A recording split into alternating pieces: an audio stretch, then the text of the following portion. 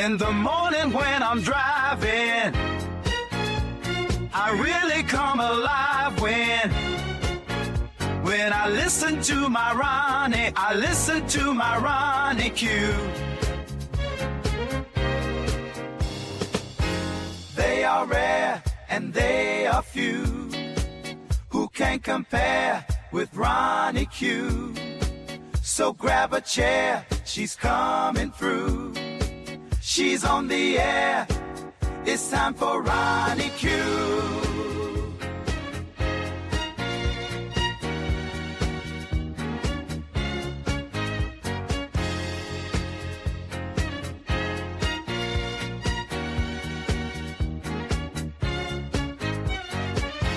They are rare and they are few who can compare with RonyiQ. So grab a chair, she's coming through. She's on the air, it's time for RonyiQ. RonyiQ. It's time for RonyiQ. RonyiQ. It's time for RonyiQ. In the morning while I'm driving, Ronnie, I really come alive when it's time for RonyiQ. I listen to my Ronnie, Ronnie. I listen to my Ronnie. It's time for RonyiQ.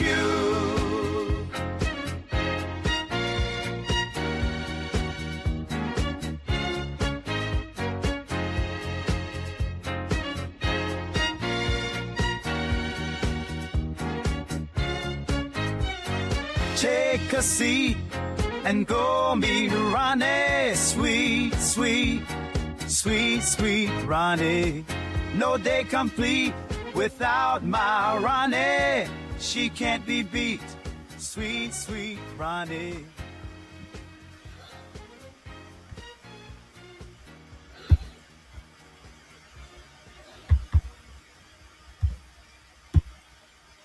Hey Leonard, hey Leonard. Thank you for being here, my mod Leonard. Hey, a view is a view. Oh, shall I say a coloring view. Grand Rising, I hope you had a fabulous weekend. So, let's get into this news.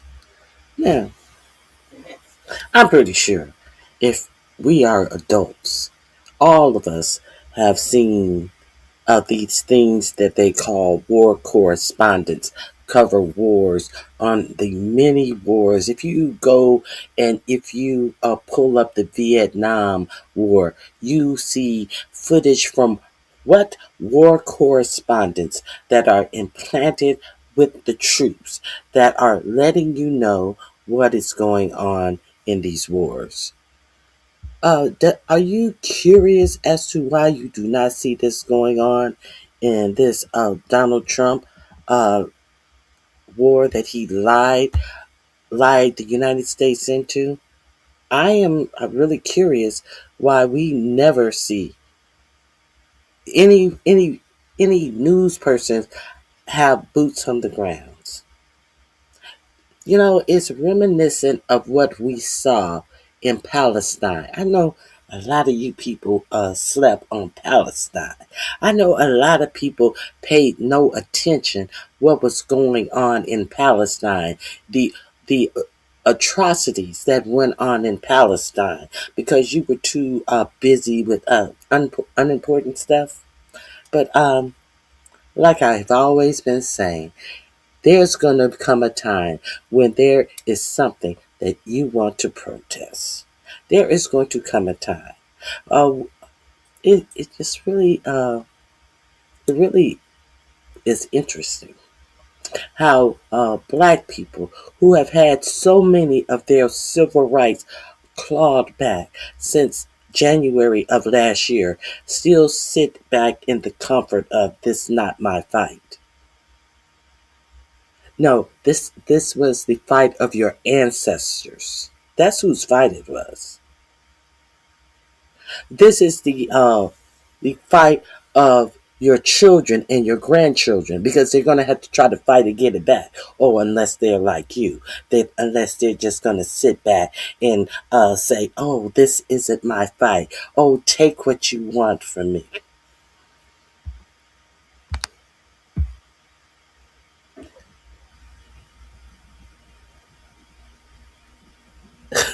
Hey, Clever Lane, welcome to the show.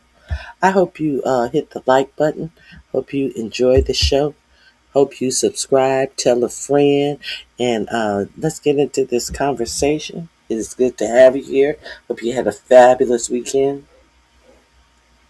I've never seen a war like this. I have never seen a war where there have been no media on the ground to show you what your actual troops are going through. I've never seen a war where if there are obvious lies just being spewed out by a feeble-minded president. I've never seen a war where some nursery rhymes, warrior fighting rhetoric is read off a fucking color book that Pete Kegbreath has in front of him because he can't even remember these simple as warrior fighters, fierce killing, and all of these bullshit nursery rhymes that he gives as a war report. I've never seen anything like this in my entire life.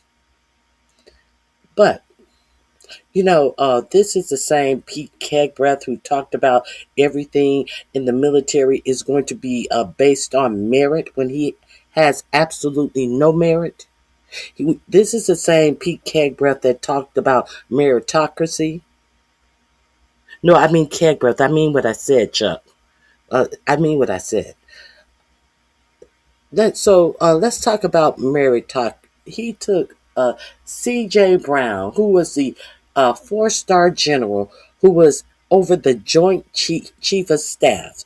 You always hear me say this. A 4-star general. I think there were 4 black 4-star generals that lost their ranking. And he has not given you not one reason. He refused to give the reason. He says because they serve at the honor of the president. But he has given you no reason. And without these 4-star generals in place, with him putting a unqualified 3-star general, you have heard me say this time and time again. He took a 4-star general with a superior military record and replaced him with a weak chin 3-star general, a general who walks in the room with his chin on his chest. He replaced him with that. He was unqualified. He was a 3-star general that just got his qualifications about 2 months ago. And he's been in the job since January. And he just got up to snuff to do the job around 2 months ago. 3 months at tops. This is who took his place. This is who's walking in the room behind this nut job with all of this bullshit warrior ethos, and we're gonna be killing machines, and we're not gonna have any harbor. That's a military crime to harbor to not harbor people who are injured. We are going to show them no harbor, or what else? What is it? Something else. That's a military crime. And you got the person who is over your entire military telling you that he's going to tell your military, who has $1 trillion budget of your tax dollars, to commit military crimes. Now, if you didn't watch what was going on in Palestine, they didn't allow any press into Palestine because they didn't want you to see what was going on in Palestine. Kind of like what America is doing now in Iran. They are not allowing any military in. You notice that? Do you notice that? What is going on in the the press in the Pentagon. You know, the Pentagon threw out all of the press that would not sign a NDA, saying that they would not report any stories that had not been pre-approved by the Pentagon. And no real news agency wanted to sign that. So the Pentagon press is full of nut jobs like YouTube influencers and racist big bird, big nose Laura Loomer. Laura Loomer has the press desk in the Pentagon that used to belong to the Washington Post. You know, the same Laura Loomer who always used to talk about Michelle Obama looking like an ape. You know, the same Laura Loomer that called from Kamala Harris to any black woman, Letitia, and all of these ghetto names. You know, that's who's working in the Washington Post news desk at the Pentagon. This racist bitch. Let's talk. Let's talk about racism. Why did she have a desk in the Pentagon? Because look who's over the Pentagon, a white nationalist, Christian nationalist, Pete Kegbreath, whose pastor I've shown you many a time said that slavery wasn't inherently bad. His pastor said slavery wasn't inherently bad. Now, do you wonder why 4-star generals lost their ranking? Do you wonder why the 4-star admiral who was over the military, when they were striking those fishing boats over there talking about they were narco drug terrorists, do you wonder why he retired into the first year into his 3-year term of that position? They said that he just suddenly decided to be in the military all his life, made such a high ranking in the military, a 3-year position, and all of a sudden he quit his first year because he stood up to Kegbreath, and he told him that no, we're not going to be striking these boats. And Kegbreath demanded that he retire. He didn't retire because he wanted to work his whole life and reach the highest heights in the military, just retire because somebody wanted to commit military crimes. Okay, we've talked about that already.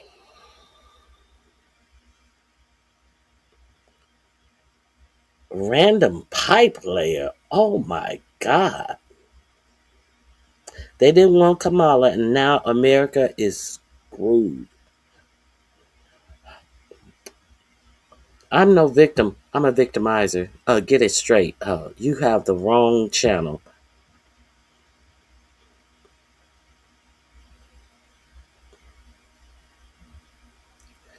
Do these updates daily, please. Very good content. I do them daily. I've been doing these updates for over 2 years. Some people are new to the game, but I've been doing these updates for over 2 years. So let's get back to the racism in this military. Are we going to forget about how they erased all black history from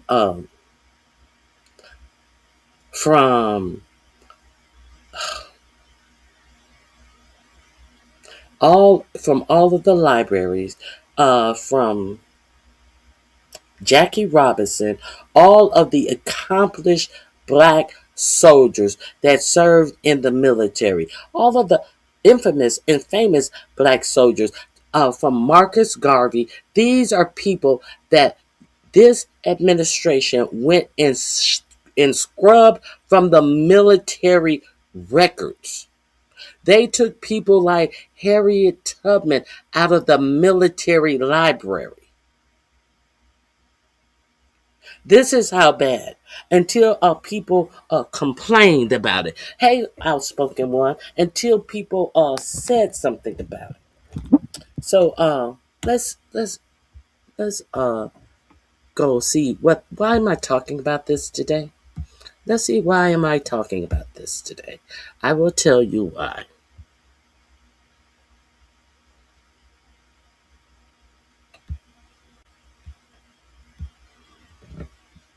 Let me share this with you. This article.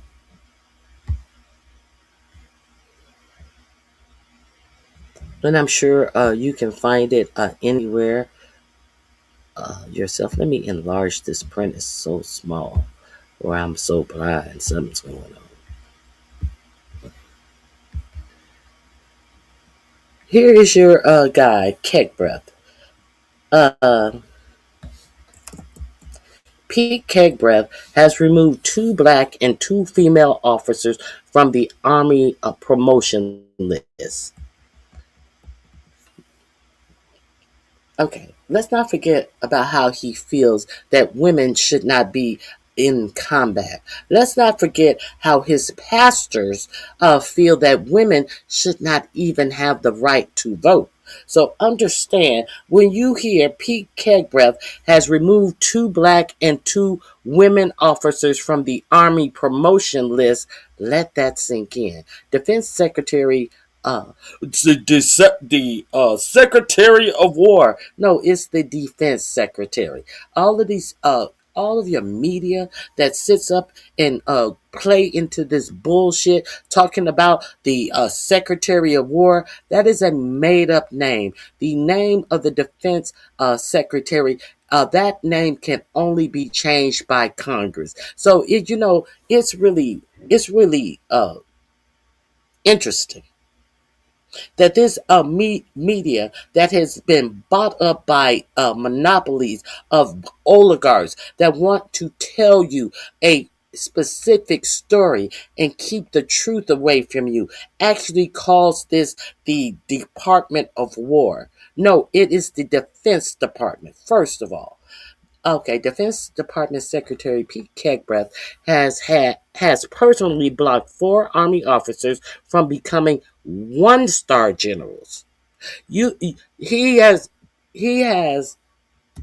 uh taken away he has retired 4-star generals. He's taking their ranking away from 4-star generals, and now he's not letting black and female officers even get 1 star. So, if you have no ranking in the military, what what is it will you be doing in the military? If you are someone in the military with low or no ranking, what is the possible way that you will be serving in the military? Would you be some of these frontline officers? Will you be some of these boots on the ground? Will you be some of these people who are coming back in flag drape coffins? Is this who you'll be? Yes, this is who you'll be. The number of black soldiers that died in Vietnam is atrocious. So now I remember doing the story because it was newsworthy when it came out that this administration has decided that they are going to automatically enroll people into the selective services at the age of 18 automatically. And then a fur a fur-coated tongue motherfucker who wants to act as if RonyiQ don't know what she's talking about. People sign up. People are supposed to sign up for the selected service when they're 18 anyway. I know this is a motherfucker who went in the service because he was hunting down dick in a way to get out of that deplorable, destitute back back road Louisiana town that he lived in, sharing the same remote control to jack off his dick that his grandmama used to rub her clit on, that, as they watched the same porn. Let's be real clear. This is somebody who looked for the military to rescue out of his condition. And he is saying it is no big deal that the government is automatically signing people up to be in the military. It's no big deal to you because the military was your rescue. But it may have been a big deal for people who don't want to go to the military, who don't want to fight these bullshit fights. And then the motherfucker had the audacity to say, it's not like we are going to go to no war. Trump is saying he's not going to be sending people to a war. He was also a dummy. He was also a dummy of sitting up here professing of the greatness of Donald Trump and why Donald Trump should be reelected into office. But he said all of this to tell black people that RonyiQ did not know what she was talking about. So now you have your children are going to be automatically enlisted into the selected service the moment that they turn 18. Do you wonder if Barron Trump is going to be enlisted into the special services at 18? Now, we're not going to get into these forever wars, but what is 4547 saying? When he can't even win this war, Cuba's next. He's already setting his sights on another war. Cuba is next. Let me see what you guys are saying. Good morning, Nappy Child. It's good to see you. Good morning, Foot Soldier. It is good to see you as well. Now, let's get to what Keg Breath is doing. Let's get back to it. Since we are clear on who they are trying to put in harm's way for these fights, okay.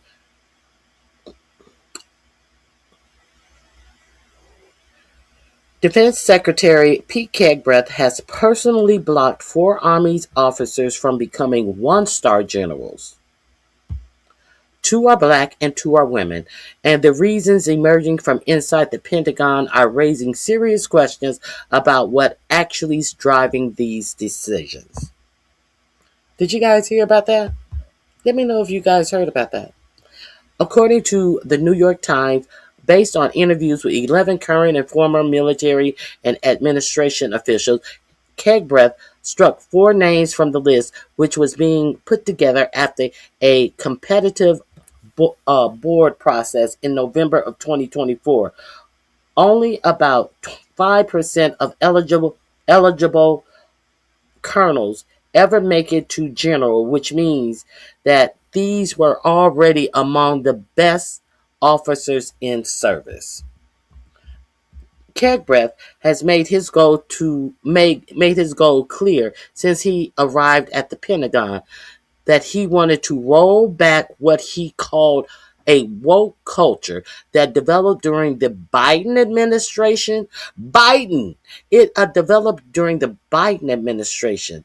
In his 2024 book, The War on Warriors, he has criticized officers who were promoted under former Defense Secretary Lloyd Austin III, the first defense secretary who was a black man, by calling them cowards hiding under stars, as he folds a pocket a handkerchief and put it in the pockets in his coat jacket pocket, because those are the only stars that he has on his fucking chest.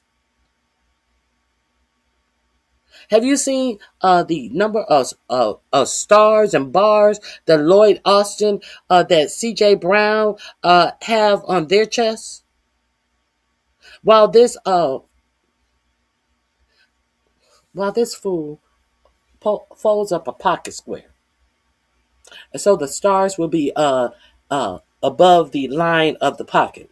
Those are his stars on his chest. He said he called them cowards hiding under stars. Really? People who I'll tell you who Lloyd Austin is. I have played this many a times as well. He also wrote, "The left captured the military quickly, and we must reclaim it at a faster pace." The military is had been, notoriously a place where black soldiers could not advance, where it was always harder for black enlisted people to become colonels, generals, and all of that. And he said, we're going to take it rapidly back. Okay.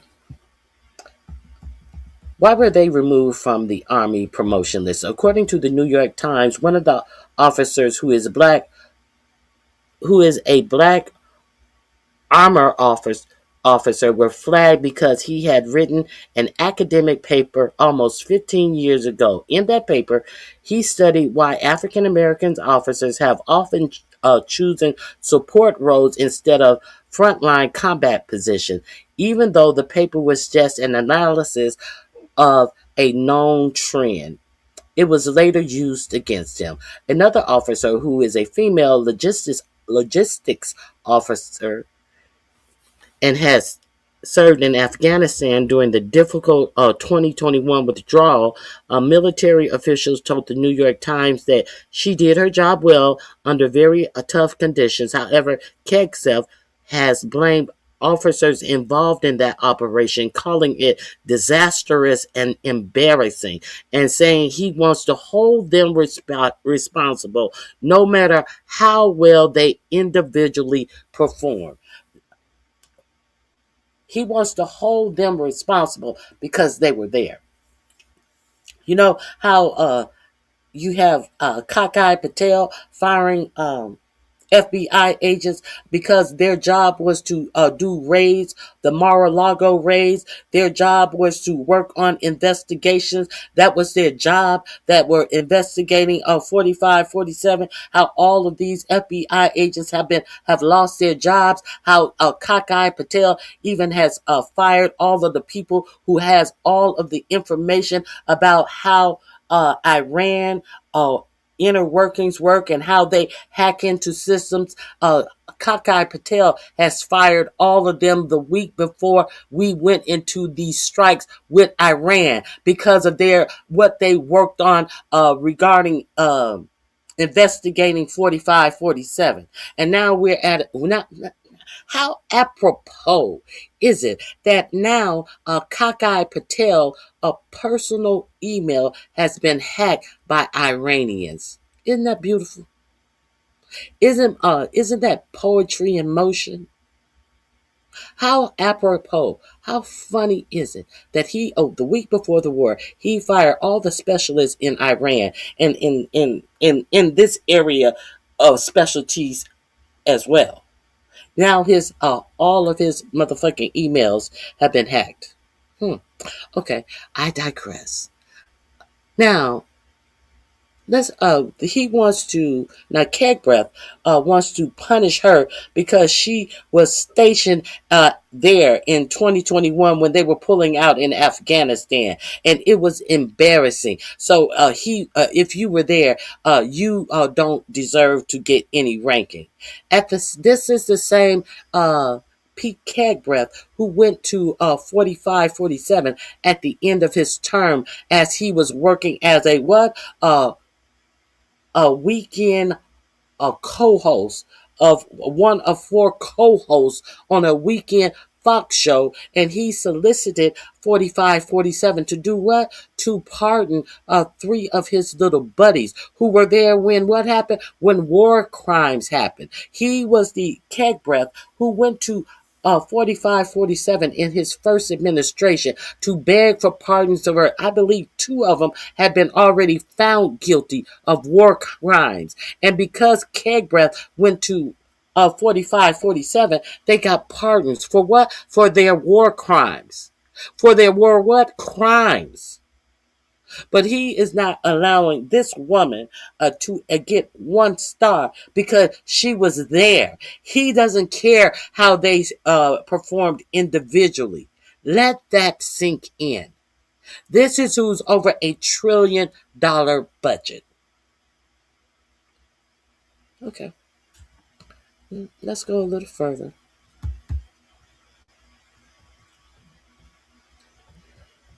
Let me see. Is there more? I think that's enough. I think that says it all. I'm going to drop this link right here. This link is going to be link number 1 in my description box, and I will drop the link in the chat as well.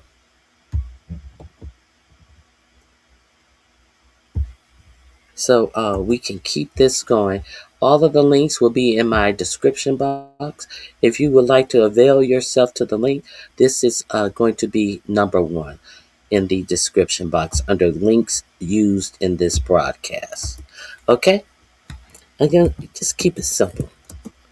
Okay. Let me see what you guys are saying. I hope it's something worthwhile.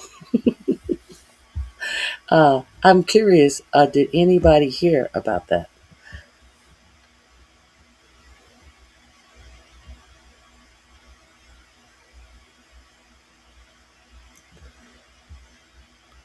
Let me see what you're talking about. Hey, Baron, it's good to see you. Starboy the Night.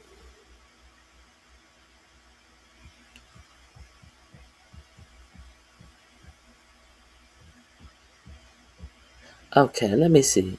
We had a drone wandering around in Finland yesterday. They don't even know for who it belongs to, Ukraine or Russia. Iran is testing a group for equipments. Iran is now using a Chinese satellite system so US can't sabotage it. Oh, that's interesting. I didn't hear anything about that. But they're using somebody's system because we do know that Russia and China is helping them. And isn't it curious that Russia, all the sanctions have been pulled off of Russia, and Russia is making money hand over fist as Russia helps the Iranians get information that could harm our our soldiers. Isn't that interesting? But hey. This is the government that some people put in place. I hope they are happy with themselves.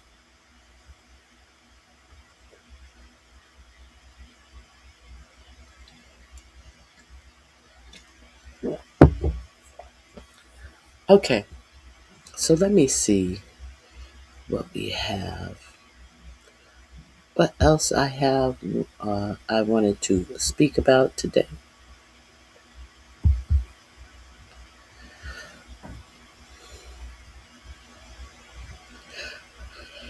Oh, I have the second story. Let me drop that link for you. It's a Hills article on that same topic. It is Defense Secretary Pete Breath reportedly blocked the promotion of 2 black and 2 female Army officers to be 1-star general. The New York Times reported Friday that XF for months pressed senior Army leaders, including Secretary Dan Driscoll, to remove the officer's name, but was repeatedly refused. Then earlier this month, Kegbreath struck the names from the list, which is being reviewed by the White House before being sent to the Senate for final approval. Wait a minute, you guys. Now, I may want to share this one with you. This is a more comprehensive look at the story. Let's go here.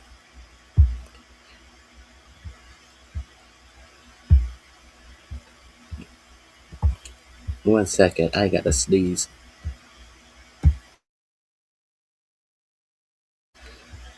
Thank you. Okay, let's finish reading this.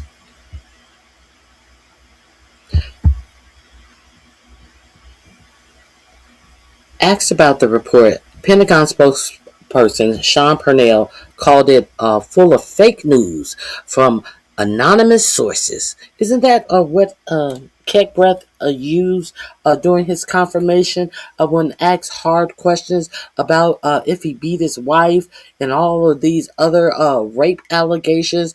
Fake news is fake news from anonymous sources. It's a lot of fake news from anonymous sources. Wasn't that his favorite reply to all the uh, dastardly shit that he had been up to at his confirmation hearing? How many times did you hear fake news from anonymous sources who have no idea what they're talking about and are far removed from actual decision makers within the Pentagon?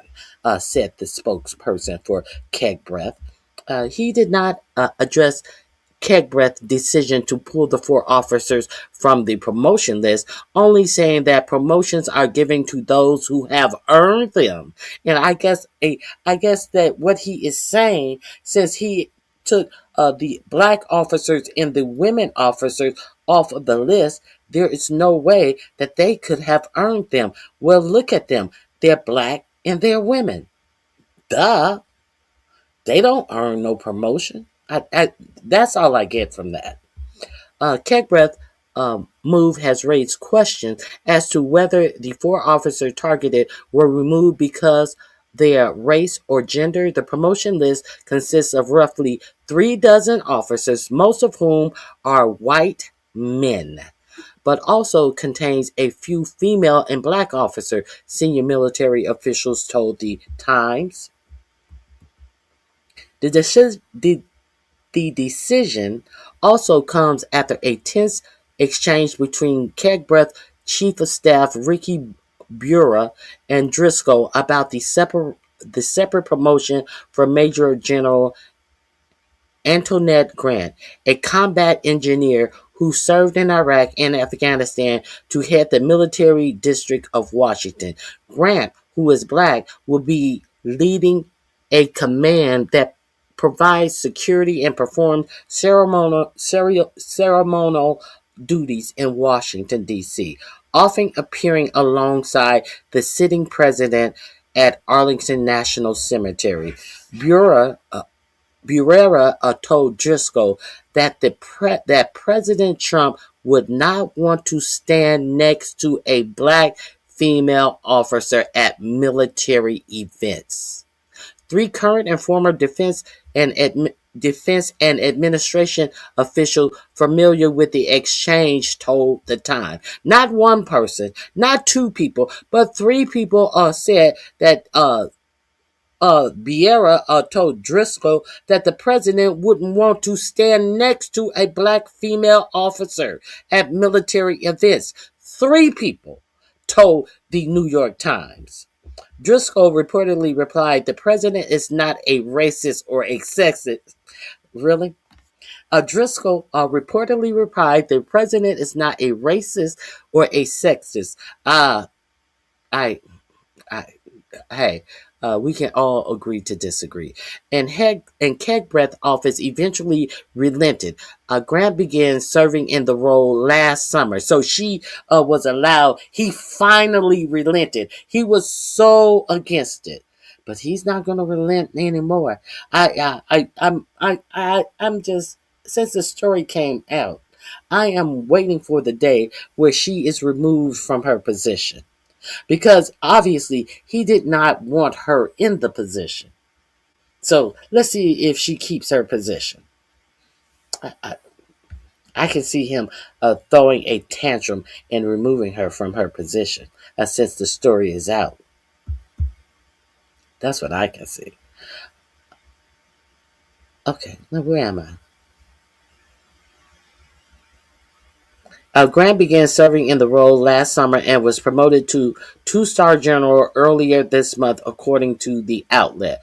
Burera called the story completely false. Whoever placed this made-up story is clearly trying to sow division among our ranks in the department and the administration.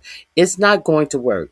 And it will never work when this department is led by clear-eyed, mission-driven leaders, unfazed by Washington gossip, Vieira said in a statement to The Hill. Since taking the role of Pentagon chief last year, Kegbreath has sought to combat what he called woke ideologies, including programs and policies that support diversity, equity, and inclusion in the ranks.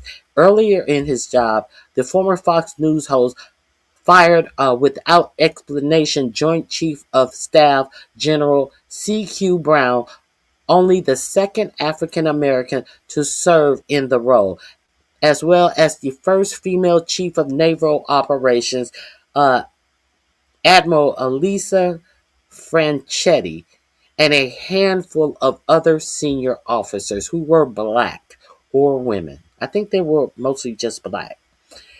He has also removed Air Force Lieutenant General Jennifer Short, who served as a senior military assistant to the Secretary of Defense, Vice Admiral uh, Chatfield, the sole female flag officer on NATO Military Committee, and relocated from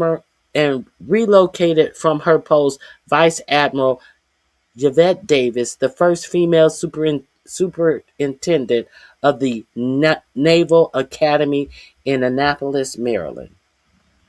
In total, Kegbreath has either fired or sidelined at least 24 generals and admirals, the time found. He has also directed an overhaul on how officers are selected for promotion in a process led by retired General Anthony Tata, and the head of the Pentagon's personnel officer, who has a history of Islamophobic comments. What? What? The head of the Pentagon personnel office, who has a history of Islamophobic comments. How apropos for this administration. Trump, in his first term, nominated Tata to head the Pentagon Policy Office, after which he denounced his Islamophobic remarks and a controversial comment he made about Democratic lawmakers and former President Obama, but he was never confirmed by the Senate. The promotion also, since he couldn't get confirmed by the Senate for that position, Kegbreath puts him in another position where he is in charge of the protocol for what future officers who are going to advance through the military. What protocol must they have? I'm pretty sure they can't be like President Obama, a black Muslim. They want to say that Obama. I think that Obama says that he's a Christian though, but they love to say that Barack Obama is a Muslim. That's what they identify Barack Obama as. Okay, so are we clear?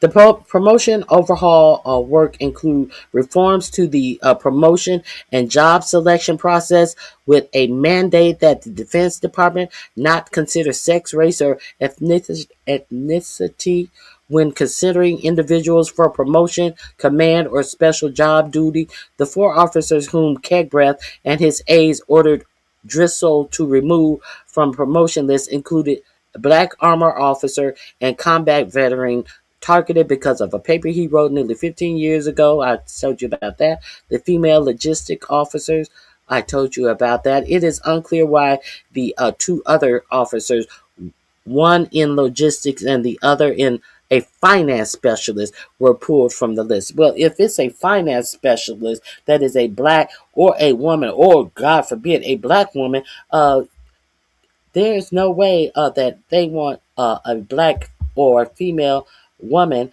going through the $1 trillion budget, who specializes in finance. Pete Kegbreath, who bankrupt the last veterans services nonprofits that he worked in. One so horribly they had to have a forensic accounting come in and try to figure out the books because he fucked off that money so badly. Now he got $1 trillion budget. He got to be careful who is allowed to look at these finances. Capiche? You understand? This is also going to be under. I'll put this under number 1 in the description box too because it is a part of the same story. Let's move forward. There is more that I want to talk to you about. Guess who didn't show up for the big party, the big CPAC party? Guess who didn't show up for CPAC? Your president. You know CPAC, that right wing shindig that they have every year to say all of the racist, silly shit that they say every year at CPAC. You know, CPAC where Elon Musk showed up last year with that big chainsaw. Seems like 45, 47 didn't even bother to show up. And not only 45, 47, if you would have saw how empty that hall was, how empty those seats were at for CPAC. So this will be number 2 in my description box. The head of CPAC. You know the head of CPAC. Are you guys familiar with the head of CPAC? The head of CPAC, some right-wing nut job who comes out talking all of this bullshit that he does not live up to, who they have, found out that he has had some really peculiar situations and relationship with young men. You know him? You know the married billionaire who runs CPAC and wants you to believe that he's a Christian and all of this and blah, blah, blah, blah, blah. And it has come out that he has been having peculiar relationships, shall we say, with young men. Sure. Let me remind you who he is. I will remind you who he is if you are not familiar with the CPAC hypocrite. He is the CPAC chair. Let me share this with you. Y'all don't remember him? You'll remember him when you see him. Sure, you remember him. He's going to ask the audience a question. And listen to what the audience says. Listen how the audience answer the question. I think he didn't expect this answer from the audience. So he tells them, no, that's not what you mean. And he asks the question again, and he gets the exact same answer. He asked, should the president be impeached?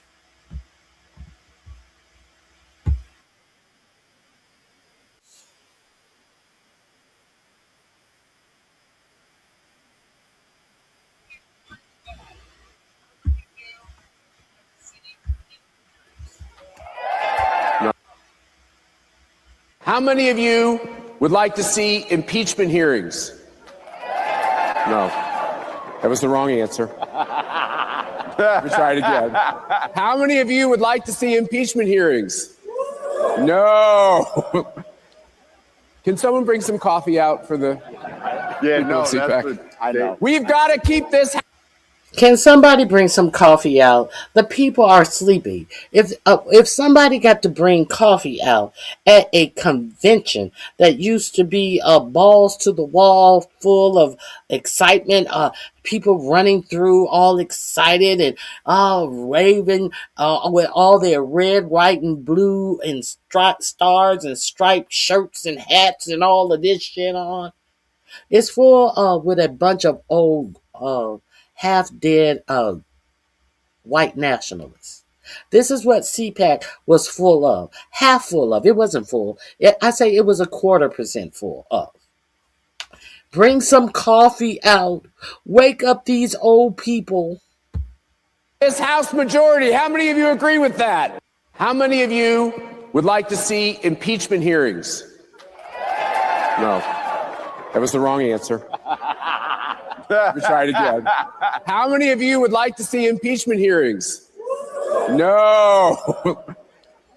Can someone bring some coffee out for the people of CPAC? I know. We've got to keep this House majority. How many of you agree with that? How many of you would like? Yeah, so there's the answer to that question. Let me see. There's something else.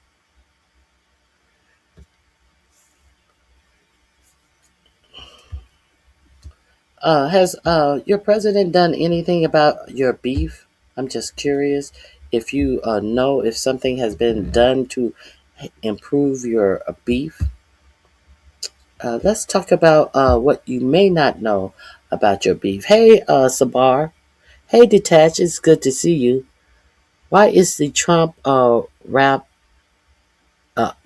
Trump allegation being ignored by mainstream media?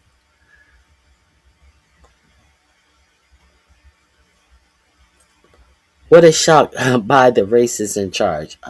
Who is familiar with what's going on with your beef? The beef that that the United States is bringing in from Argentina to help save the Argentine farmer, while U.S. beef, people who are raising U.S. beef can't even get their beef to market. So, China suspends beef imports from 7 firms in top supplier countries. Which countries are they? Are you curious which countries that even China that says no? We will not use this beef. From what countries? Let's see. Beijing, March 3rd. China Customs Authority suspended beef imports from 7 companies in Brazil. Brazil is also a company where the United States get their beef from. Argentina, Uruguay, and Mongolia on Monday, amid record imports last year that led to a oversupply and heavy losses at farms. In a notice on its website, China General Administration of Customs said that it has suspended the import declaration from 2 Argentine exporter, Frigidito Regional General Las Avas SA and Friro Doc SA. These Please excuse me as I butchered the names of these companies. These 3 Brazilian suppliers, Fisker, Frigito, and Bonomart, whatever. Okay. I thought this was, okay, here we go. JBS. Who is JBS? I did a story how JBS is the largest beef beef oh my god processing plant in the United States. JBS from Brazil that has is on the stock exchange, even though the brothers who own JPS beef have been convicted of bribery, have served time for bribery, unfair business practices, washing off contaminated meat and still selling it. It is the number one beef plant in the United States. JBS declined to comment, referring to the Brazilian Association of Meat Exporting Industries, IBEC, which represents the sector. According to IBEC, all companies involved failed to meet Chinese requirements for the registration of foreign establishment though their association did not elaborate further. IBEC said it was in discussions with relevant authorities to resolve the matter. Okay, that's the one that I wanted to In 2024, China imported a record 2.87 million metric tons of beef, custom data showed. The surge in imports has heightened the risk of trade measures by Beijing, which could affect major suppliers Brazil, Argentina, and Australia, and the United States. The industry is awaiting the official results of the investigation expected later this year.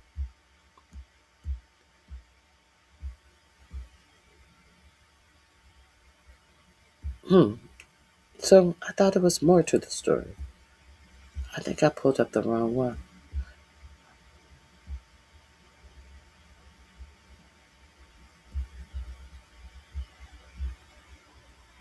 I think I pulled up the wrong story.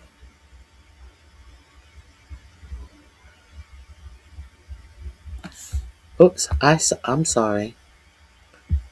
Let's keep going. I put up the wrong story.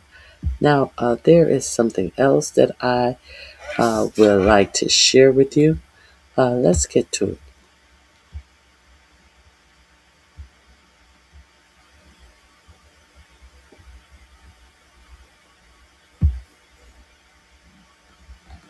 Doom, doom, doom, doom, doom, doom, doom. Yes, Jeopardy theme song plays. Now, let me share a little information about what is the newest thing that is going on in this war. If you are not familiar with it, let's get into some things that you may not be familiar with that are going on in the war. Shall we? Why not? Now,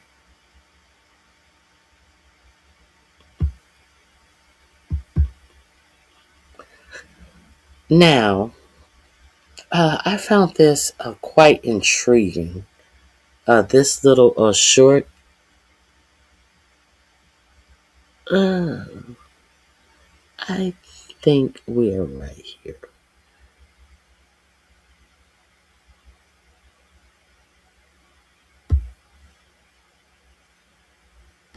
I think I will.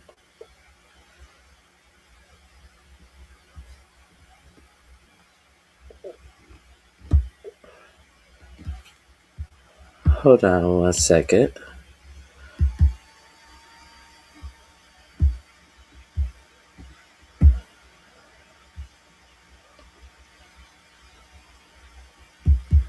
My goodness.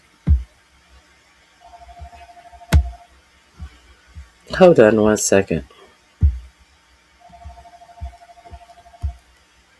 Let me share this with you.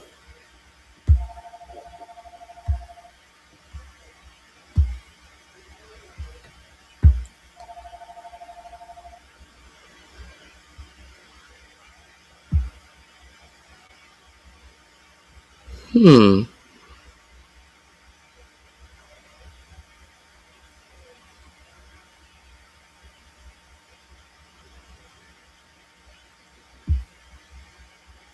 Hold on 1 second.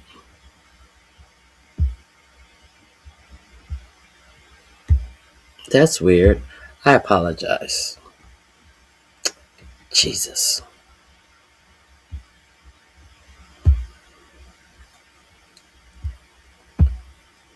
Let me try this way. Let me try to share this with you this way. Okay. Hmm. Hmm. This is weird. I apologize. I guess I didn't have it figured out. Okay. But let's go here. Let's go here. Shall we?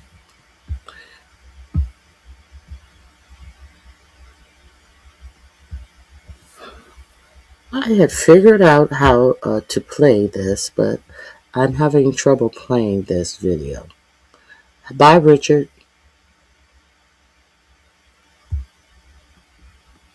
Let me share this with you.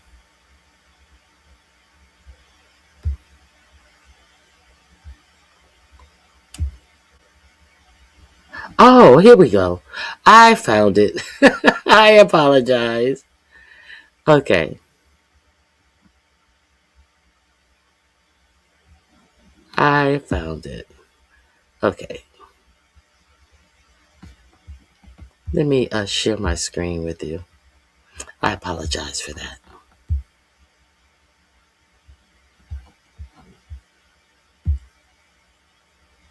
Let's go. There are some things that I want to share with you. So let's get to it.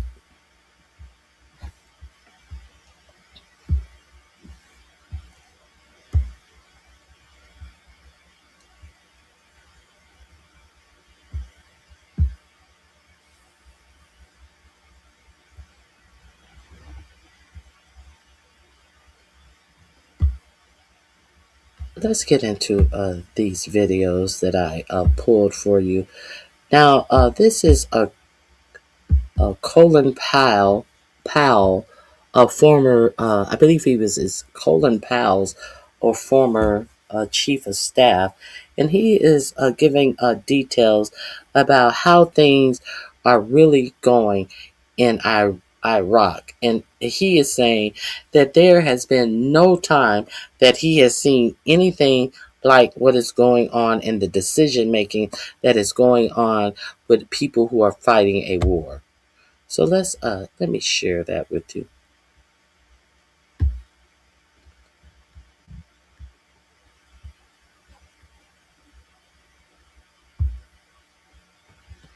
I also read in Haaretz, the only newspaper basically I read because Bibi doesn't own it like he does all the rest of them.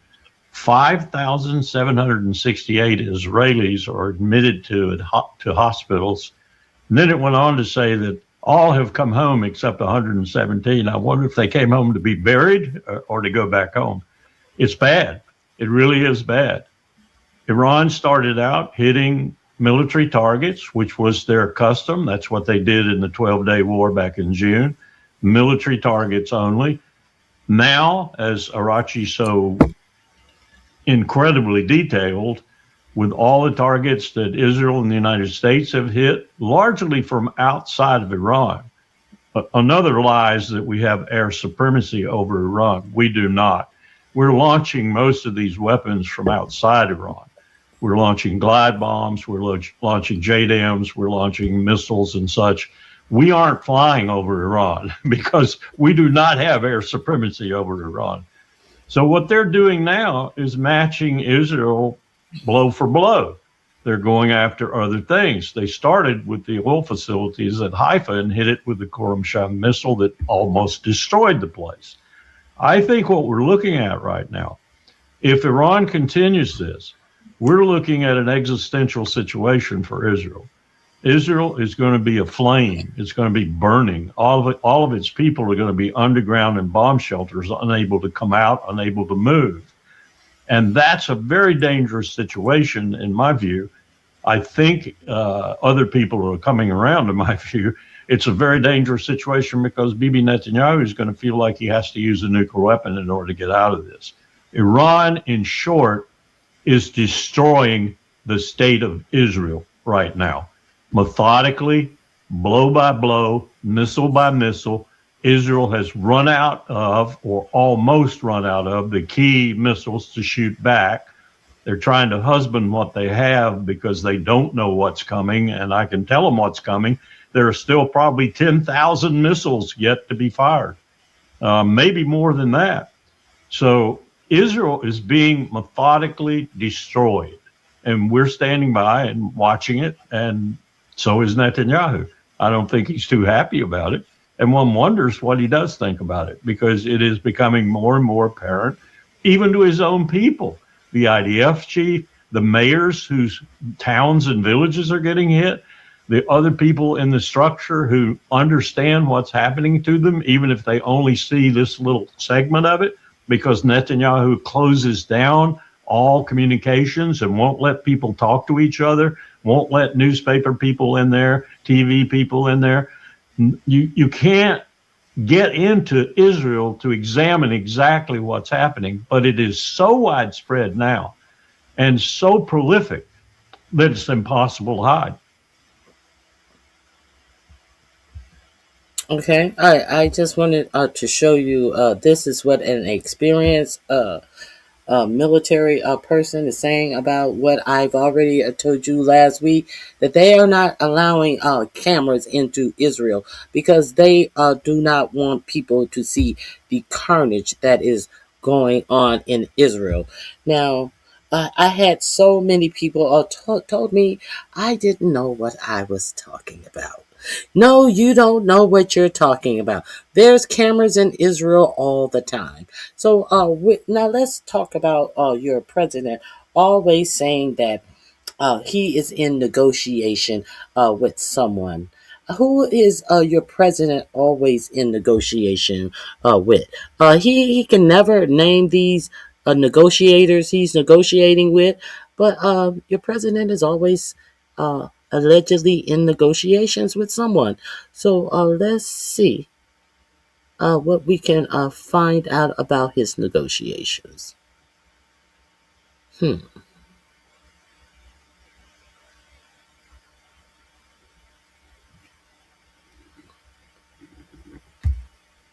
we go. I think I want to go The here. Houthis have announced that they are not, us at least, that they don't want to fight anymore.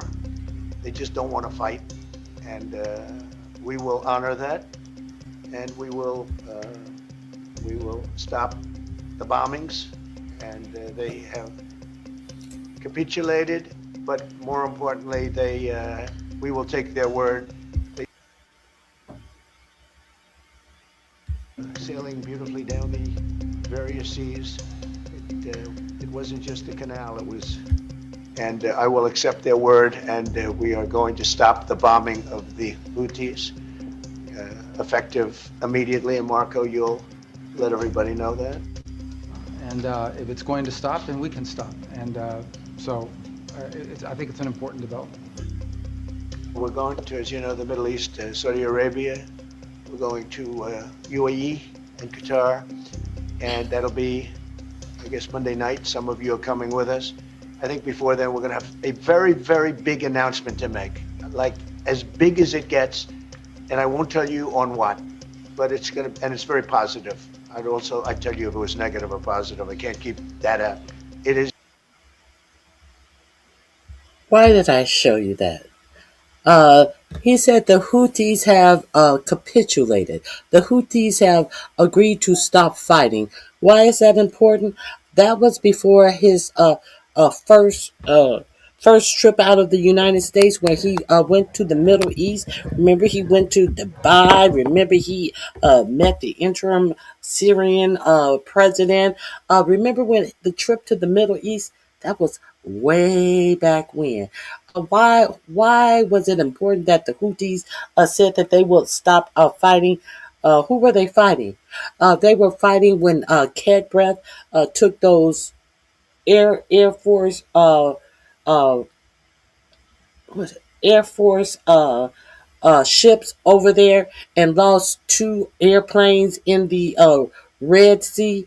Why were the Houthis fighting with America? Remember, Keg Breath went over there and said that they are not going to be striking American ships anymore. Biden let him just strike our ships, and this is not going to happen anymore. And Keg Breath, the military under Keg Breath was trying to run out of the Red Sea so quickly they made a turn too sharply, and 2 $100 million aircraft flew off the deck of these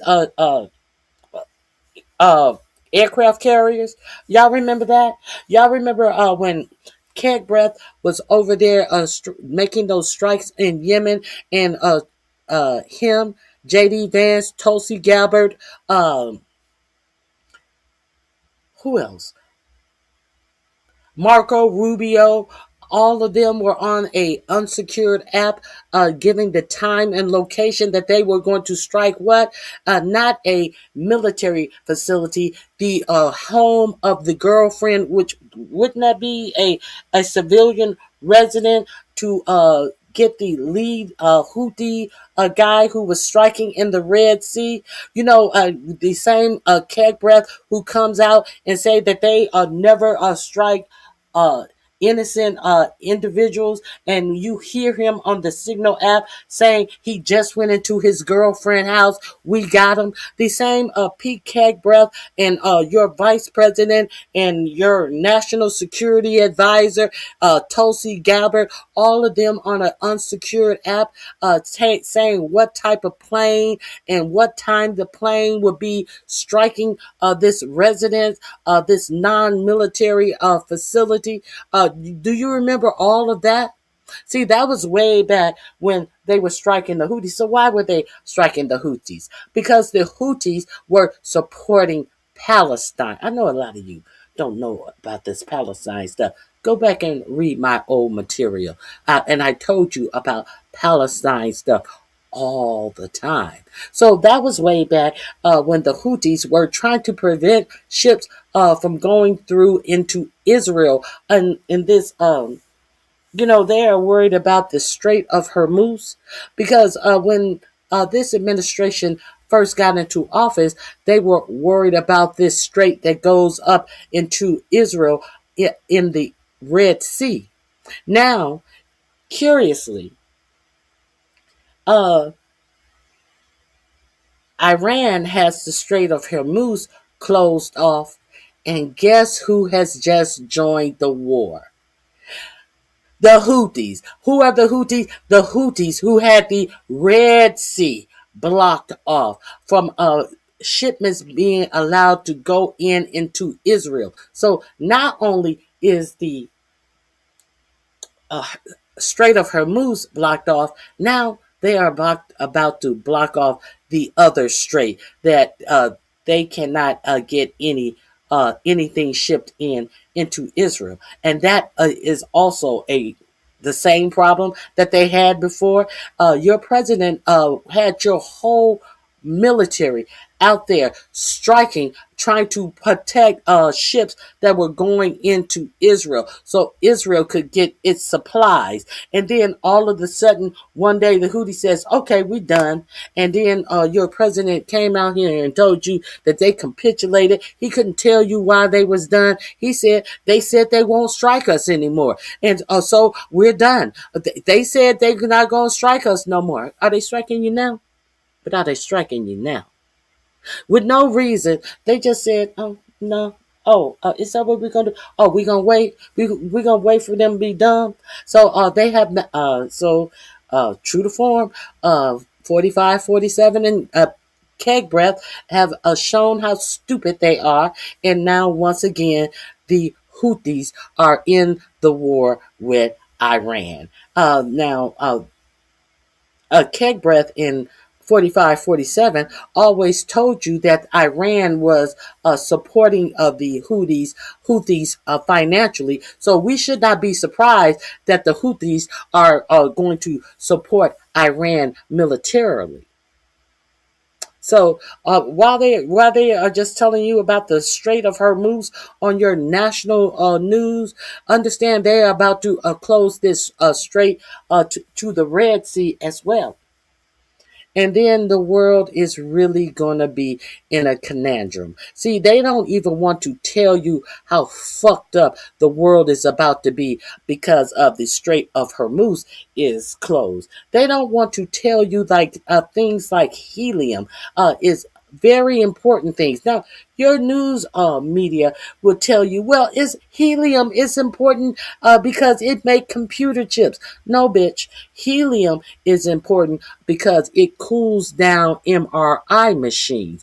Helium is has something to do with some life-saving activities. See, your for-profit media is telling you about some motherfucking computer chips when if you are scheduled for an MRI, and if there is a reason for an MRI, that means your doctor thinks that there is something serious going on, that an MRI will be able to help them figure out what is going on with you. And if there is something positive come back on the MRI, you may need some medical treatment or surgeries. But since you are no longer going to be able to get helium to cool down the MRI machines, what are they going to be doing with these MRIs? They're going to be pushing them back. They are going to be canceling them. And what is going to happen to you and any illnesses in your bodies that an MRI would identify so that your doctor could treat? While they're talking about computer chips. I just wanted to give you the real information. If you don't know, let's move forward.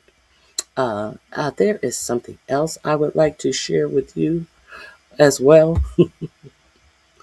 Let me share this video file. So, it has been reported that America and Israel have started striking universities over in Iran.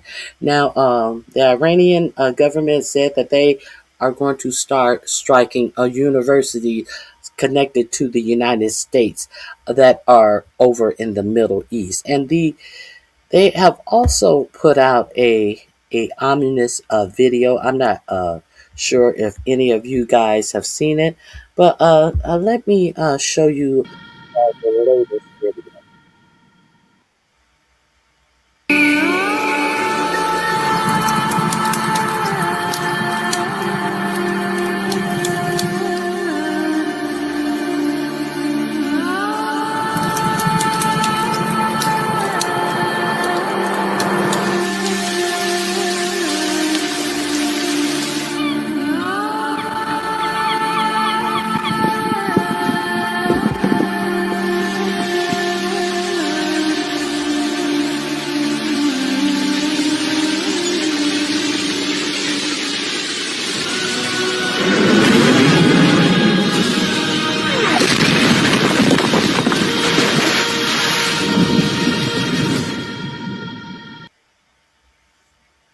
And the sad part about it is, America is bringing all of this on itself for absolutely no good reason. We have no good reason to be over in Iraq. Now, I think I have a couple of more things that I want to. The Houthis have. Oh, no, I have a couple of more things I want to share with you. Let me share this with you.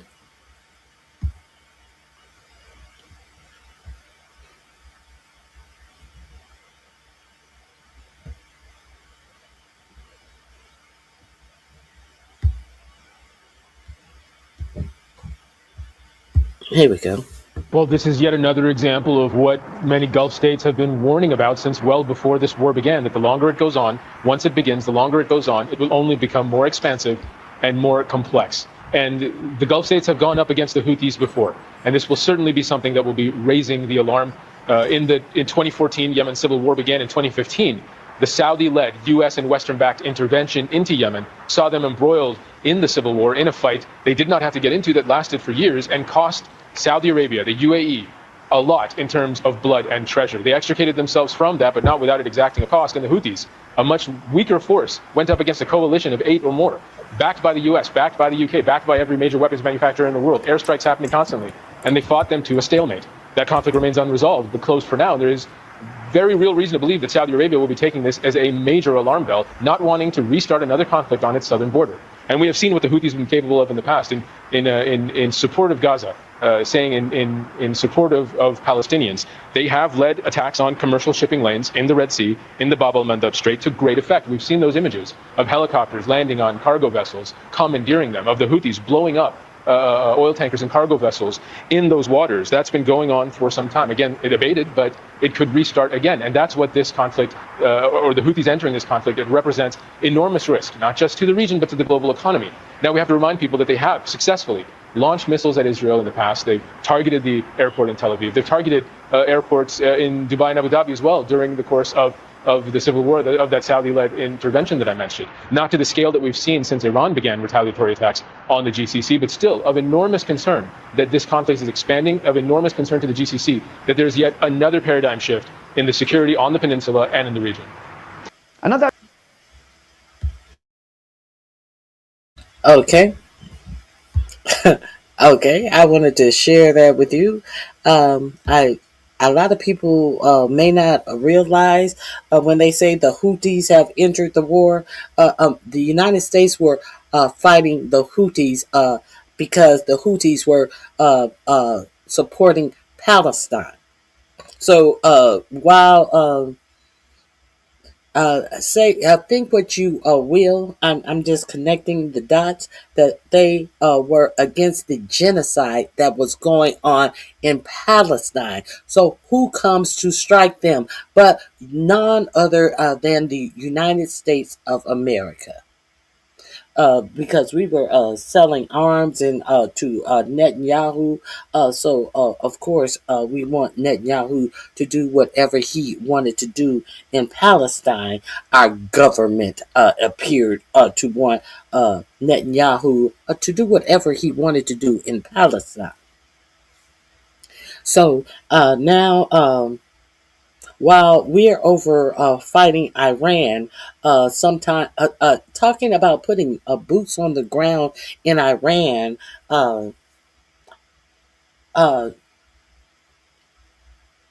Benjamin Netanyahu is over there in Lebanon or somewhere, trying to gain more ground for this greater Israel. What does this have to do with us? What does any of this have to do with America? How has any of this affect American and how they live their lives, except for rising prices, except for insecurities? How has any of this had anything to do with America? America first. Where are all of these America first people? And he's not going to put us into any war, people, as they run and hide and won't open their mouths now. So that is something else I wanted to show you. Let me see. Where else are we going to go today? Let's go to CPAC. I told you about CPAC. Let's venture out to CPAC, shall we? And see what they were talking about in CPAC. Very, very interesting stuff went on at the empty CPAC. So let's get into this. Who is this? Benny Johnson. Benny, I'm going on trips with Christy Nome and dress up, make AI icon pictures of me as a superhero. Parents throw it up.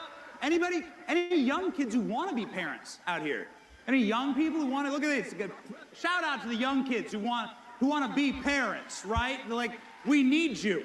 And it's actually never been easier, right? Have you ever met a lib? Like, nobody wants to breed with those people. You know, it's like yellow teeth, purple hair, they smell bad, no deodorant, no showers, okay? They don't know what gender they are. It's tough. America first for me, and I'm sure it's the same for you parents out there. Let me know if I'm right.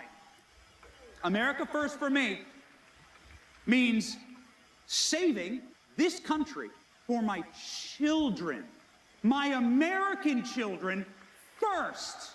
I'm going to fight for my American children, because a blessed generation is a... God bless President Trump. Also, migration into American states.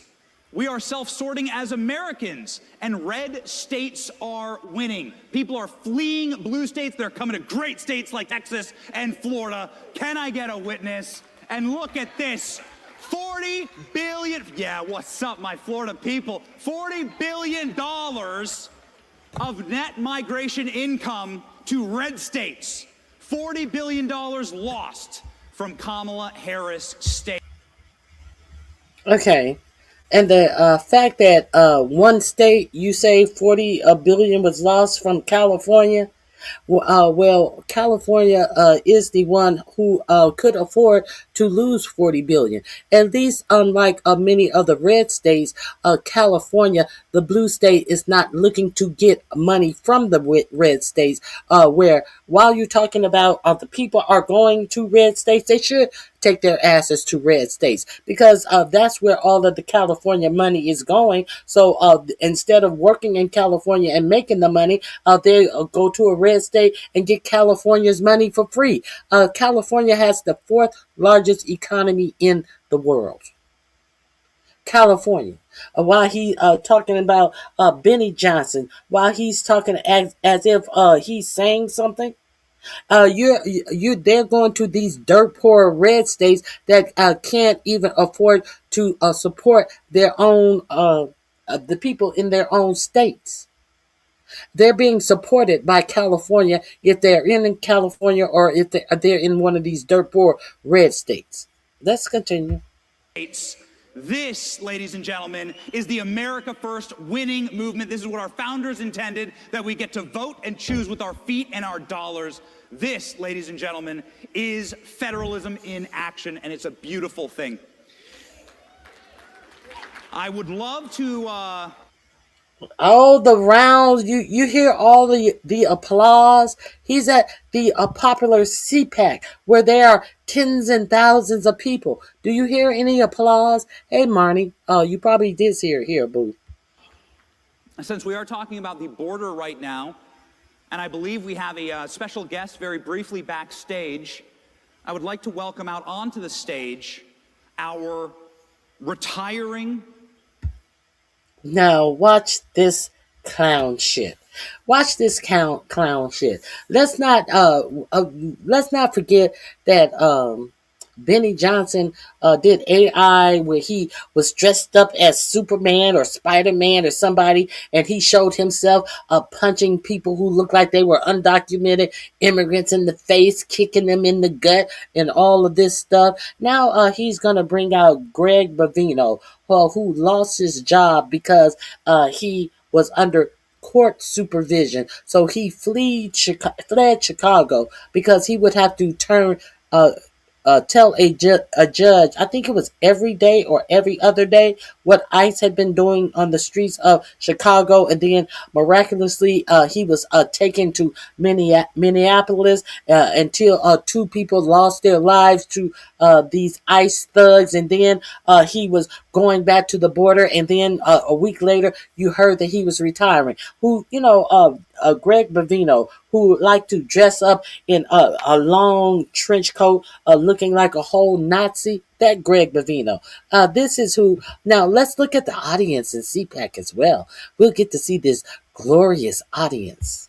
Border Patrol Chief Greg Bavino, who's here right now, and who I want to give a massive round of applause for delivering, ladies and gentlemen, these numbers.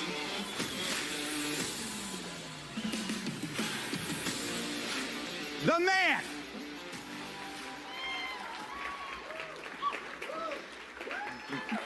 Can we put this one back up on screen? Thank you, Greg. Look at that. Look what Greg... Now, look who comes running out. None other than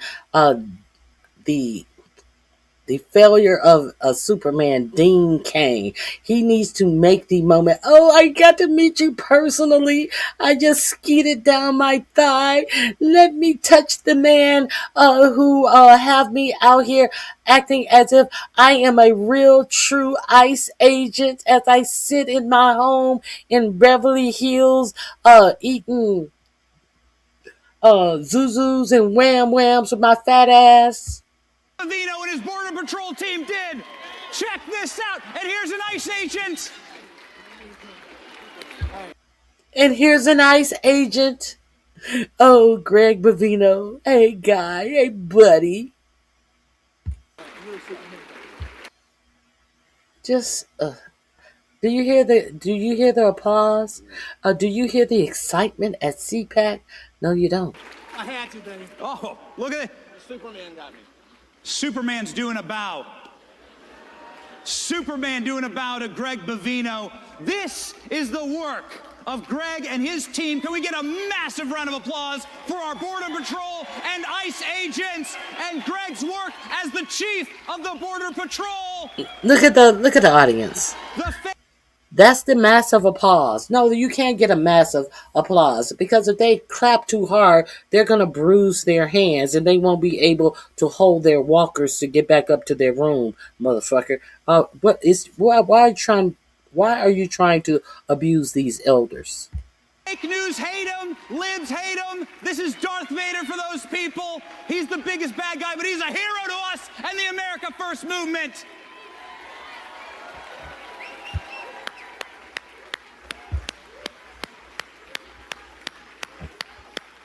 Greg, you want to say a few words?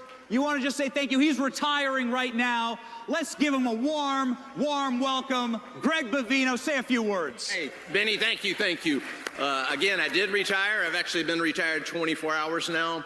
I left my tribe, folks, but I joined another tribe, and that is you, that conservative CPAC movement, America. Thanks for having me here today. Thank you. So are we to believe that you weren't a part of the cult prior to retiring? Get the fuck out of here. Let's go back to this one. Leaves the country better for their children, right? A cursed generation is one that destroys the country for their children and leaves them a mess. So that's what we're going to do together, right? We're going to save this place for our kids. That's what being really pro-life is all about, and that's what loving your country is all about. We just welcomed our newest fourth child, born on Inauguration Day, baby Whitaker, the golden boy. Establish this, that you are my friends. If your opinion... Hold on. And I love that. I welcome that. Hold on. I apologize.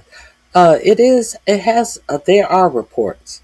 There are reports that there are plenty of different men who say... Family, that's my motivation. That they have special relationships with Benny Johnson. These are the reports. I haven't even went to look for those reports, but I hear it reported often that at certain events, it is possible that Benny Johnson is the one who has the Grinder app overloading and not being able to service people because they have so many Grinder requests at these Republican functions. I'm not sure about this CPAC function though, because I just see a lot of really, really old people at this function. So I'm pretty sure wherever this function was held, that Grinder worked okay. It didn't short out because it was being overused by the participants at this convention, because I'm pretty sure half of the participants at this convention, if they got their peen up, they would pass out for lack of blood going to their heads. They're so old. But I digress. Proud Christian, proud father, proud patriot, love this country so much. And ladies and gentlemen, Kamala Harris said she was going to run on joy. Yeah, right. In closing here, I'll show you what joy actually looks like. If you wouldn't mind, they were telling me backstage, they got some very fancy cameras. They said, feel free to use them. So I said, why not? If you wouldn't mind, if you feel compelled, I would like to show the entire country what actual joy looks like. I would love to do a big Trump dance with y'all. Let's go. Make me mad about those other guys and all the things they do wrong. He's very serious. He wants to do the Trump dance. Look at the audience. This is the big CPAC. Trump's iconic dance moves are sweeping the internet. He sees how corny this is himself. He sees how corny this is himself. Listen at all the fake laughing. Look at the audience.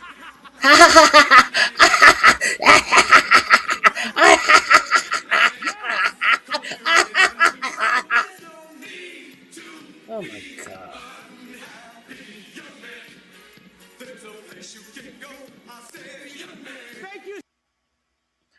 it has been reported that Benny Johnson is bleeding his audience members. So before he left, he decided to do what he thought was a cute AI. Let's get into this. Did he talk about the Epstein files? Nothing. Nothing. Mm-mm. Establish this. Did he talk about factual things? No. This is what he decided to do. You are my friends. If you believe in a secure border, if you believe that there are only two genders, if you believe in marriage, if you believe that America is the greatest country on earth and that God shed his grace on thee, then you are my brethren. You are my America First movement. And if you believe in deporting communists like Zorhan Mandami and AOC, I don't think we can deport AOC. I don't know.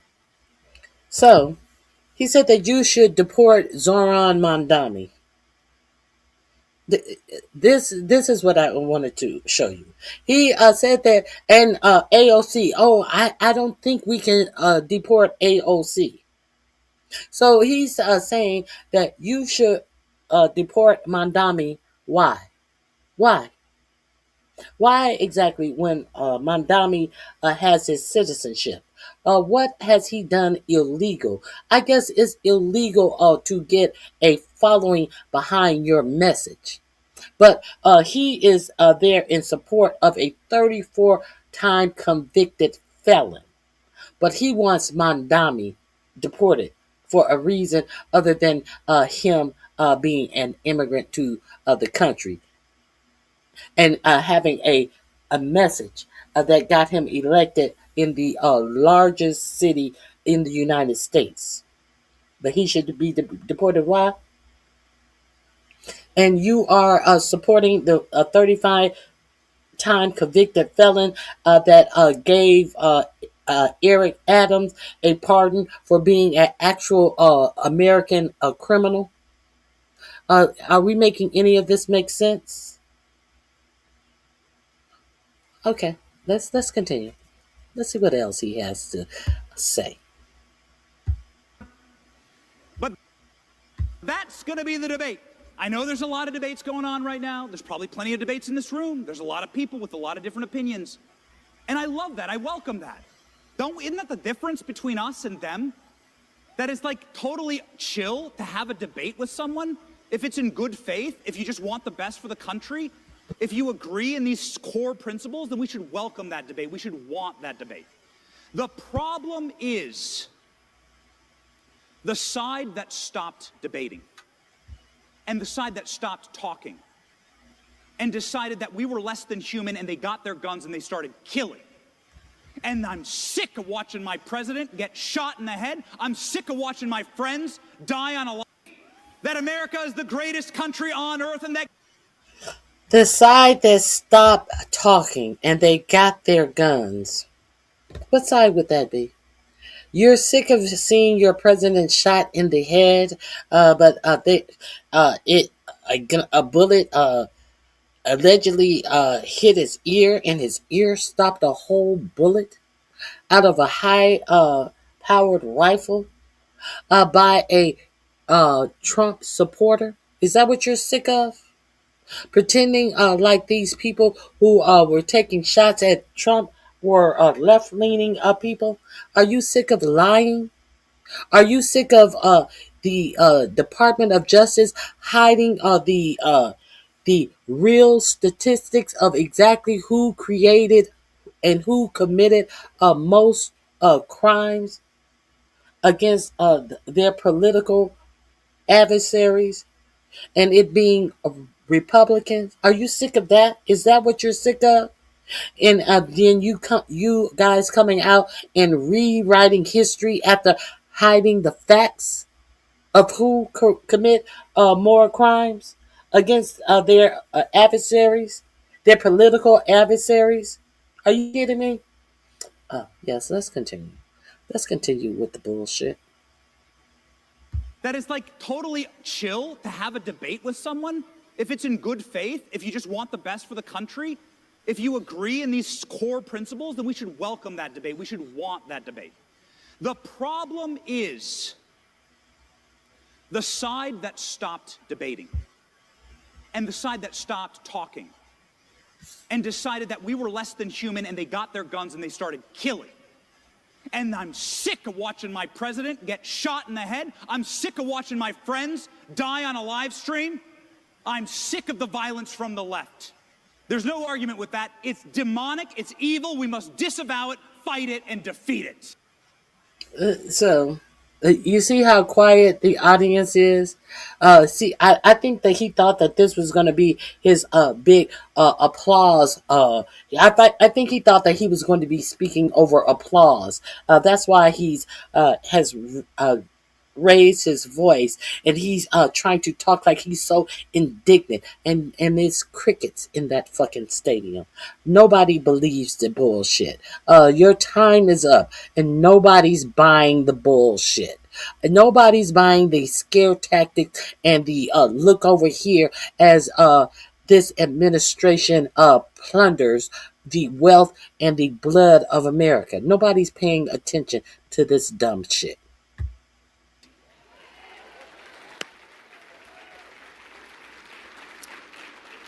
Ladies and gentlemen,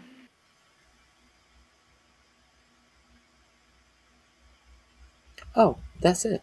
I just saw the crowd. Oh, I got I got immersed in the small crowd. I think there is one more. I may bore you with. Maybe there's one more I may bore you with. this is something else that us unifying for cause saved us from. We never have to listen to Kamala Harris again. We will never listen to her again. The last time we ever had to hear Kamala. So, he had to superimpose a bottle of Hennessy in her hand. You know, it never ceases to amaze me how far they have to go to lie. How far they will go to lie. So now you have to hear Kamala Harris talk through liquor. Since when? Is this the new tagline that we're going to go with? That she always has liquor in her hand. You know, it's curious. Up until now, I've never heard this. I've never heard this being a thing. Let's continue. Not a glass, her hand wrapped around the neck of a bottle of Hennessy. We're supposed to take you seriously. Harris's voice, please God, was when she certified the election on January 6th, 2025. Of the state Here of it Florida is. has received 312 votes. Kamala D. Harris. Oh, forgot about that. Okay, lay off me, Kamala. Isn't that cute? Isn't that cute? Isn't that cute? Now, you have to do all of this fake bullshit and lying. You know, it would be something different if he had a real clip of her saying that something that the Republicans unilaterally disagree with. But he had to come up with some type of a lie to try to defame her as if she is an alcoholic, as if she is some ghetto alcoholic throwing back Hennessy straight out of the bottle, as she's throwing back whatever beer this is straight out of the bottle, not on actual content of what they politically disagree with her on. No. He has to try to sully her image, an image that he could never gain. From colleges he has never graduated out of. And try to put this woman in some type of box where he would fit better in. with his uneducated ass. Let's go. But they do it all the time. I believe it is. I believe it is. Exactly. Thank you, Jim Smith. Exactly. So and you see why CPAC was so empty. Let's continue. Lay off it. Who's happy? Who here is happy that that woman is not in the White House? That Jill Biden's not in the White House? That Melania Trump is living in the White House today? Come on. Not a lot of people, it sounds I want like. to speak. I only have a few minutes left here. I have 2 minutes left exactly. I think we can do it right on time. So I want to just say something quickly about my brother, Charlie Kirk. We're done. We're done. And then we go into the Charlie Kirk dick sucking. Why is it all of these men on the right have to go into some type of false tears and false choking up when it Charlie was one of my best friends. Charlie sound like they're gargling nut when they talk about Charlie Kirk. I'm really sick of it. Let me see. Is this something? I think this. I've shared this with you guys before. I will share it in its entirety again because it deserves to be shared.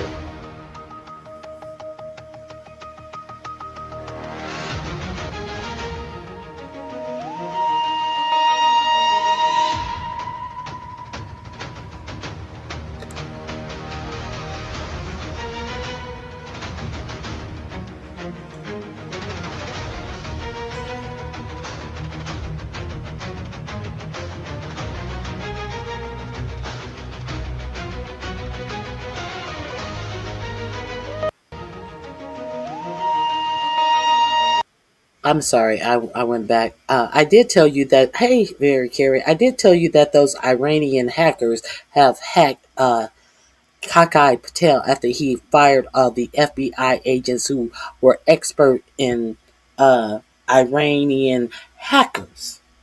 Isn't that, I didn't play this one for you. I played the rap music one for you. I think that was on last Wednesday. I'll try to find it. But let's go back on this one. This is the 4547 says that he has been in negotiations and all of this. There's no negotiations going on. Let's be real clear. There are absolutely no negotiations going on. Now, it has been reported that they have suggested that J.D. Vance do the negotiations, and they gave a 15-point ceasefire requirement to Iran, and Iran gave them a 5-point ceasefire, and one of the 5 points was they will own the Strait of Hormuz. They will be recognized as a sovereign state, and they will not be treated like some third world state. They will get reparations for all of the damage that was caused. And there are 2 more things. I forgot the 2 more things, but it's reported that they want J.D. Vance. They will not do any mediation with Jared Kushner or Steve Witkoff again. That is one of the things because each time that they have done negotiation in June and here in February, they were struck by Israel and the United States in the middle of these negotiations. So I forget the 5th one, but let's go back here.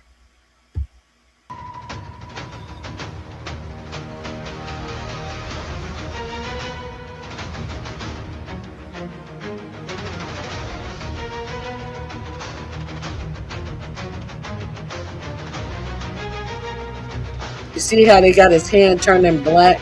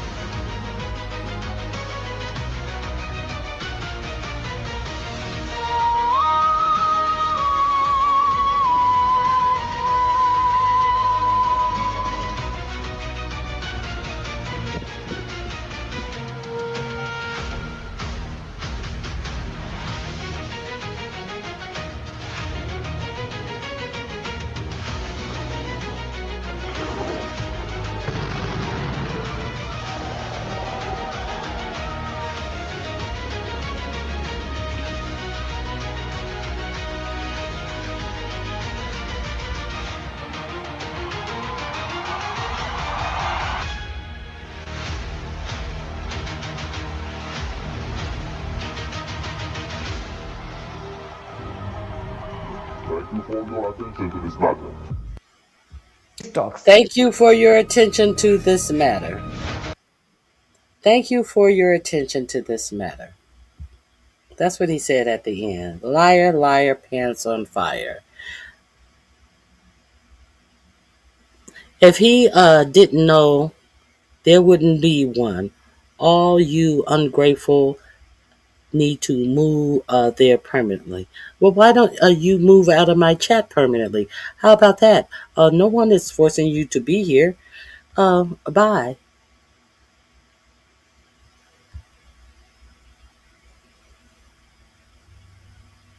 Please remember to like the video on your way out. I'm just giving you the information. But it's not about me. It's about this administration. What are you talking about? Everybody here. Everybody don't have to be on one accord with this sham of a war that's going on. Do you know why we are at war? Talk about the content. Don't talk about all of you people. All of you people didn't put us, America, in this situation. Talk about how much your gas is right now. Talk about that.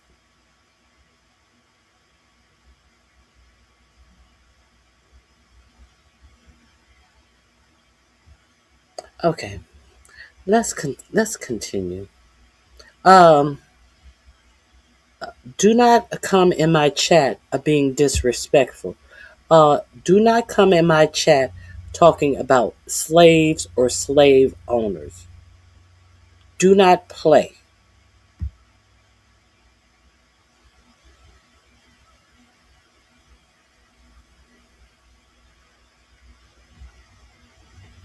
Yeah, but they can't talk about the peril that MAGA has the United States in.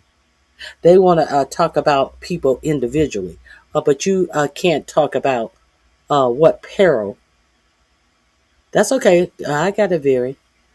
They cannot talk about the actual facts. Let's share some more facts. Why don't we? Let me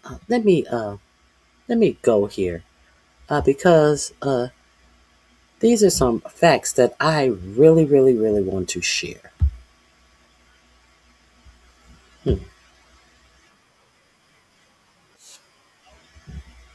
Let me hold on 1 second. Hold on 1 second.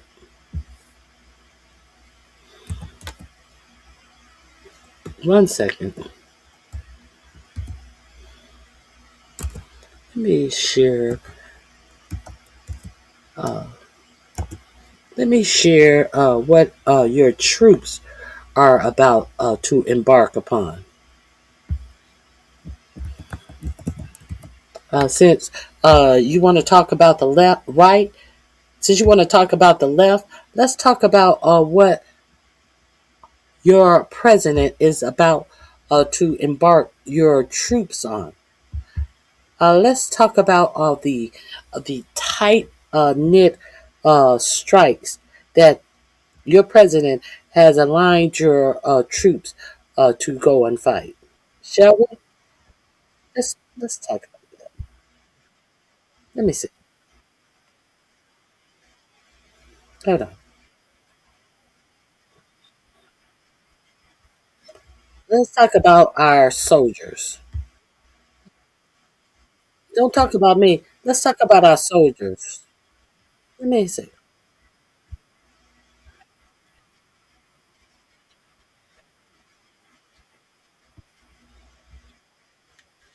Now, I'm gonna hope that she doesn't mind me using her content. But if you guys have not, I'm gonna drop her link in my chat and in my description box. Go over to Sabby Sabs.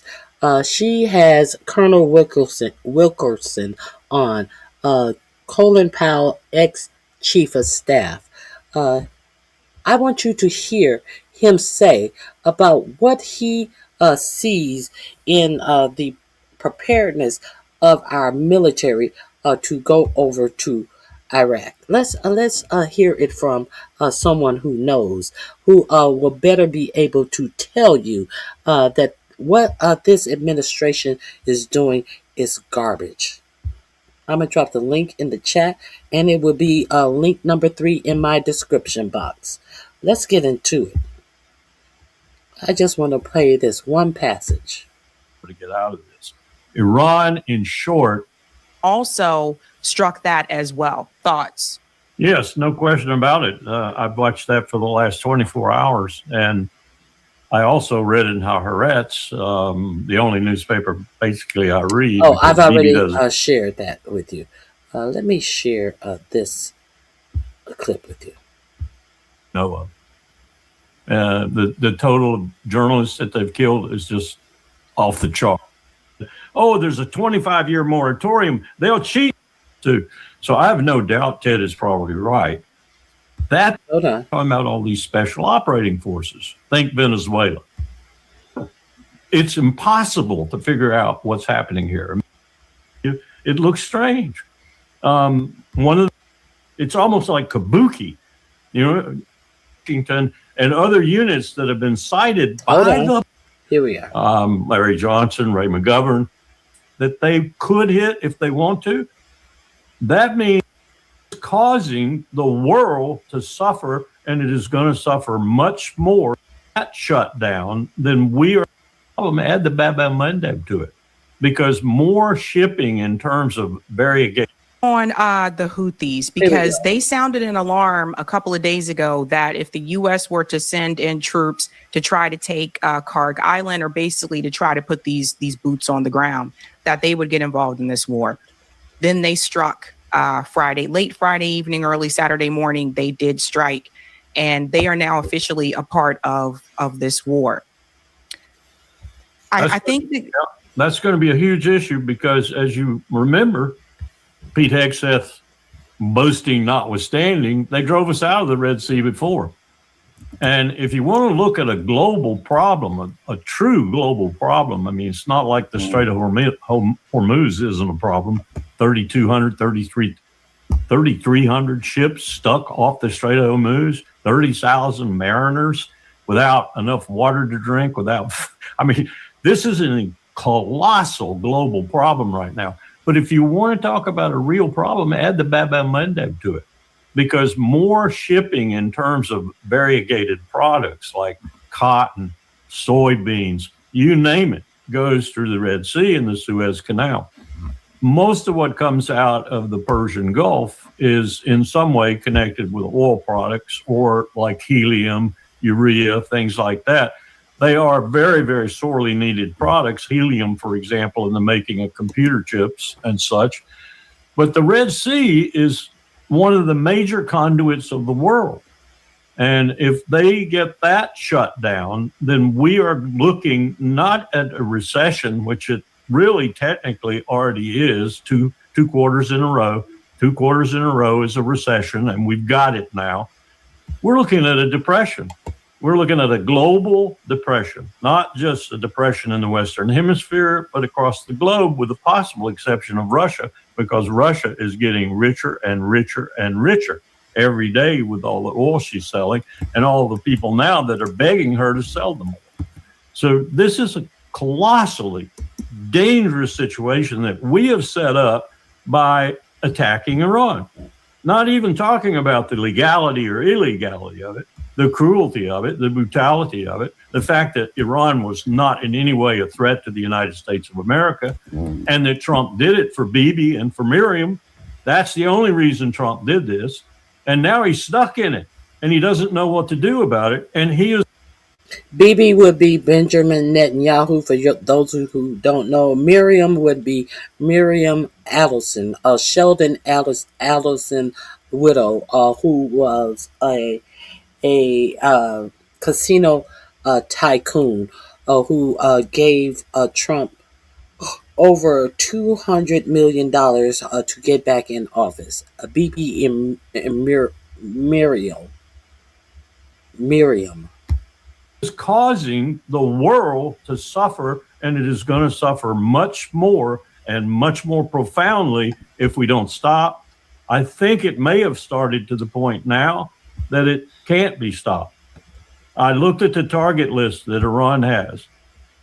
Iran has almost every key target, and they've already proven that they can hit what they have. They have hit targets all over Southwest Asia. They've destroyed our radars. They've killed people that we haven't even fessed up to yet. They've destroyed our ability to do things in the region. They've killed people that we haven't even fessed up to yet. Let that sink in.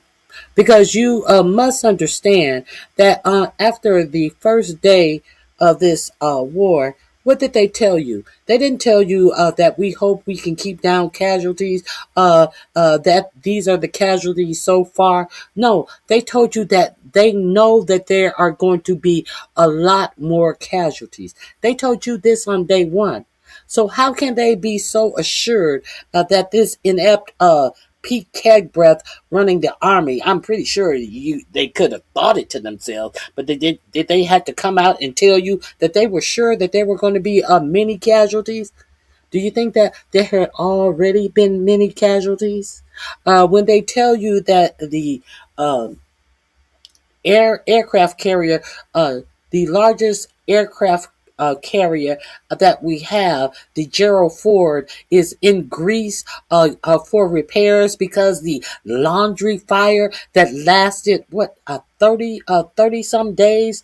There was a fire on the largest aircraft carrier, and it sunk its way out of the Middle East. Remember, they denied it at first. They denied that the aircraft carrier was struck. They're still trying to deny that the aircraft carrier was struck after telling you that it was on fire for 30 some odd days, crippling across the sea, trying to get to Greece, where it is now for repairs. Remember that? The largest aircraft carrier, there is no reporters on the ground to tell you any of this.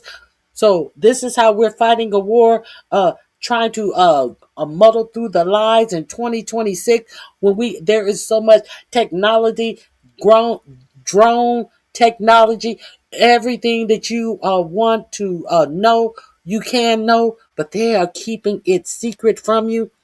So why do you think they told you on day one that there were going to be a lot more deaths? You hear this man say deaths that they have not fessed up to yet.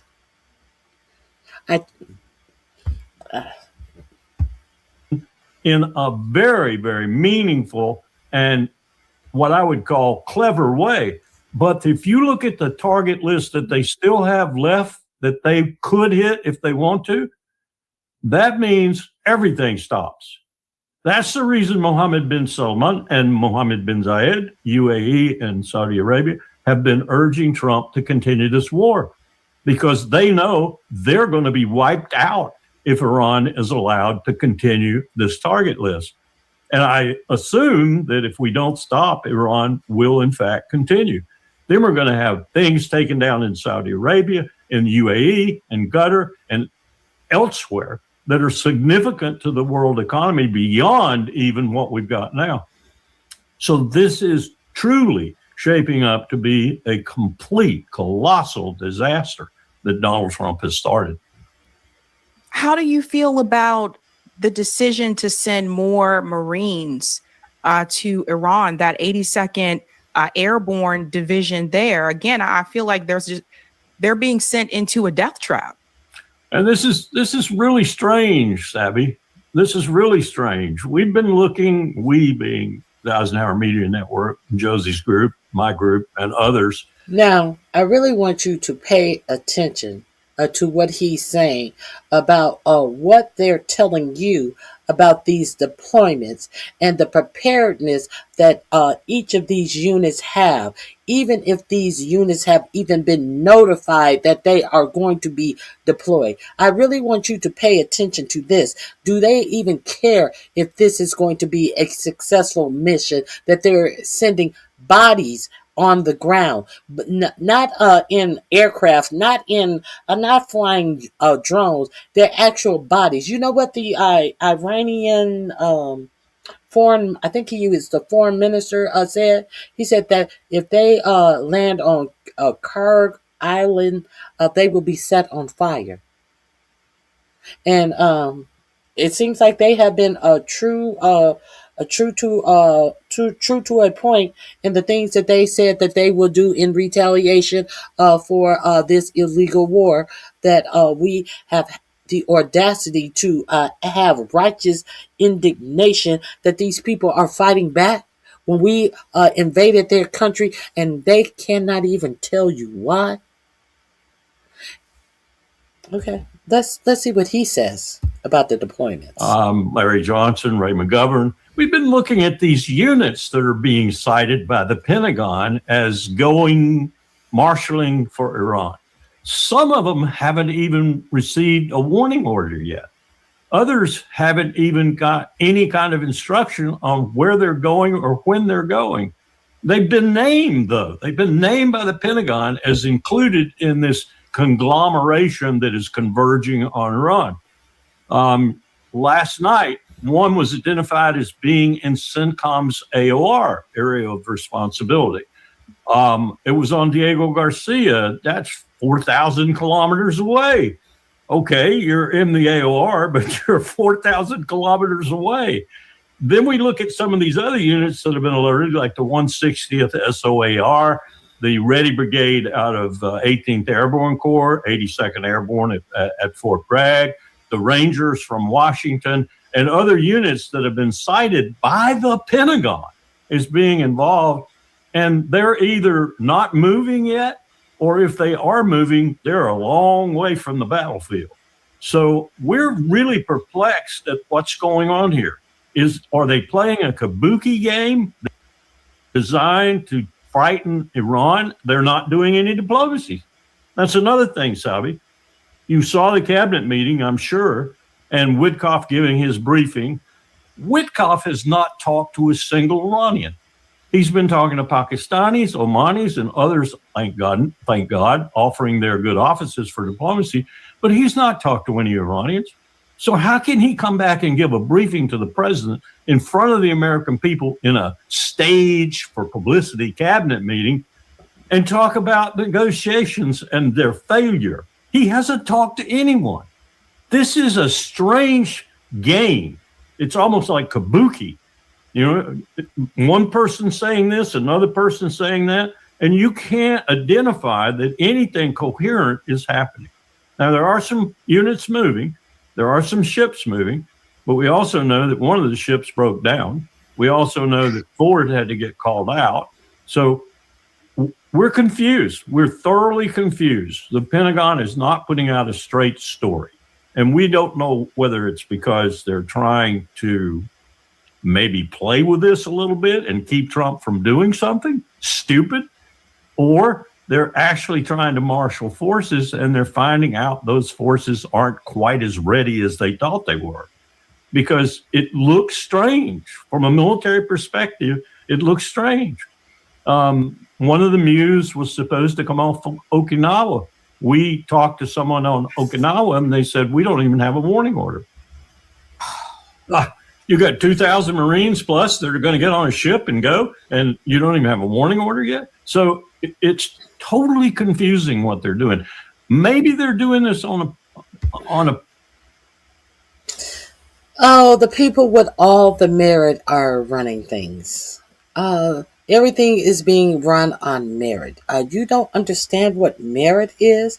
The people who are running the military have merit. Okay, so go over. I just wanted to let you hear what he has plenty more to say. You see, we are just at the introduction of the things that he has had to say. If you don't watch any video, I advise you to go over there and see what Colonel Wilkerson has to say. Colonel Wilkerson has been on quite a few shows, but go over there and check him out on Sabby Sab show last night. You will most definitely enjoy it, I do believe. So there's that.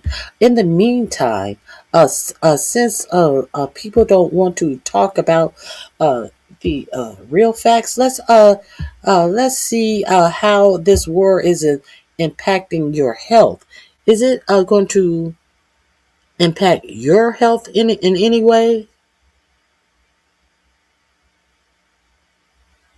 Mm. Let's see. I think it could impact your personal health.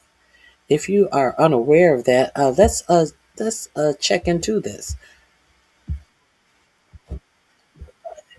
Let me go right here real quick. It seems like your administration of the Republicans feel like there should be more cuts to health care. Because why? Because they have to pay for this war. Are you willing to reduce your health care, go without health care, because the Republicans feel that they have to give more money to a part of the government that has $1 trillion budget that just blew this last September $93 billion on steak, lobsters, high-end office furniture, ribeye steaks, contracts that they have not told you who these contracts were. $93 billion in September of last year alone. Your defense secretary and your Pentagon approved, and that's when they only had a 980 some billion. $1 billion budget. But when the calendar struck 2026, they have $1 trillion budget, but they need more money from you. So, are you willing to do this? The Republicans are requesting from you. Let's see. Let's see.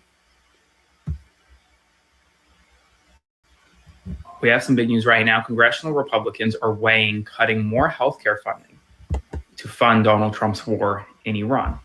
So as you know, Donald Trump wants $200 billion to fund this war in Iran. Axios is now reporting that, well, we have to find that money somewhere, right? And so where are they looking? They're looking to healthcare funding. And they're looking to potentially cut more healthcare spending in an effort to fund the war in Iran, in an effort to give ICE and CBP more money. So the priorities of congressional Republicans right now are twofold: funding the deportation effort and funding the war. And to do that, they're looking to cut more funding for healthcare. That means programs like Medicaid, Medicare, programs that many Americans rely on, programs that have already been cut by the budget bill last year. We'll see what happens. As always, spread the word. Subscribe to my Substack, link in bio, to support my work. Follow along for all the news you need to know about. If you are not subscribed to Aaron Paranis, I suggest you subscribe to him. His link is the number 4 link in the description box. Go over there and check him out. Now, on top of all of that war stuff, we're going to get back to the war stuff. Let's take a break into some actual reality. Let's do a little in your neighborhood type of news. Are you familiar that this is going on in your neighborhood, that no jobs have been created, no jobs are being created? Are you aware that along with these college educated students that are leaving college and entering the workplace, among all of those who have been laid off by the great idea of Elon Musk, all of these people who were in the middle of their careers, at the end of their careers, a few years away from retiring, that all of these people are in a whole cesspool, one whole cesspool, to look for jobs that have not been created in the United States.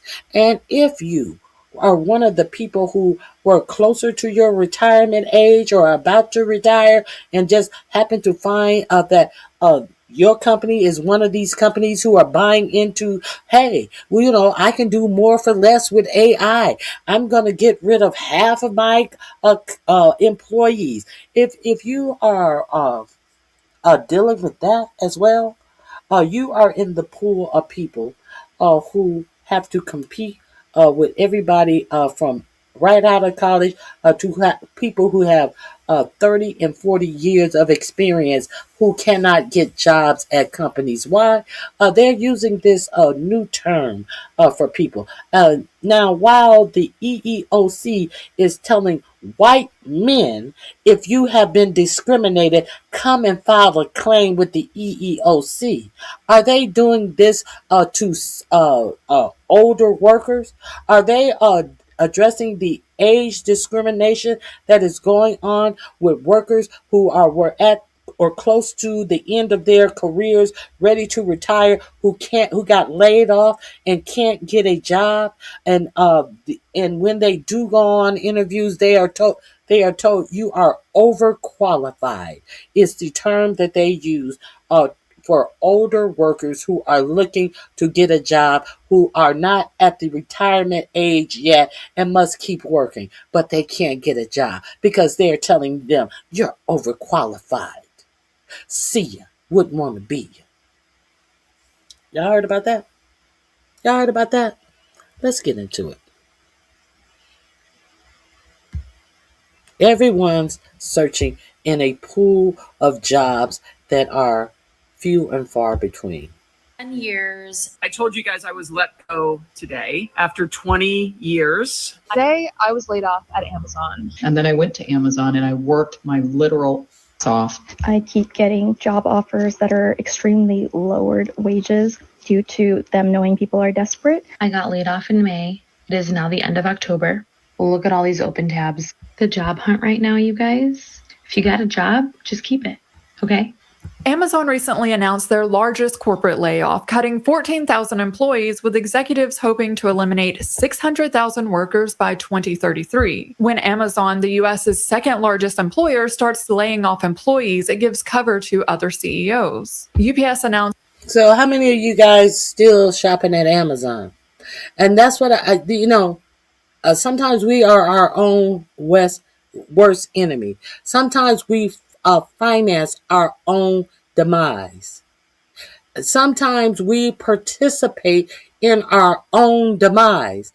Amazon said months ago, I think it was sometime in the summer of last year, that they were getting rid of 600,000 jobs. And I still hear people talk about all of their Amazon purchases.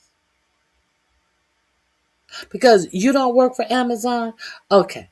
Let's see how the trickle-down theory really works. The trickle-down theory didn't work in Reaganomics because they were talking about rich people paying you more money.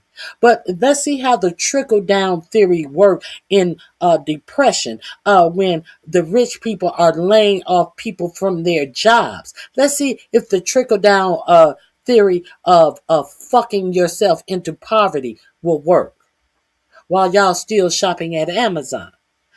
That's all I'm saying.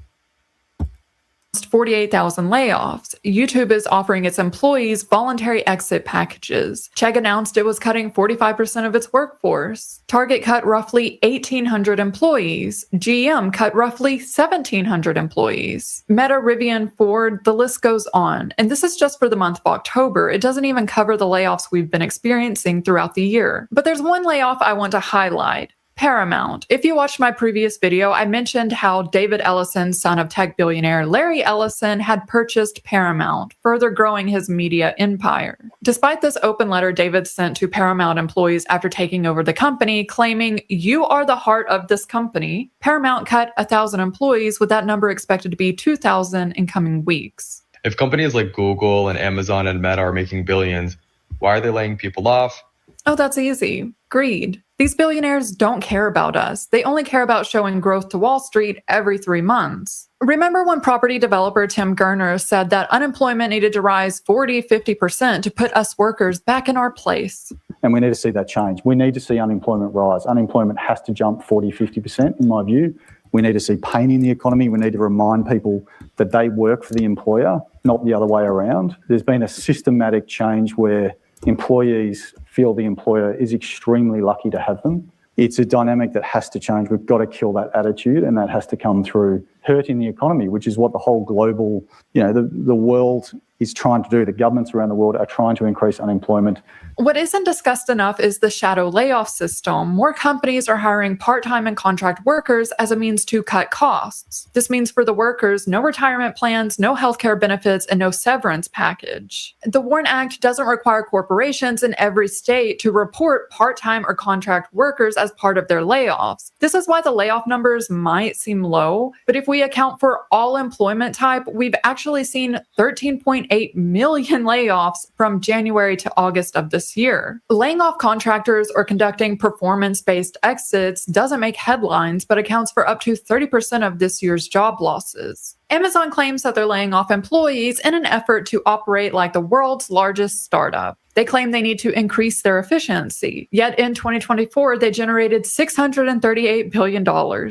It seems they're operating at pretty high efficiency. While most headlines are focused on AI, Amazon has been building an army of robots. A leaked internal document shows executives hoping they can eliminate 600,000 roles by using robots. And they know how bad this sounds. That's why also in the document, they discussed replacing words like automation, AI, and robot with the term advanced technology. But here's the dystopian reality. Back in June, Amazon CEO Andy Jassy addressed all employees about AI and automation. We have strong conviction that AI agents will change how we work. There will be billions of these agents. We will need fewer people doing some of the jobs that are being done today. The key word here is will. He's not saying AI agents are currently good enough to replace human workers. He's saying they will be, maybe in the future. Probably in 2025, we at Meta, as well as the other companies that are basically working on this, are going to have an AI that can effectively be a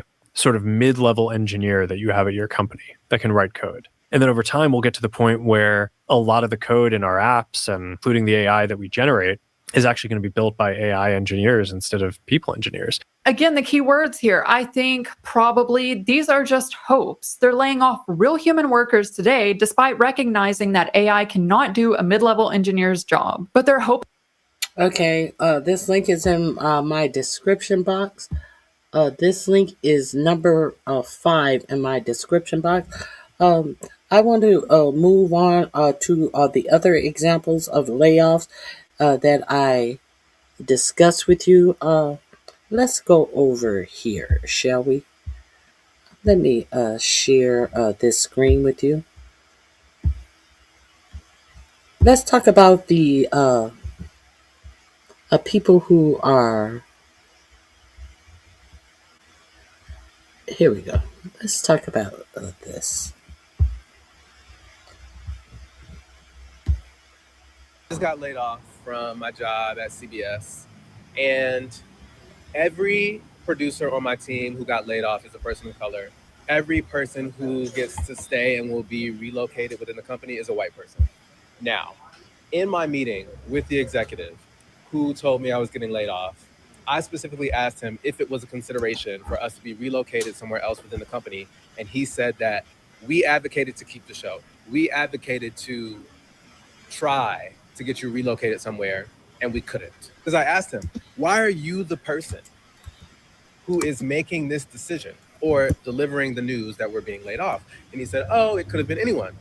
Only to later find out, because it wasn't until I went downstairs thinking that me and all of my colleagues had been laid off, that I found out that it was only the people of color.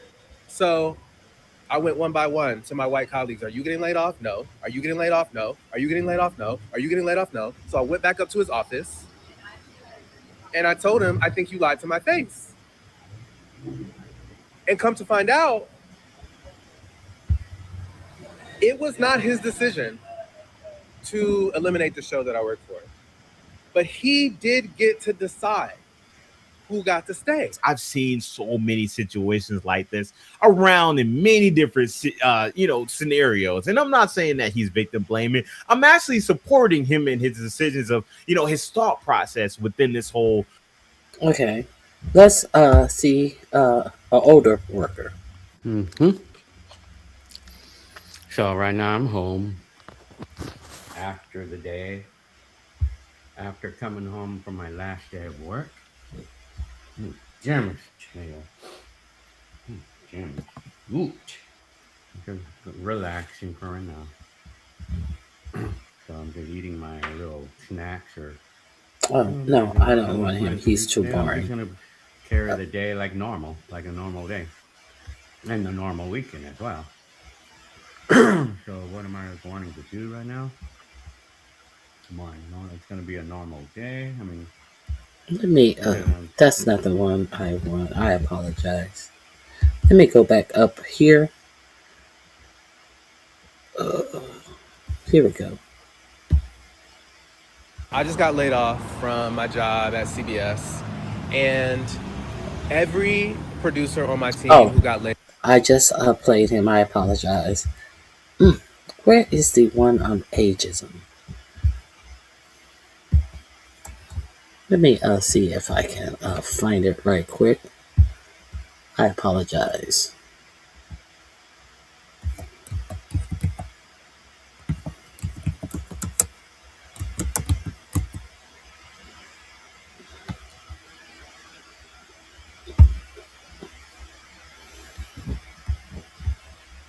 Let's get into the overqualified for the job.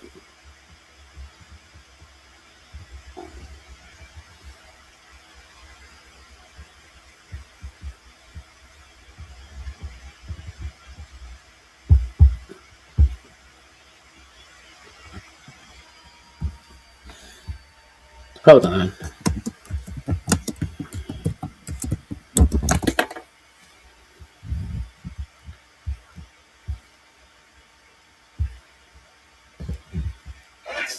Here we go.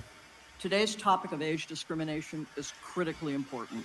It is an under-discussed and under-recognized issue that has real implications for the growing population of older Americans who are working longer than ever before, many because they need to make ends meet. Nearly 2/3 of workers age 50 plus tell us they've seen or experienced age discrimination. Talk to older job seekers and they'll tell you they hear things in interviews like, "You're overqualified," "We're looking for a digital native," or "a more energetic candidate." This is undermining the financial stability of too many capable Americans. Today's topic of age discrimination is critically important. It is an under-discussed and under-recognized issue. Okay, let's hear another one.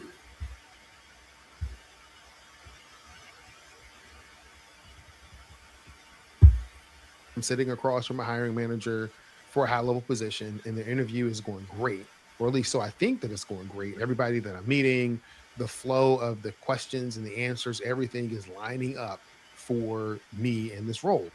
Then the hiring manager says something in passing. It's a very small comment, but he says, "Yeah, we're looking for someone just like you with your qualifications, with your background, but," it's always a but, "with a little bit more gray hair." Can you imagine how that made me feel? Can you imagine what was going on in my mind? I'm sitting across from a hiring manager for a high-level position, and the interview is going great, or at least so I think that it's going great. Everybody that I'm I've meeting, never heard that. the flow of the questions and the Oh, answers. wrong person. Wrong person. I never heard somebody say but someone with some more gray hair.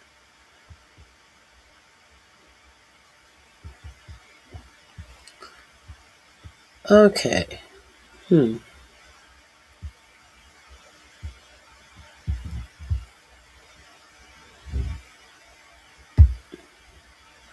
Hi, this is Jeff Alpin, the Big Game Hunter, and you're listening and watching Job Search Radio.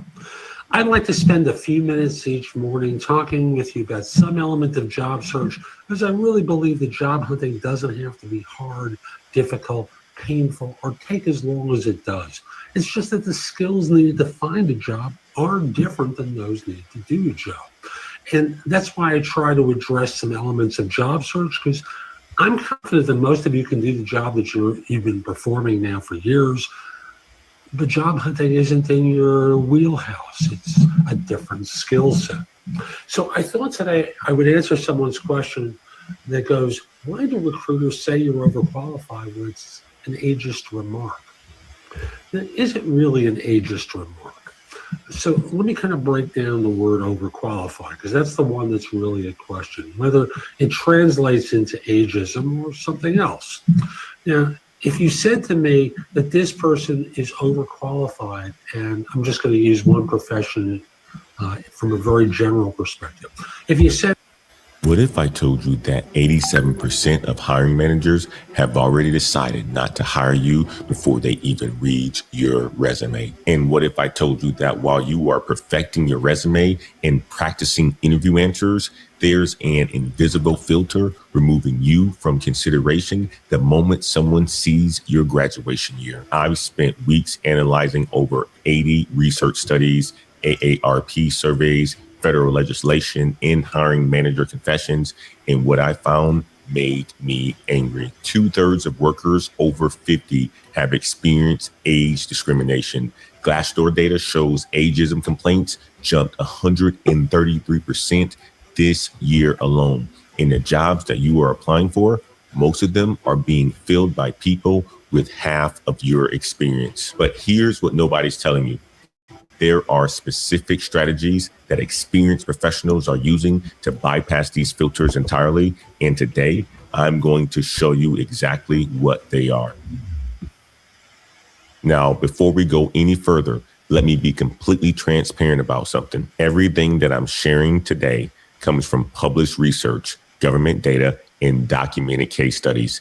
Individual results will vary significantly based on your industry, location, qualifications, and market conditions.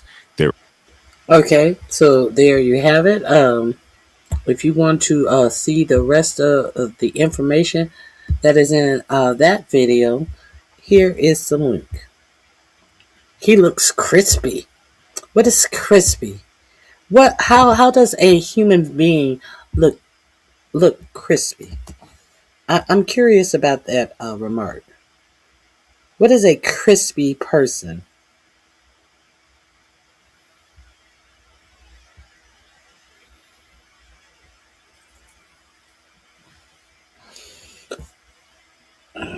Oh, so that must mean that the Republican Party is looking for another convicted felon and a person who is hiding from a child indiscretion allegations that have been testified to the FBI about. They must be looking for another candidate like that, who is body is turning different colors and can't stay asleep at for 2 hours at a time for you to sheep behind. Don't worry.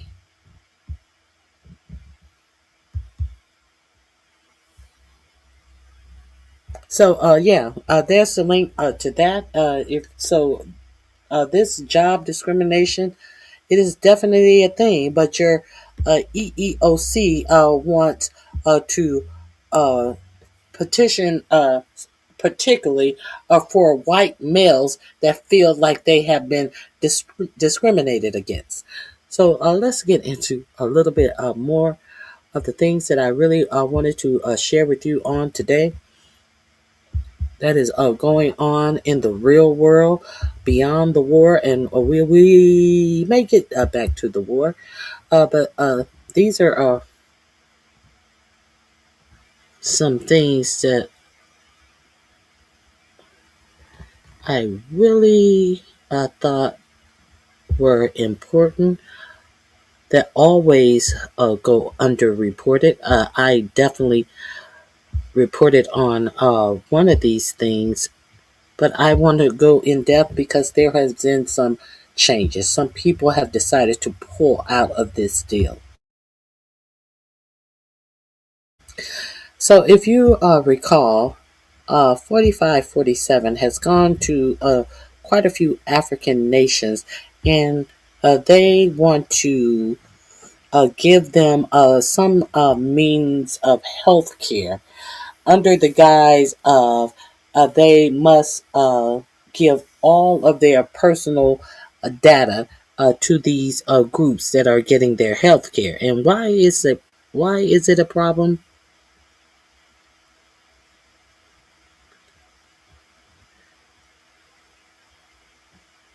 Here we go. Here we go right here.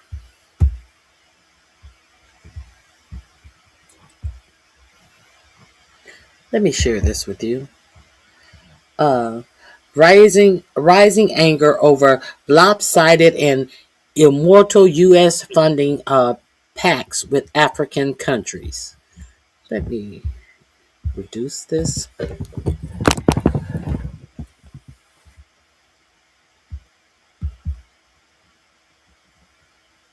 A series of bilateral health agreements being negotiated between African countries and the administration of President Donald Trump have been labeled clearly lopsided and immoral amid growing outrage at U.S. demands, including countries being forced to share biological resources and data. It emerged this week that Zimbabwe had halted negotiations with the U.S. for $350 million of health funding, saying the proposal risks undermining its sovereignty and independence. A letter sent by Albert Chimbazi, Zimbabwe's Secretary for Foreign Affairs and International Trade, in December, that was made public, said the president of Zimbabwe directed that Zimbabwe must discontinue any negotiation with the U.S. on the clearly lopsided MOU, Memorandum of Understanding, and blatantly compromise and undermines the sovereignty and independence of Zimbabwe as a country. Meanwhile, a deal with Zambia, which has been linked to a separate agreement with the U.S. on collaboration in the mining sector, has yet to be finalized, with Asia Russell, director of the HIV advocacy organization Health Gap, accusing the U.S. of conditioning life-saving health services on plundering the mineral wealth of the country. It's shameless exploitation, which is immortal, which means that they are going to withhold giving them HIV medicine unless they can go in and mine in their country. Are we clear? You can get this medication, but we're gonna go in and make way more wealth than the cost of this medication is gonna cost us to give to you, and we're gonna get rich off the minerals that's in your land. We're not going to try to make a decent deal with you. We're not going to try to do anything. No, we're going to take it all. And we're going to give you shekels. We're going to give you pennies of this medication. Half of it is probably expiring or near its expiration date anyway. No, because we don't give a soft aid anymore. It's all or nothing. No, it's all or nothing. You can't do shit for us, but give us your riches, and we might let you live on this old medicine that's about to expire. That's what they're doing. Okay. Meanwhile, the deal. Meanwhile, the deal in Zimbabwe, which has been linked to a separate agreement with the U.S. on collaboration in the mining sector, has yet to be finalized. Okay, I already said that. Okay, at least 17 African countries have signed deals with the U.S., collectively securing $1.3 billion in health aid, but raising concerns over concessions made in return. Critics say that there has been a lack of consultation with the community groups that provide a lot of the health care in African countries and have raised concerns over data privacy. The U.S. require patient records data as part of the deal, and the prioritization of faith-based and healthcare providers. In Nigeria, U.S. statements. Let me enlarge this, Lord. I cannot see this good. I'm blind. I'll admit it. I will admit it. I'm not blind. I just don't have my glasses on. I apologize. Okay. Okay, I got that. In Nigeria, U.S. Statements suggest that funding is contingent on authorities tackling the Trump administration refers to as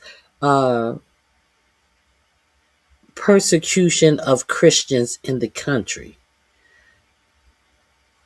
In Nigeria, U.S. statements suggest that funding is contingent on authorities tackling what the Trump administration refers to the persecution of Christians in the country. We know that Trump has already did a strike on Nigeria based on the alleged persecution of Christians in the country.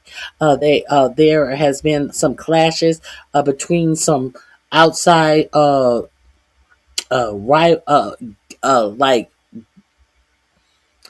gangs that have been going in and taking the lives of Christians and Muslims. There is no Muslims attacking Christian group. This has been reported as an outside group that is attacking both Christians and Muslims. So your president decided to say and to actually have a strike in Nigeria based upon them allegedly attacking Christians. We're going to hold it right there. We stick a pin in that. Okay.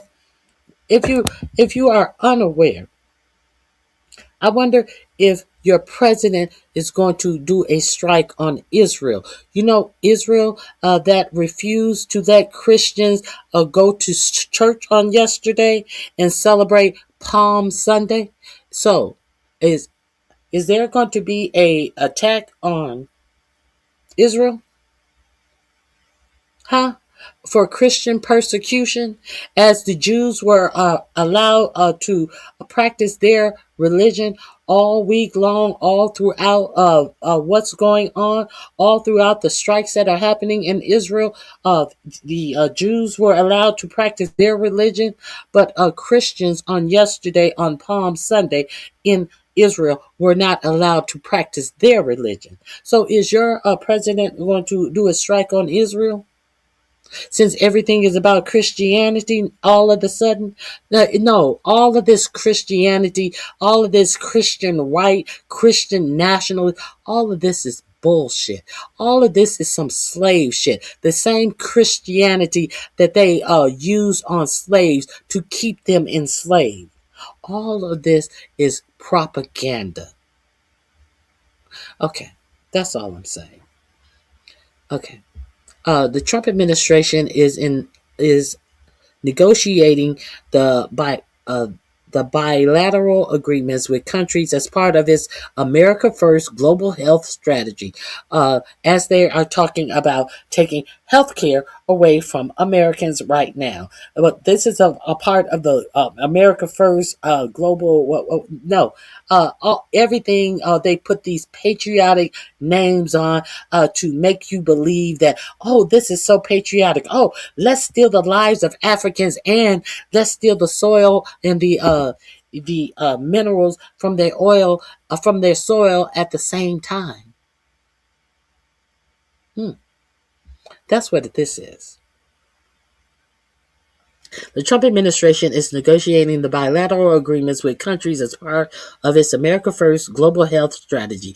The new approach follows the U.S. dismantling what had been the flagship aid body, USAID, and pulling back from large multilateral bodies such as World Health Organization. The rapid push for deals is being seen as part as U.S. Maneuvers to establish and to entrench power on the continent.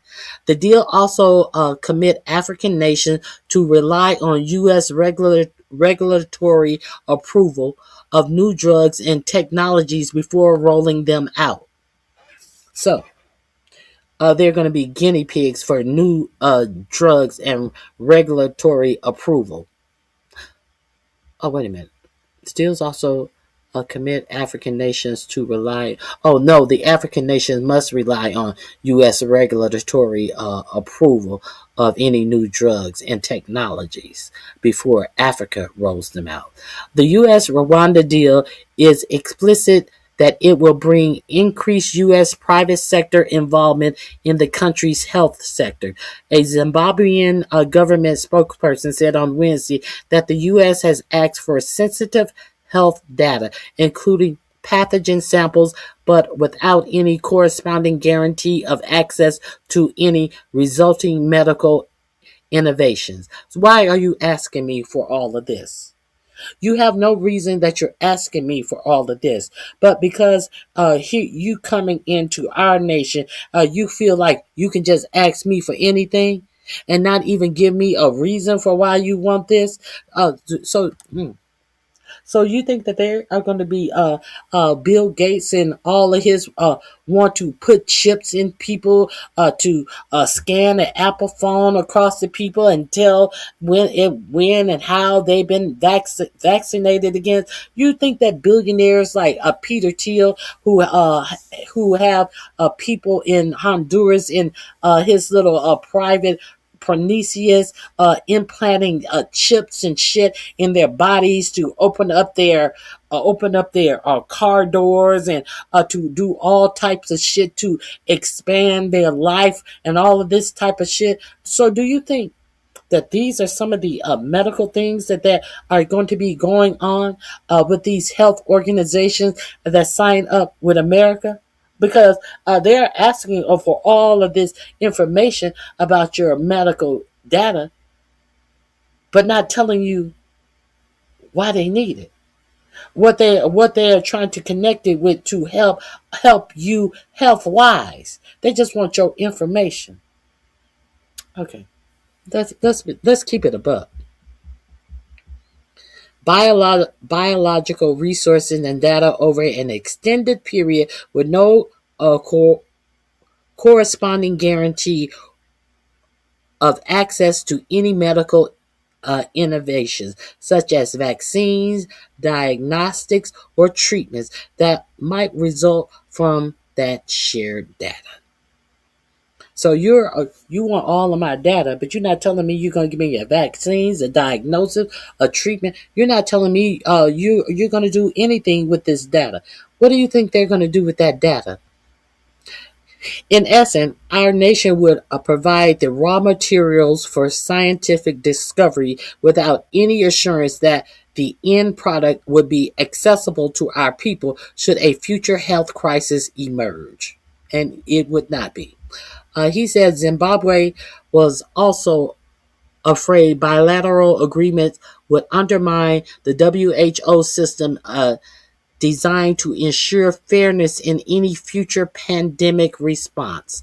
You will give up all of your rights to any type of help during a pandemic, fucking around with Americans. Americans barely survived the pandemic, depending upon what food you have in the White House. Development aid should empower nations, not create dependencies or serve as a vehicle for a strategic extraction, he said.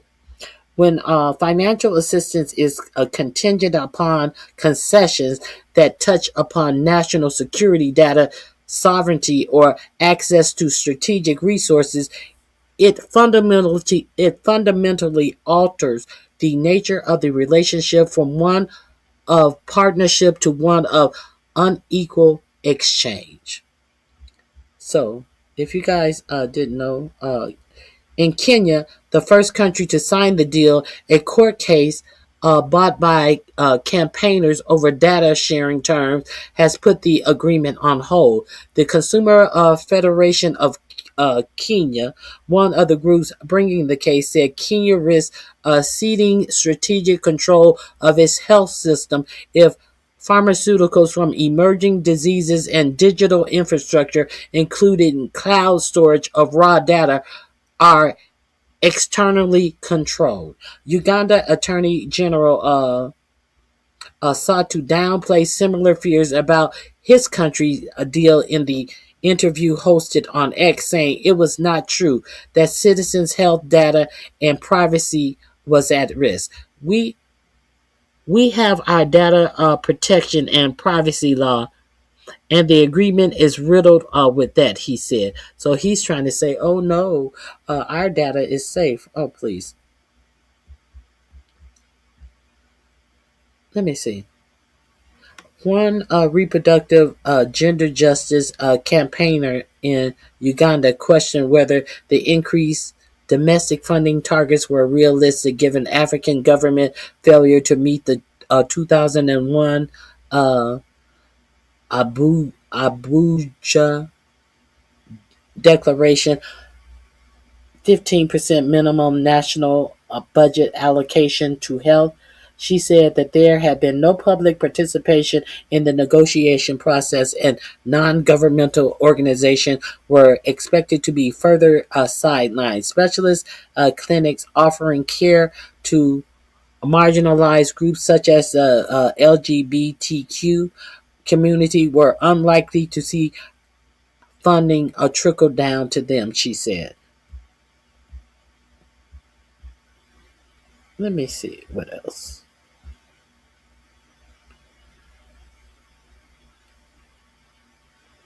Let me see what else.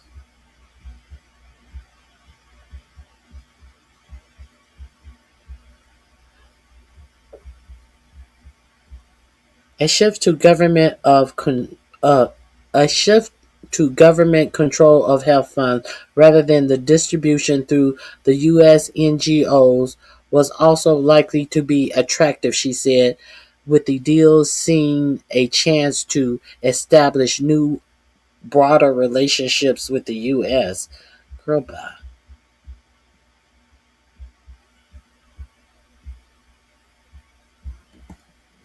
Let me see.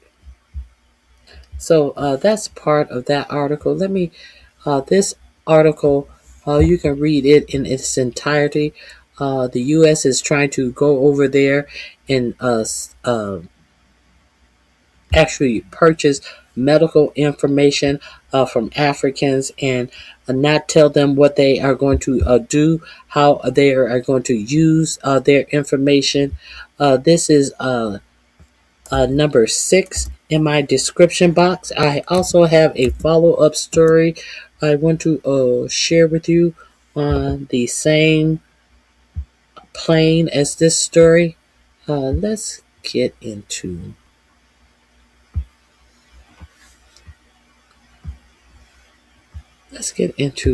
this.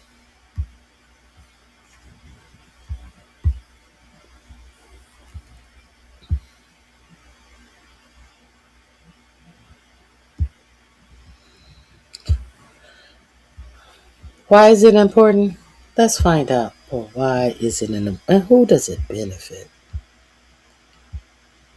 Well, Ronnie, it benefits those poor Africans that we took USAID revealed. Trump-linked firms cash in on mineral lobbying deals as U.S. cuts aid. USAID saved life. Poverty is not an accident. Like slavery and apartheid, it is man-made and can be removed by the actions of human beings. Nelson Mandela. That is on the sign, the protest sign of the United States closing down USAID. Pakistan, Somalia, Haiti, and Haiti are among 11 countries that have signed lobbying deals with Trump-linked figures, with many bartering key resources, including minerals, in exchange for humanitarian or military support. Some of the world's lowest incomes and most aid-dependent nations are paying millions to lobbyists with ties to the U.S. President Donald Trump as the country halts foreign assistance. A new global witness investigation has found. Many of these countries are home to one or more armed conflicts and are offering access to valuable natural resources, including minerals or other strategic assets, in exchange for humanitarian or military support. You see what cutting USAID has done? It has allowed billionaires to go into these countries and harvest the wealth from their minerals in exchange for what the U.S. was giving as aid, as humanitarian aid. So there's nothing humanitarian about anything other than setting up ways for billionaires to rob the country blind and get richer off of the backs of the poor. And you don't think it's going to happen to you in the United States, as they continuously tell you how they're going to take away all of your jobs and give them to AI? And not mention anything about this universal, you dummies sitting up here talking about that's going to be some universal pay. They ain't going to pay you shit. The only thing they're going to pay your ass is no attention. That's what you're going to get paid. No attention. Ain't nobody got time to pay attention to dumb motherfuckers that still shop at Amazon, as Amazon tell you that they about to snatch every job that it has and give it to motherfucking robots, and you dumb motherfuckers still shopping at Amazon. Anyway, I digress. Not you in the chat. Not you in the chat. I'm talking about, you in the general sense of the word. Y'all better start paying attention to what's really going on. Many of these countries are home to one or more armed conflicts. Okay, I read that. Since the U.S. election in November of 2024, 17 of the world's least developed countries and largest recipients of U.S. aid, Angola, Cambodia, the Dominican Republic of Congo, the DRC, Haiti, Honduras, India, Iraq, Kurdistan, Liberia, Moldova, Mozambique, Pakistan, the Philippines, Rwanda, Somalia, Ukraine, Venezuela, and Yemen have signed lobbying contracts with U.S. firms worth more than $21 million in fees paid until the end of 2025. What's more, documents filed with the U.S. Department of Justice reveal that firms with ties to Trump and his inner circle are cashing in. They have negotiated contracts worth more than $17 million in fees due in 2025 in the 6 months since Trump was elected. Records submitted under the Foreign Agents Registration Act show. Relative to the size of their economy, $17 million paid by these nations would be equivalent to the U.S. paying out nearly $500 million. And look at the conditions that these Africans are digging for these minerals that they are not profiting off of, but billionaires are profiting off of. Who? But the thing is, why are they still looking to create all of this shit? Who's gonna buy it? Who's gonna buy this shit? I guess they just gonna sell their products to each other. Who's gonna buy the shit? Artisanal miners dig a tunnel for new Castertine mine on the Kiababi Hill near to the village of Kulua in southern Kiev. That's not Kiev, Kivu, the east of the Dominican Republic, Congo, April 2015. They've been doing this a long, long time. Artisanal miners are the non-professional miners. They are the miners that use their bodies, their hands, shovels, stick to mine. These are the people that big corporations like Google and Meta and all of them say, no, we don't work with the artisanal miners. We use professional miners. So how do they alleviate that?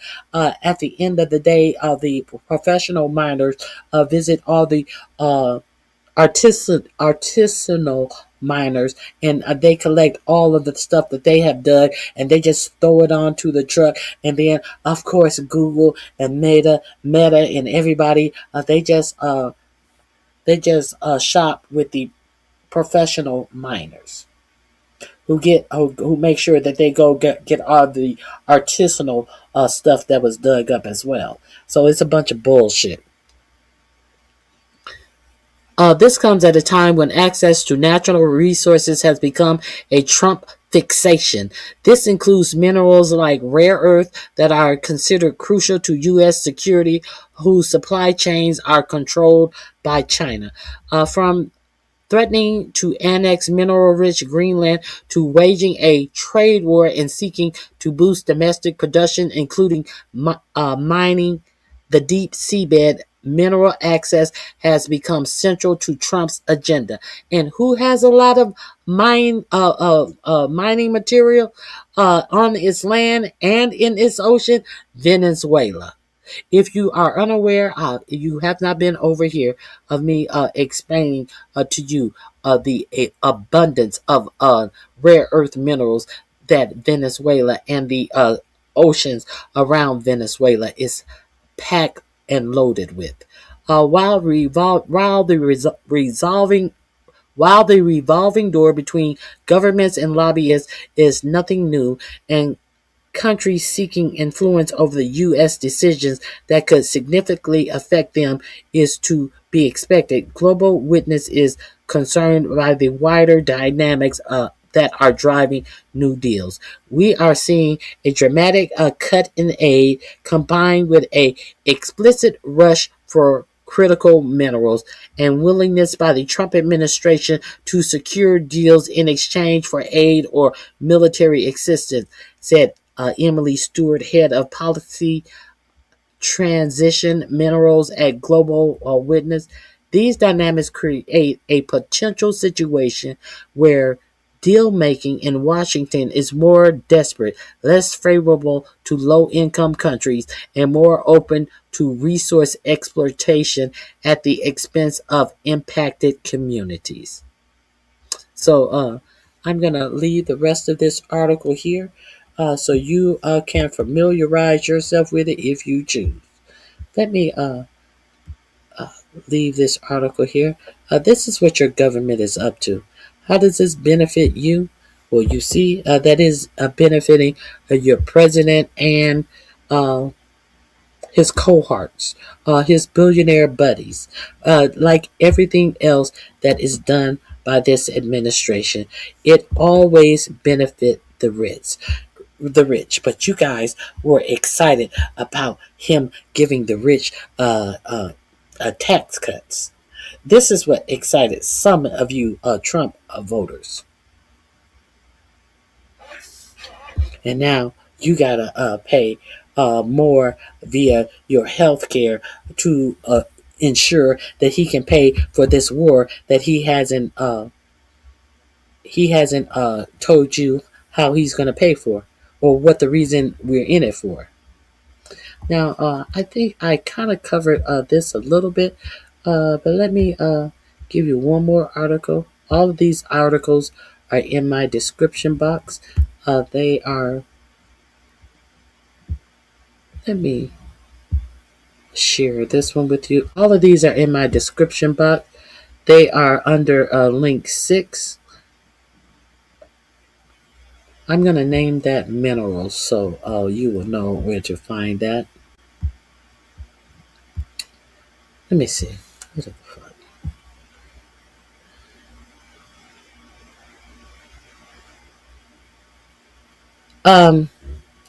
William.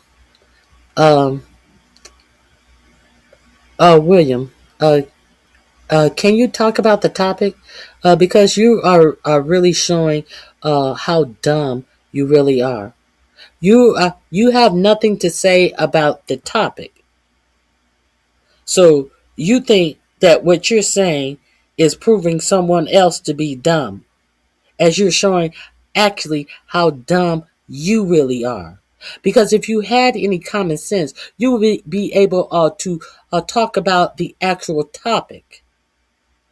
See, because I'm just not shooting my mouth. I'm showing you where the evidence is found. So for you to say anything to me, as opposed to have any want to retort about the facts in this article, you sound really, really dumb.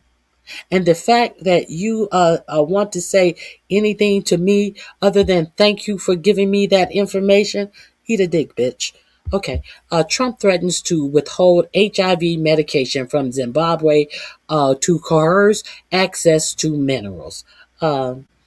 The Trump administration is reportedly threatening to withhold life-saving HIV aid from Zimbabwe unless the country allows the U.S. expanded access to its minerals. A long-established president's emergency plan for aid relief, PEPFAR, provides for over 1.3 million Zimbabweans with a daily HIV medication. Oh, that's PEPFAR. I think George W. Bush. I think it was either George Bush or George W. Bush started PEPFAR. Let me see who started this. It was one of those Bush.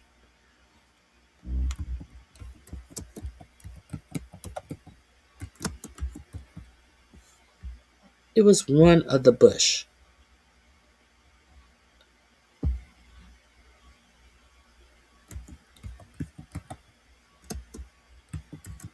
Let me see. George W. Bush is the one who started PEPFAR. The Trump administration is reportedly the long-established PEPFAR provides over 1.3 million Zimbabweans with daily HIV medication. PEPFAR has put in. Oh, it was right there. If I'd have just read the next sentence, PEPFAR was put in place by the George W. Bush administration over 2 decades ago. However, the State Department is considering slashing this support in a further escalation of Trump's weaponization of foreign aid. Within days of taking office for his second term, Trump issued an executive order to freeze USAID. Trump's coercive aid. The New York Times reported that U.S. Zambia proposal, after seeing a draft memo prepared by Secretary of State Marco Rubio. The note outlines a plan that ends health support on a massive scale to force Zambia into compliance, it states.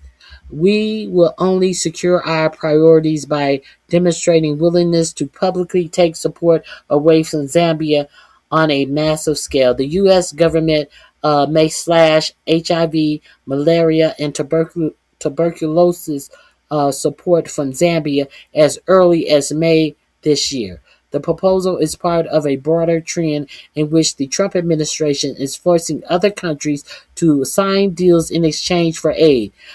Thus far, 24 countries have signed agreements to meet various conditions in exchange for a 20 billion in health support over the next 5 years.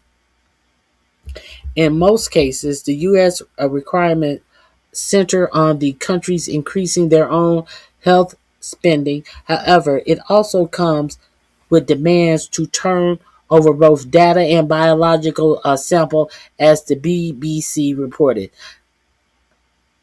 Zimbabwe and Kenya have already walked away from this deal. So, there is one more article that you can find information on how this administration is willing to cut off, how this administration don't give a fuck about who lives or die. It will put your life in peril to get rare earth minerals, so billionaires can do their business. And instead of paying you the fee that you deserve, no, they want to get it for free, or they'll take your life and still get it for free. So that's all I wanted to say about that. I wanted to make sure we talked about that today. Is there anything else that I want to talk about today? I think there are a few more things that we will cover today.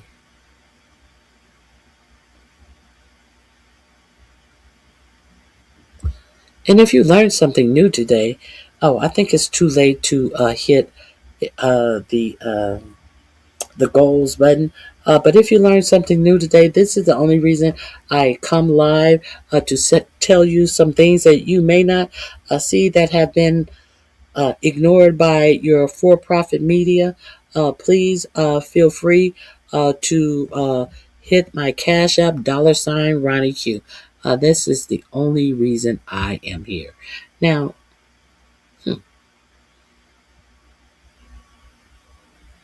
let me go here and share a couple of more things I wanted to talk about today. Let me see.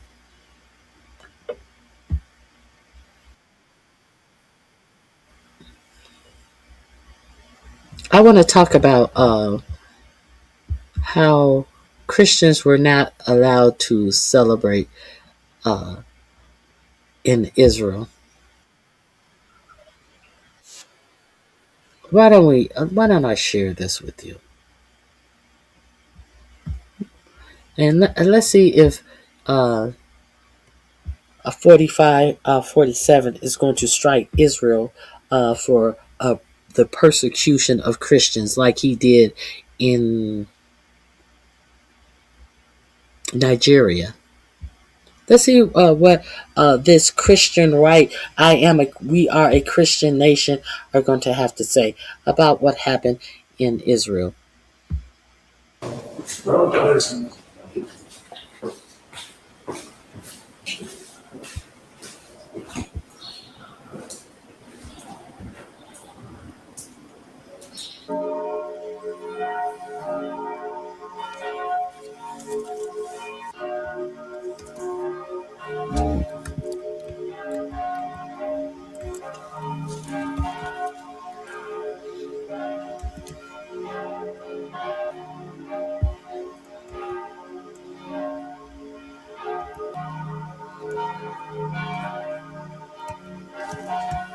It's very sad to see Jerusalem empty like this. Usually pilgrimage, tourism, filled of people praying for this day is the Palm Sunday. And I wish next year will be better year and this war will finish and we will have peace from Jerusalem, because if we have peace in Jerusalem, we will have peace all around the world. And I wish with the Holy Week, miracle will come and we have peace in Jerusalem.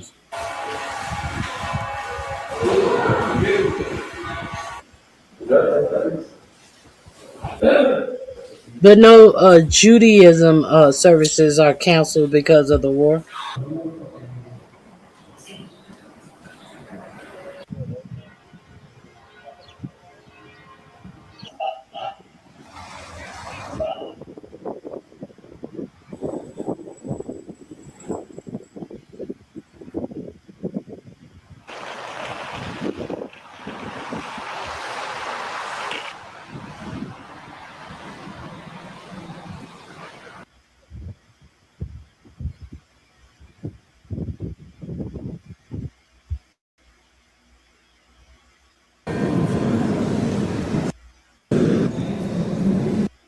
In our opinion, there was no justification. It's unfortunate. It's a pity that this happened. It's a very sacred day for Christians. And in our opinion, there was no justification for such a decision or such an action.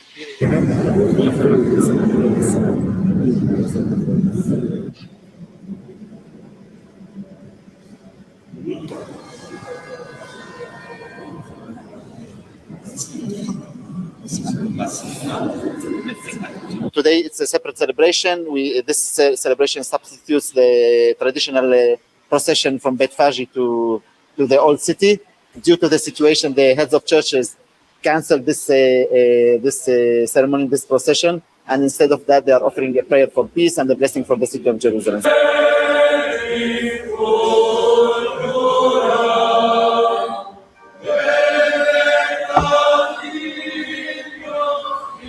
So they had to separate. They had to cancel their services and have a separate special service to pray for the peace of Jerusalem. But Israelis were the ones who struck and started this whole thing. Okay, I got it.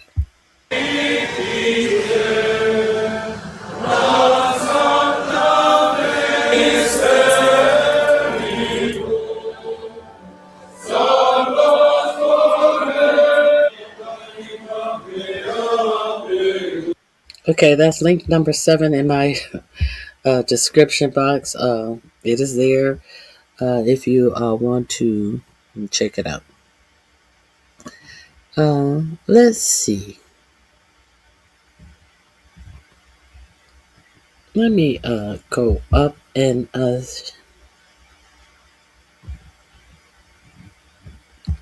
here we go. Iran has bombed a chemical plant in the settler colony as the Islamic Republic demonstrated. Iran bombed a chemical plant, and it is also reported that there is a lot of gas streaming from this chemical plant.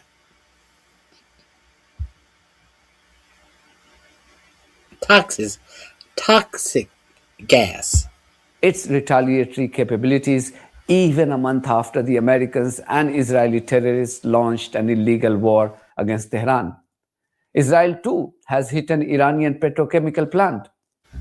Then the attack by Israeli-American terrorists also partially plunged a part of Tehran into darkness, but electricity was soon restored. Iran, meanwhile, has also targeted several parts of the Gulf region all through the day. They included Kuwait, the UAE, and Saudi Arabia. This would be the broad focus of my video tonight. Also in my video, a clip capturing the humanity and bravery of Iranians even in the midst of their own tragedy.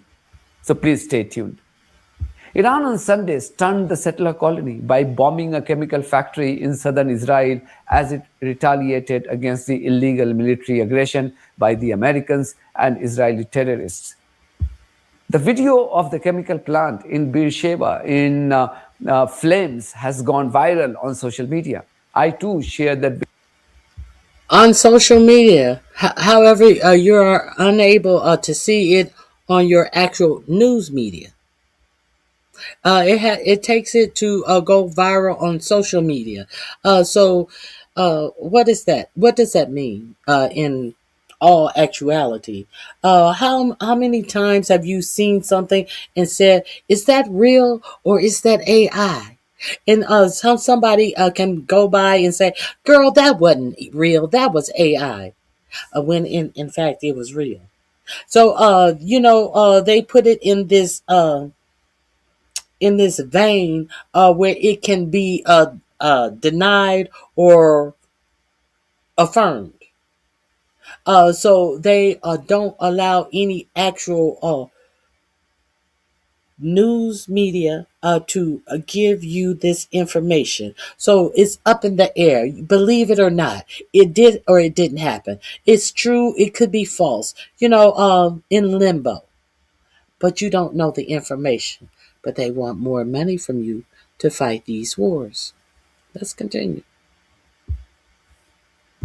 Video on our Telegram channel. You can watch it there. Details are on the screen and also in the description of this video. American and Israeli terrorists too bombed an Iranian petrochemical plant in Tabriz. However, the Iranian authorities now say that the situation has been brought under control. Iran then targeted US interests in Kuwait, the UAE, and Saudi Arabia, among others. In Kuwait, the authorities said one worker was killed in one such attack. Explosions were also reported in Sharjah, in the UAE. This came a day after two people were reported to have been killed in Iranian retaliatory strikes in Abu Dhabi. So all of this is happening in states that are friendly with the United States. So it has also been reported that Iran attacks forces U.S. troops to work remotely. Many of the 13 military bases in the region used by American troops are all but uninhabitable.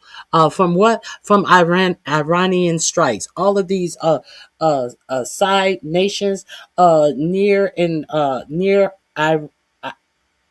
Iran that allow the U.S. to have military bases, 13 are all but uninhabitable from the strikes that Iran is striking them with. And they are about to put boots on the ground over there when they can't even put boots in their military bases over there. Let this sink in. With the ones in Kuwait, which is next door to Iran, suffering perhaps the most damage. 6 U.S. service members were killed in a strike on Port Shapa that destroyed an Army technical operations center. Iranian drones and missiles also targeted Al-Salam Air Base, damaging aircraft structures and injuring personnel, and Camp Buharag or whatever. What is this? Buharing, damaging maintenance and fuel facilities. So, but they're finna send bodies over there to fight with their bodies. This has further heightened the anxiety of foreigners living in the UAE as they continue to find the first opportunity to flee from this region. The Kuwaiti kingdom also claimed that one of its service buildings in a power and water desalination plant was damaged. The developments came on the day representatives from 4 different countries, namely Saudi Arabia, Turkey, Egypt, and Pakistan, gathered in Islam. Where do you see anyone from Iran there? Where do you see anyone from the United States there? But your president is telling you that they are in negotiations. No, they are giving word to Pakistan, reportedly. Can you tell Iran this? Can you give this message to Iran? Islamabad to find a way forward to end this war. It's still not clear whether these countries have any power to persuade the mad dog called Donald Trump or his terrorist Israeli master Benjamin Netanyahu to end their illegal military aggression against a sovereign Iran. Also, do these countries have capabilities to persuade Iran to give up its demands that it put forward recently? Iran's key demands include reparations for the illegal invasion of its country, the permanent control of the Strait of Hormuz, and the permanent removal of American military bases from the Gulf region. Iran has said that they want their sovereignty over the Strait of Hormuz recognized. Now, this has almost become normalized, at least the fact that they're making this demand over the last few days. But really, this is quite extraordinary. We're talking about an international waterway, does not belong to Iran. There's Iran on one side of it, Oman on the other, and in the middle is international waters. Anybody's allowed to pass through there normally, theoretically, right? But Iran is insisting that, no, this needs to be ours. Well, from their viewpoint, nothing about this war is according to international law. The whole thing is, turning the international law upside down. Now you want to talk about international law. Now it's convenient to talk about international law. But see, if international law had been followed in the first place, Iran wouldn't be in control of over the Strait of Hormuz. The Strait of Hormuz wouldn't be a condition for ending the war, because the Strait of Hormuz being held by Iran wasn't a reason to come into the war. Why? Because the Strait of Hormuz didn't start being held until this illegal war started. So how can the Strait of Hormuz being freed be a condition of ending the war? How could that be a condition? The strait wasn't held when you started the war, so why is that a condition to end the war? The fuck out of here. Is that your condition to end the war? Well, what was your condition of starting it? Get the fuck out of here. It's a bunch of bullshit. A bunch of bullshit that doesn't make any sense, that people are breaking their necks to try to make sense of the nonsensical. Let alone how Israel is engaged in Gaza, call it a genocide or however you look at it. So international law at this point doesn't mean anything. The other one trivial point I want to mention is that when the tankers pass, they actually veer into the Iranian side of these waters. That's one thing they're playing on. They're trying to look at other international examples to see how they can maybe bend the situation, to see what kind of collection. But that doesn't change the fact that in the middle are international waters, and that those Absolutely. are supposed to be open to any ships passing, right? Absolutely. So there's a little bit of this war situation, how much they can benefit while the war continues, how they can bend this, maybe do a regional framework with Oman, potentially bring in the U.S. or other international actors. I mean, we don't know. This is still like wartime discussions, but it's something that the Iranians realize, wow, we have this golden card. We've played it pretty well. We have a chokehold on global energy. The energy crisis is unprecedented since the past many decades. And so they want to have a long-term use for this and not give it up very easy. By the way, Iranian Foreign Minister Sayyid Abbas Araghchi has just confirmed what I reported several days ago. Iran never engaged itself in any diplomatic talks with the US since the 28th of February. در طول تقریبا یک ماه گذشته، هم 26 روز گذشته. Hold on.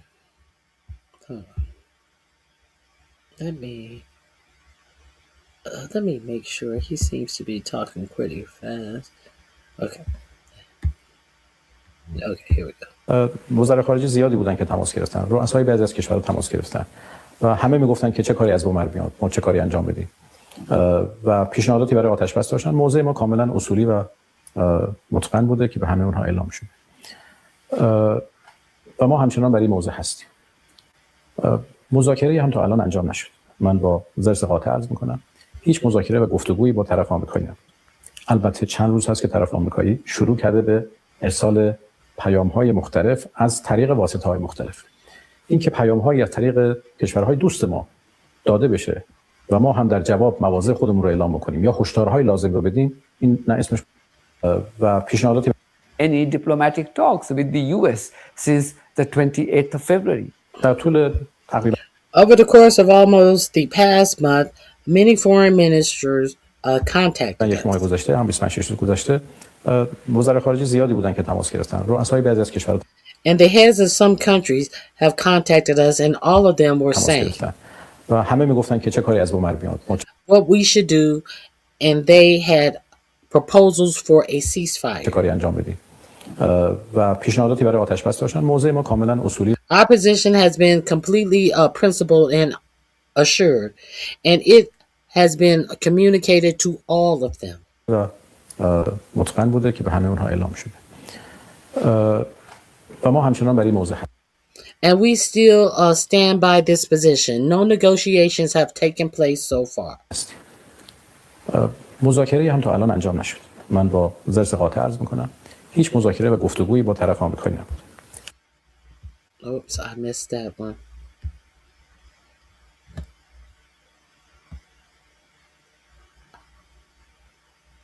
I state firmly that there have been no negotiations or talk with the American side. البته چند روز هست که طرف آمریکایی Although for a few days now, the American side has begun sending various messages شروع کرده به ارسال پیام‌های مختلف از طریق واسطه‌های مختلف. through various intermediaries. این که پیام‌هایی از طریق The fact that The fact that messages are conveyed to us through friendly countries. برای دوست ما داده بشه و ما هم در جواب مواضع And in response, we state our positions or issues the necessary warnings. خودمون رو اعلام بکنیم یا هشدارهای لازم رو بدیم. این نه اسمش مذاکره است، نه اسمش It is گفتگو، نه not هیچ تبادل پیام هست negotiation به واسطه talks. It is not negotiation talk or anything. It's just an exchange of messages. اسمش مذاکره است، نه اسمش گفتگو، نه هیچ تبادل پیام هست به واسطه through friendly intermediaries and the exchange of messages, we have reiterated our principal positions. و ما در این تبادل پیام ها مواضع اصول خودمون رو تکرار کردیم و بعضی جاها هم هشدار دادیم. And in some instances, we have also issued warnings regarding attacks and other infrastructure. We have issued strong warnings. در بحث حمله به زیرساخت‌ها هشدارهای قوی ما دادیم. اینکه به اصطلاح In fact, the fact that they were forced to back down from this 48-hour deadline. Remember the deadline that they gave them, that they were going to start. Your president said that he was going to start attacking their oil infrastructure in 48 hours, and then he switched it. Oh well, since we've been negotiating and the negotiating is going good. Well, who are you negotiating with? Someone high up in the Iranian. Yeah, don't bother me, Piggy. Shut up, Piggy. Since we've been negotiating so good, we're gonna kick it back 5 days, and now it's been kicked back another 10 days. So the fact that they were forced to back down from this 48-hour deadline, he talking shit. He talking shit. The fact that he was forced مهلت مثلا 48 ساعته رو مجبور شدن که خودشون کوتاه بیان، حالا یه مهلت بزرگ and instead issue a longer term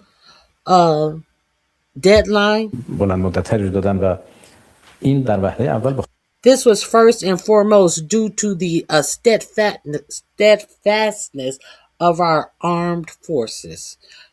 He talking shit. خاطر صلابت نیروهای مسلح ما بود. موضع محکمی که نیروهای It was the firm stance taken by the armed forces and the warnings that were issued through media and diplomatic channels. He said, I ain't talked to the motherfucker. I just said what I said, and I stood in what I said. That's it, and that's all. And then all of a sudden, America blanked under the great peak keg breath and the man who is in charge of all of our military, President Donald J. Trump. Iran didn't blink. America blinked. So all of this retelling of what you're actually seeing happening, why don't you think they have the media embedded with the military? You've never seen a war like this. مسلح گرفتن و هشدارهایی که از طرق رسانه‌ای و طرق دیپلماتیک در حال حاضر. I'm sorry, I forgot. I was thinking about something else. I forgot. Okay. تغییر دادن و این در وهله اول به خاطر صلابت نیروهای مسلح ما بود. موضع محکمی که نیروهای مسلح گرفتن. It was the firm stance taken by the armed forces and the warnings that were issued through media and diplomatic channels. از طرق رسانه‌ای و طرق دیپلماتیک در حال حاضر. At present, our policy is to continue resistance and to continue our nation's defense. سیاست ما ادامه مقاومت هست، ادامه دفاع از کشور هست. بنای مذاکره. We have no intention of negotiating. Up to now, no negotiations have taken place. Up to now, no negotiations have taken place. This is what this man is saying. You hear what 45, 47 is saying, but he can't tell you who he's negotiating with. He actually had this White House meeting where Steve Witkoff sat there and said, well, the negotiations are going, and it is absolute that the Iranians said that they will not ever negotiate with Witkoff and Jared again. But who did you have up in the White House meeting with that Donald Trump couldn't stay awake for, talking about how good the negotiations were going? Are you being lied to? Do you just like being lied to? نداریم تا الان هیچ مذاکره هم صورت نگرفت و به نظرم که موضوع ما کاملا And our position is completely principled and clear. اصولی و روشن. Earlier today, an attack by the Americans and Israeli terrorists led to the damage of a power station in Tehran, causing momentary darkness in parts of the Iranian capital. However, the situation was soon brought under control. But this didn't deter the residents who came out in the open to chant Allahu Akbar or God is the greatest slogans. Because of what's going on in the Middle East. But Vance is now talking about 1 to 2 year timeline. We need to neuter them for a very, very long time, and that's the purpose. You're right. Gas prices have certainly gone up because of what's going on in the Middle East, but they're going to come down, right? This is a very, very temporary reaction to what is going to ultimately be a short-term conflict. I think the president... They're talking about it could be upwards of 2 years before these gas prices go back down. Upwards of 2 years. Gas prices in California are already way over $6 a gallon. And they're not done going up. It's been very clear about this, that we're not interested in being in Iran a year down the road, 2 years down the road. Oh, look who's interviewing him. Look who's the interviewer. None other than the ass-licking Benny Johnson. You know, the Benny Johnson that thought that he was doing all those great jokes in a performance at CPAC. This is who has replaced your real media, your trained media. The likes of the uneducated Benny Johnson, the college dropout Benny Johnson, as opposed to a real media professional. These are who this administration are sitting down with, sycophants who will not ask them obvious questions when they are fed a shovel of bullshit in these answers. So now we understand why there's no pushback.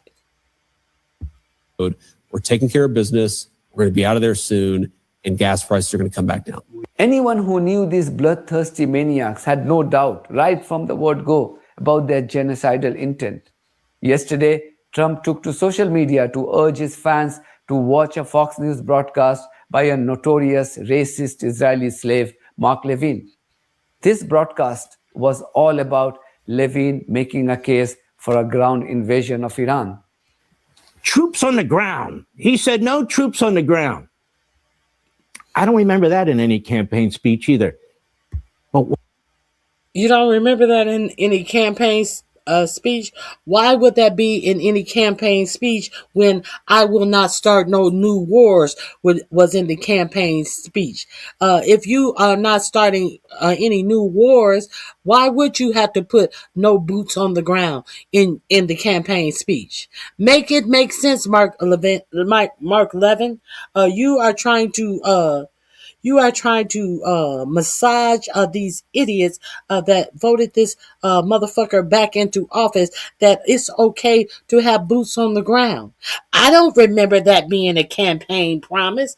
Do you remember no more wars being a campaign promise, though?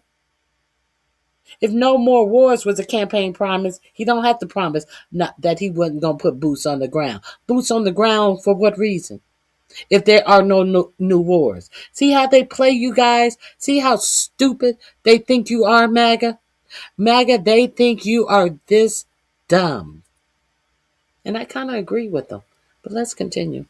why would we need troops on the ground? Well, there's a lot of reasons. And we wouldn't need 300,000 of them. It's this uranium, too. Where did this 300,000 come from? Who said that? Where did this? Well, we won't need 300,000 of them. Where'd that number come from?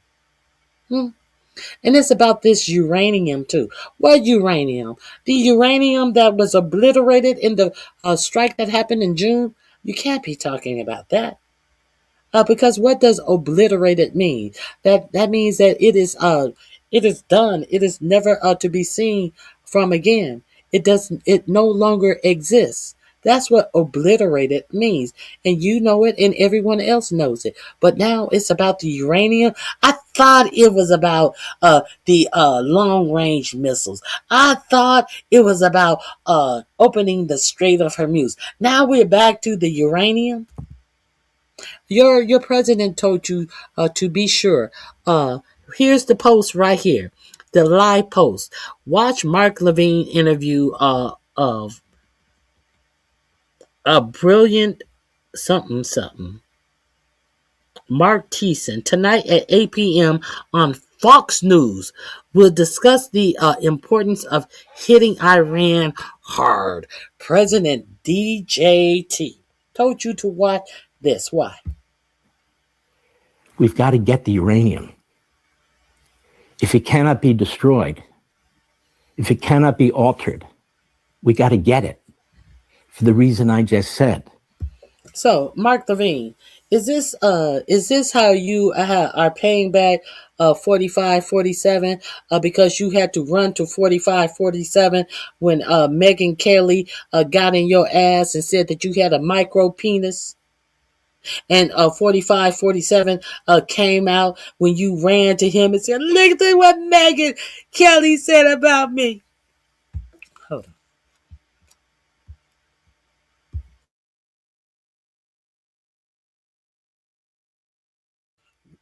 You came out and said, listen at what Megyn Kelly said about me. She said I had a micro penis. So is this what you had to pay back when Trump came out and said, hey, Mark, he's a great guy. And, he's a fantastic guy. It may be a little strife between people, but, they really don't mean what they say.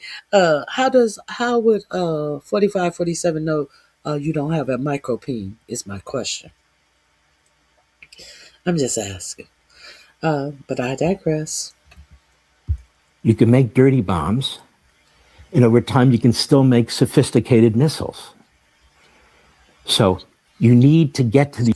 Oh, so we can make dirty bombs. What was that movie with Clooney and who else? Who else was in that movie? Nicole Kidman. When they had that guy who used to teach his daughter piano. It was in one of those Muslim countries. I can't remember what country it was in, but he used to have her play the piano, and they used to practice every day. And then somebody set off a bomb in their country, and then he went on a vendetta, and they stole a warhead from a train. And all of them was there except for one, and Clooney and Nicole Kidman had to find the warhead before the guy set it off, and he wound up in New York City, and he had the warhead in a backpack, and he went to a Catholic church. Y'all remember what was the name of that movie? With Clooney and Nicole Kidman in. Oh my God, I cannot believe I can't remember the name of that movie, because my husband watched that movie anytime he can't find anything good to watch on TV. Y'all know the movie I'm talking about. So this is the setup. Is that what we're saying? So we should look for any guy who looks like Clooney walking around train stations, and we should be aware, have heightened awareness around train stations, and people who have backpacks who look like a thinner Liam Neeson. Is this the plot? Is this the plot twist that we're talking about, Mark Levine? And Mark Levine, you are a alleged news reporter for Fox News. How would you know any of this? Why would we take? I don't remember any of these facts being presented by Pete Kegbreath or 4547. So why are we to take what you are saying as if it is fact? I haven't seen that weak chin Raising Cane. I haven't heard him present that presentation anywhere. Who the fuck are you? Who are you? Are you serious? If you don't get the entire heck out of my face with this dumb shit. Uranium. That's why I'm reading in the paper, we're talking about the 82nd Airborne, we're talking about these various special forces and the various military services and so forth. He's not talking about sending regular army and infantry in by the hundreds of thousands. The men he's talking about, the units he's talking about, they are specialized. And you know what else? I remember from my days in the Reagan administration.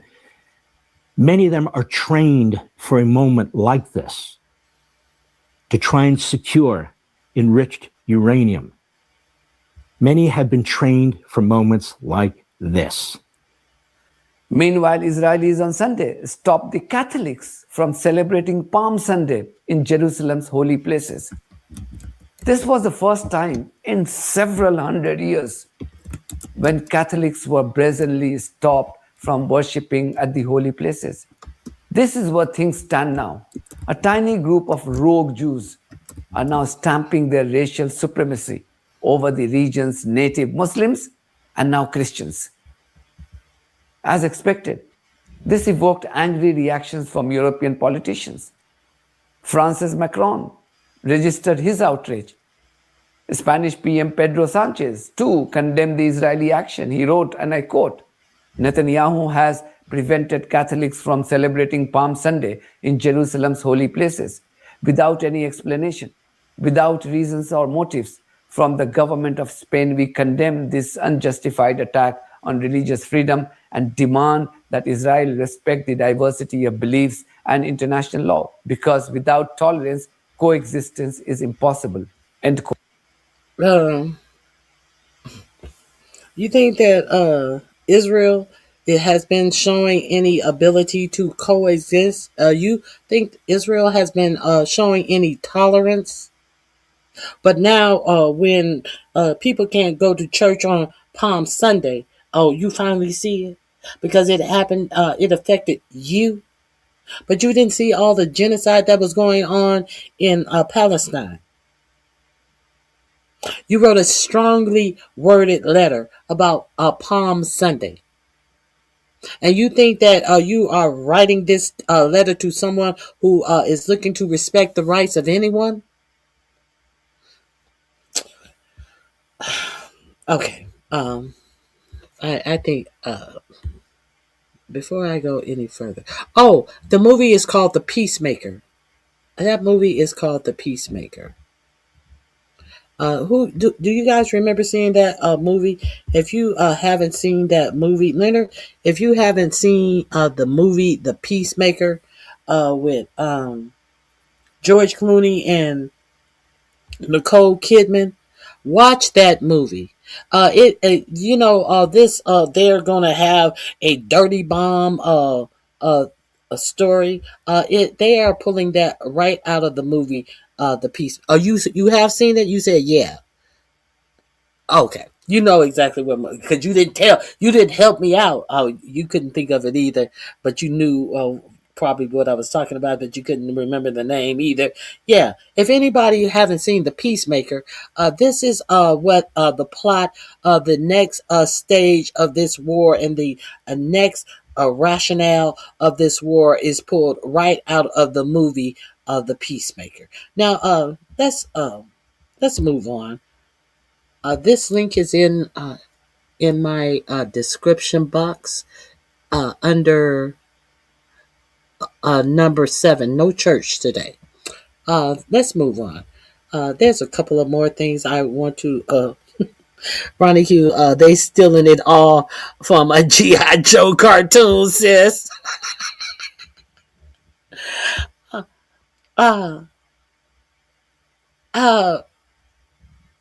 Listen, Leonard, were you there when I played that new rap song Lego meme that Iran released? Did you were you here for that?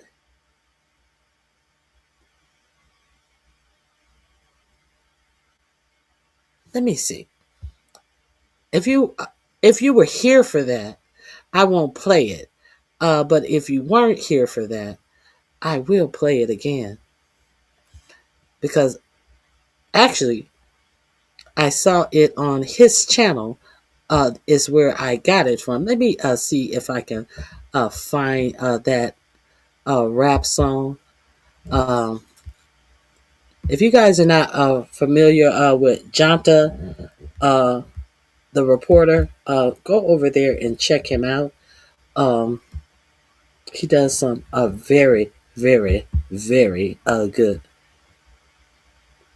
I think this is it right here.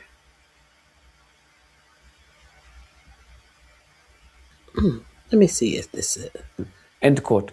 And when the rogue settler colony was rightly facing global Nope, that's the one I condemnation, just. you know who came to its rescue and desperate defense? Nope, that's the Two one rogue.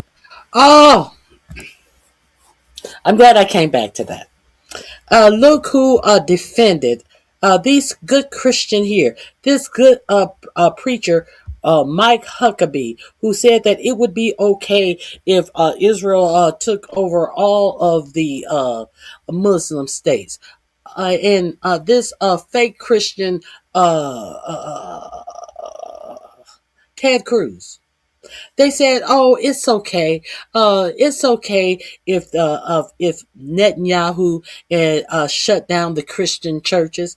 That's who said it. That's who You know who okayed came it. to its rescue and desperate defense? Two rogue American. Quote. And when the rogue settler colony was rightly facing global condemnation, you know who came to its rescue and desperate defense? Two rogue Americans who call themselves Christians, Ted Cruz and Mike Huckabee. These are the pathetic scumbags who claim to represent America's Christian population. When would America's Christians say enough is enough and teach these Christians So what did who claim he to say? represent? And Ambassador Huckabee is correct. This was a mistake by the Israeli police. The security concerns are real, but they should not have prevented the patriarch from entering the Church of the Holy Spectre to conduct the Palm Sunday blessing. I trust this mistake will be corrected quickly. How can you correct a mistake where the church was closed and no one was allowed to worship on Palm Sunday? Quickly is next year. How quickly is 365 days from now? You hope that it should not have been closed. Well, you know it was closed. So how is it going to be quickly corrected? I'm curious. I'm just really curious how this was that what Ted Cruz and Ambassador Mike Huckabee said. Okay. Represent America's Christian population. When would America's Christians say enough is enough and teach the Zionists and their sellout poodles in the Congress and Senate a lesson? I will leave you with this powerful video from Iran. Just see the peak of humanity and sheer bravery combined in one video. These people are facing indiscriminate bombings by the Americans and Israeli terrorists. They have lost their loved ones also and had their properties destroyed. Okay, I left this link in my video. Let me see what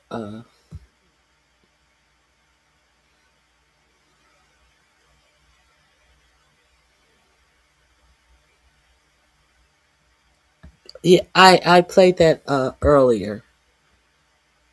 You missed that? Let me find it. I played that one earlier. The one with the I think Leonard was here. You was here for the one with the Statue of Liberty, right, Leonard? I think you were here. Let me find that one right quick.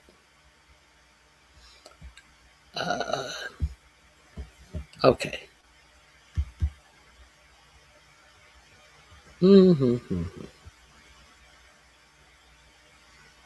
I'm gonna have to find it in my own videos. One second. Because he does so many videos, and I did share it in one of my own videos. So let me go to my videos and find that. I mean, the song was really a bop. I must admit, the song was a bop.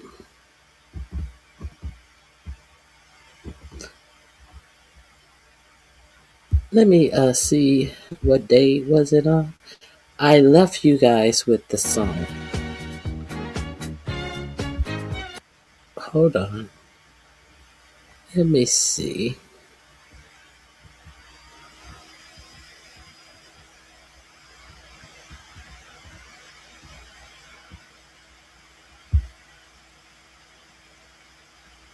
Nope, it wasn't this day.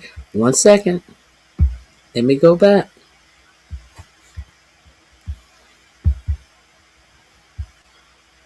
Maybe it was this day. War crime that he wants to chuckle at and retell this. Oh, she's talking shit. Is it this day? Yes, it's this day. Leonard, you were in here. You were in here, Leonard, when I played this. Do you just want me to play it again? I think you're just trying to get me to play it again.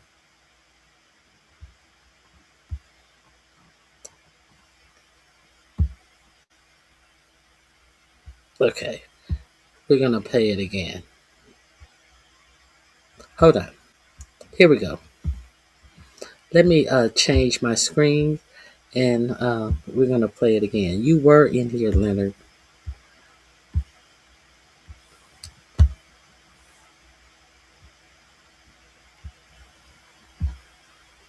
Okay, here we go. We're going to make our screen larger, and we're going to find the video. Here's the video.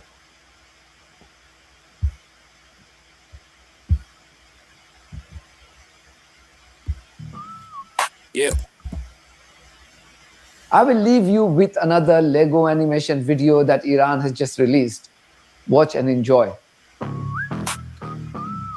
Yeah. You crossed the ocean just to find your granted. Sacrificed your own boys for a lie. Listen.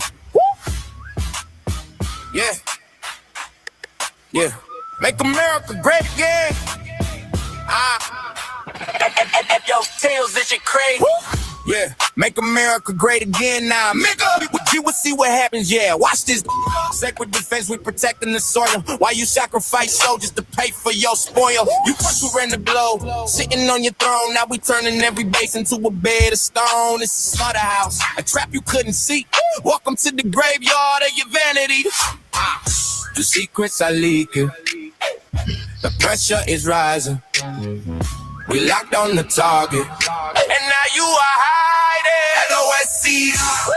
Yeah, we spelling at your name. Send them to the slaughter, you the only one to blame. Bleeding for a puppet while you shaking in your sweet. LOSC. Taste the ass of defeat. LOSC. Yeah, we spelling at your name. Send them to the slaughter, you the only one to blame. Bleeding for a puppet while you shaking in your sweet. LOSC. Taste the ass of defeat. Swag's fighting in your suit, hiding Epstein's ghost. You sent your boys to die on the bloody coast. Not a revenge for the leader's blood is purely mine. Every drop of his blood is a missile on the line. You thought you took him out.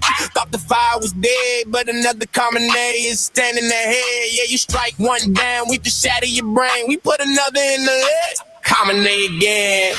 The secrets are leaking. The pressure is rising.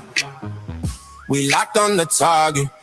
And now you are hiding. LOSC. Yeah, we spelling out your name. Send them to the slaughter, you the only one to blame. Bleeding for a puppet while you shaking in your sweet. LOSC. Taste the ash. LOSC. Yeah, we spelling out your name. Send them to the slaughter, you the only one to blame. Bleeding for a puppet while you shaking in your sweet. LOSC. Taste the ash of defeat. Sacred defense of the homeland. Sacred defense, sacred defense of the homeland.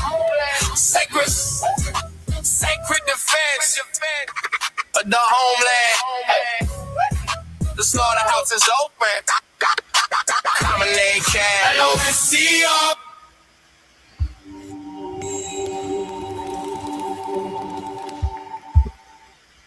Okay, let's be real clear. You will drown in our blood. You made a grave mistake by choosing to attack us. Among all U.S. presidents, you stand out for making one of the most reckless and misguided decisions. You underestimated the strength, resilience, and unity of our people. History will judge this choice, and it will not be in your favor. No thanks for your attention to this matter. The people of Iran. Now, let's be clear. I don't want any harm to happen on American soil. I don't want any harm to happen to American soldiers because of this farce of a war, or whatever they choose to call it, depending on whatever day they decide to say that we are not in war. Whatever they call this, I don't want any of our service members to lose their life, any more of our service members to lose their life over this. So let's be real clear. I am not cheering on the defeat of our nation. I'm just giving you the information that has been put out here. If you want the link to this video, this link to the video is also in my description box. It's under link number 7 that says "No Church Today." Go over there and check out that page as well. He has a lot of informative videos, a lot of things that you will not see that happens. A lot of the strikes that have gone on that you will not see in our news media. So here's the link to this, what I just played for you. Here you go.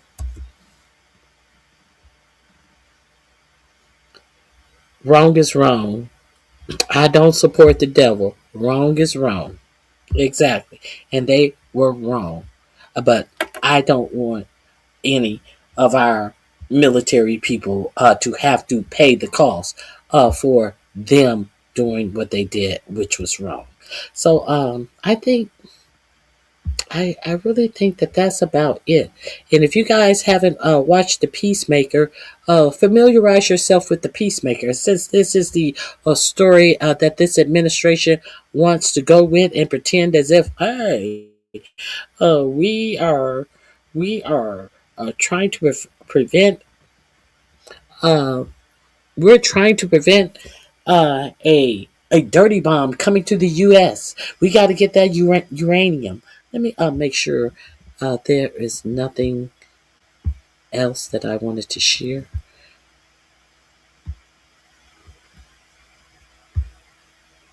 Oh. Who haven't seen this? I reported on the paramedics cars who got blown up in England. So it was a Jewish area, and somebody for some they don't know who or how these paramedic vehicles got blown up, and they were used by Jewish paramedics. So when Al Jazeera media company came out to do the story, this is what happened. And there's a follow up. I want you to guess who the main thug is and who he represents.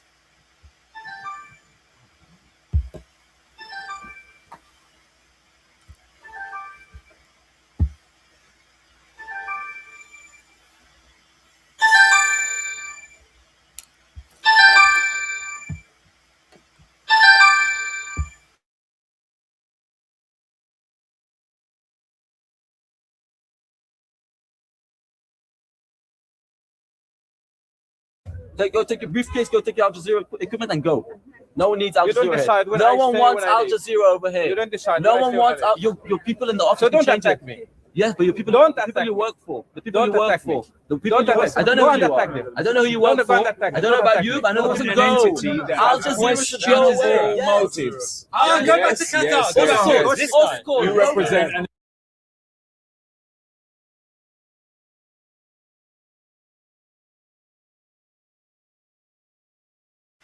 Now, you see the guy in the gray sweatshirt, he comes in.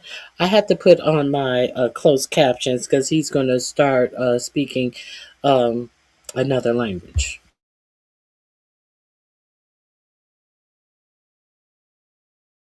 entity that has questionable motives, and by association. امشي من هون يا حمار. امشي من هون. Or you will be moved. No. Don't be violent. امشي من هون يا حمار. I'm calm. لا امشي من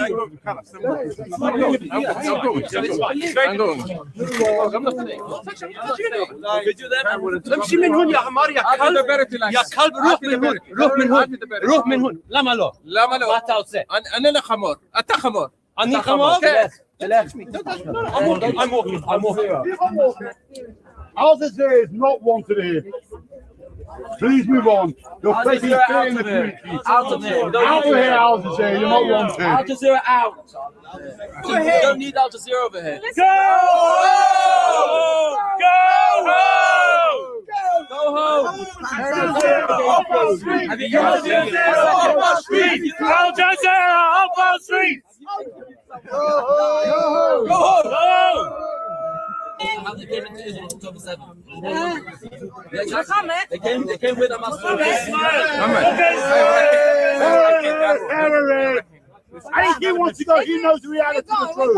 Time to move on. So are we committing an offence by being here? Are they committing an offence by harassing us when we're trying to work? Oh, you want to go? They are. No, they are trying to stop us. They're reporting the news. Okay. We don't want that to report. Okay. Then you can raise that. We feel threatened. Don't make these guys job harder. Don't make these guys job harder. At this point here, just want people to move on. If you have an issue, raise it in the appropriate channel. We're doing it here on a day like today.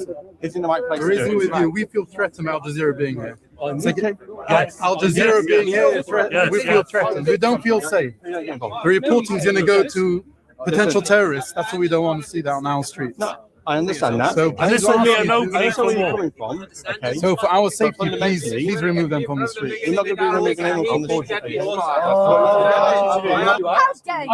How dare you call me an anti-Semite? I can't define my own racism. Don't tell me what's racism against me and what's not. Dare you? Don't tell me what's racism Shame against on me. you. Shame on Al Jazeera. After the arson attack on ambulances owned by a Jewish charity in Golders Green on Monday, a group of people confronted an Al Jazeera journalist. Now you can go. Go take your briefcase, go take your Al Jazeera equipment, and go. No one needs Al You don't Jazeera decide here. when No I one stay, wants when I Al leave. Jazeera over here. You don't decide. Go back to Qatar. Of course. You represent an entity that has questionable motives, and by association. امشي من هون يا حمار. امشي من هون. Or you will be moved. No. Don't be violent. امشي من هون يا حمار. I'm calm. امشي من هون. Okay. The thing that I need to tell you is the guy in the gray, he is a police officer. Now, this police officer has been suspended from his job. Al Jazeera was there just to report on this story.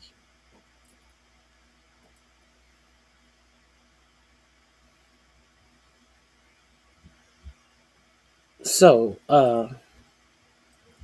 this is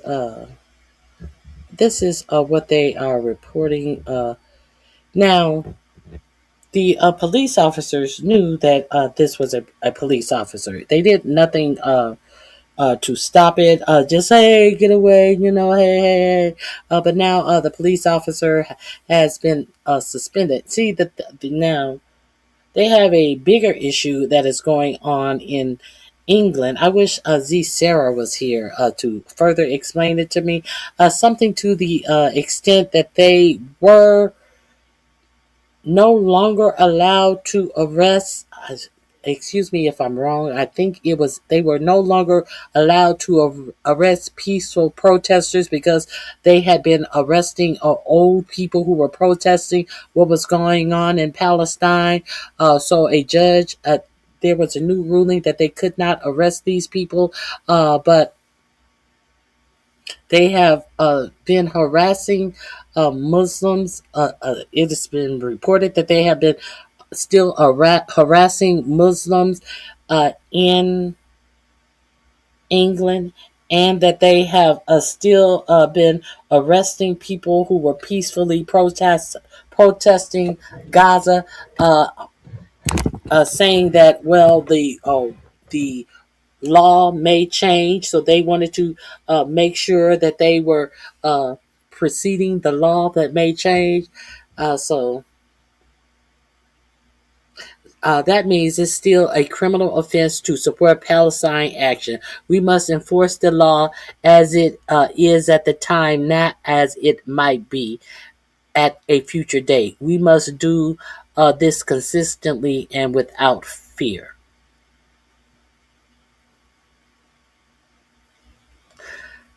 So it's very confusing. Let's see if we can get to it. Let me see. Process. But at the time, the Met said they wouldn't a vegetable stance on Palestine. Yesterday, the force announced to say that Robinson is telling the truth and that Israel would justly finish what it started in Gaza, according to Declassified's report.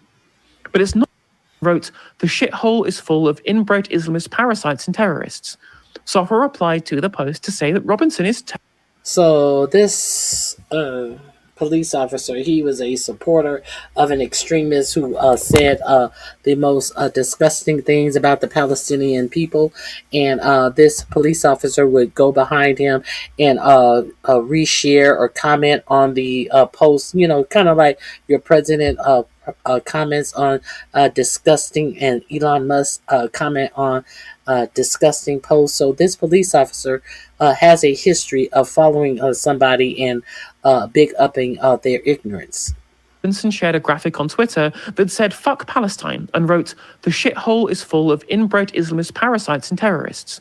Soffer replied to the Post to say that Robinson is telling the truth and that Israel would justly finish what it started in Gaza, according to Declassified's report. But it's not just a few bad apples at the Met with a questionable stance on Palestine. The Met is the Metropolitan Police Officers, when she say the Met. Yesterday, the force announced that it will be continuing to arrest people who express support for Palestine action, even though the High Court has ruled that the ban on the group is unlawful. When making the ruling in February, the court said that the ban would remain in place during the appeals process. But at the time, the Met said they wouldn't make any new arrests. Now, though, they're saying that they've revised their approach from the interim position that they took after the ruling.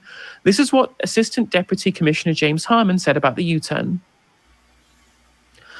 That means it is still a criminal offence to support Palestine action. We must enforce the law as it is at the time, not as it might be at a future date. We must do that consistently and without fear or favour. The campaign group Defend Our Juries, which has organised sustained protests against the ban, was quick to question the logic of this statement, and they said something else. The ban on Palestine action is ruled currently unlawful. Right now, nothing says clear guidance like regularly changing your mind over the unlawful arrests of thousands of peaceful protesters for holding paper signs. The Court of Appeal is set to hear the government's case against the ruling at the end of April, but the Met has said the case could last many months. That means the police force may well have to endure even more damage to its reputation by continuing to arrest elderly people and people with disabilities as they peacefully oppose the ban. Defend Our Juries has already announced a protest in London for next month. And again, Curtis, it just seems... So arresting the protesters has already been proven wrong, and you can't do it. But since it's on appeal, they said they would not do it while it was on appeal. But now all of a sudden, while it's on appeal, they're going to continue to arrest the protesters. When it has been ruled that they cannot arrest the protesters. So, but they're saying, hey, the ruling may be overturned, so we're going to continue to arrest the protesters. That's the cockamamie story of it all. So all of this all of this hate and this white supremacy is not going on just here. It's going on all across the world. When there are more Muslim people than there are Christian people here. And we see that the people who profess to be Christians, in my opinion, on the most part, are anything but godly Christians. Follow anything but the teaching of Christ. So let's be real clear that all of this Christian, cloaking yourself in patriotism and Christianity is nothing but a hoax to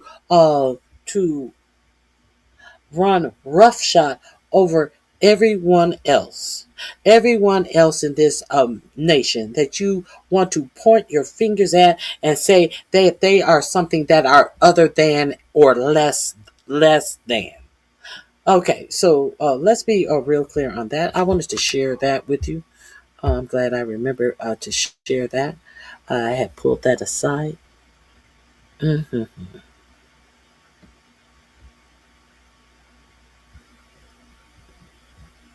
This is him being revealed to After be the arson attack on ambulances owned by a arson attack on ambulances owned by a Jewish charity in Golders Green on Monday, a group of people confronted an Al Jazeera journalist. Now you can go. Go take your brief. That's him being from the nation's capital. This is the national outed as a cop. Now, I almost forgot about this TSA. Why did your president say that he's going to sign an executive order to pay TSA, and TSA should be paid by miraculously today? So if your president could have at all times signed an executive order to pay TSA, why did TSA go two full paychecks without being paid?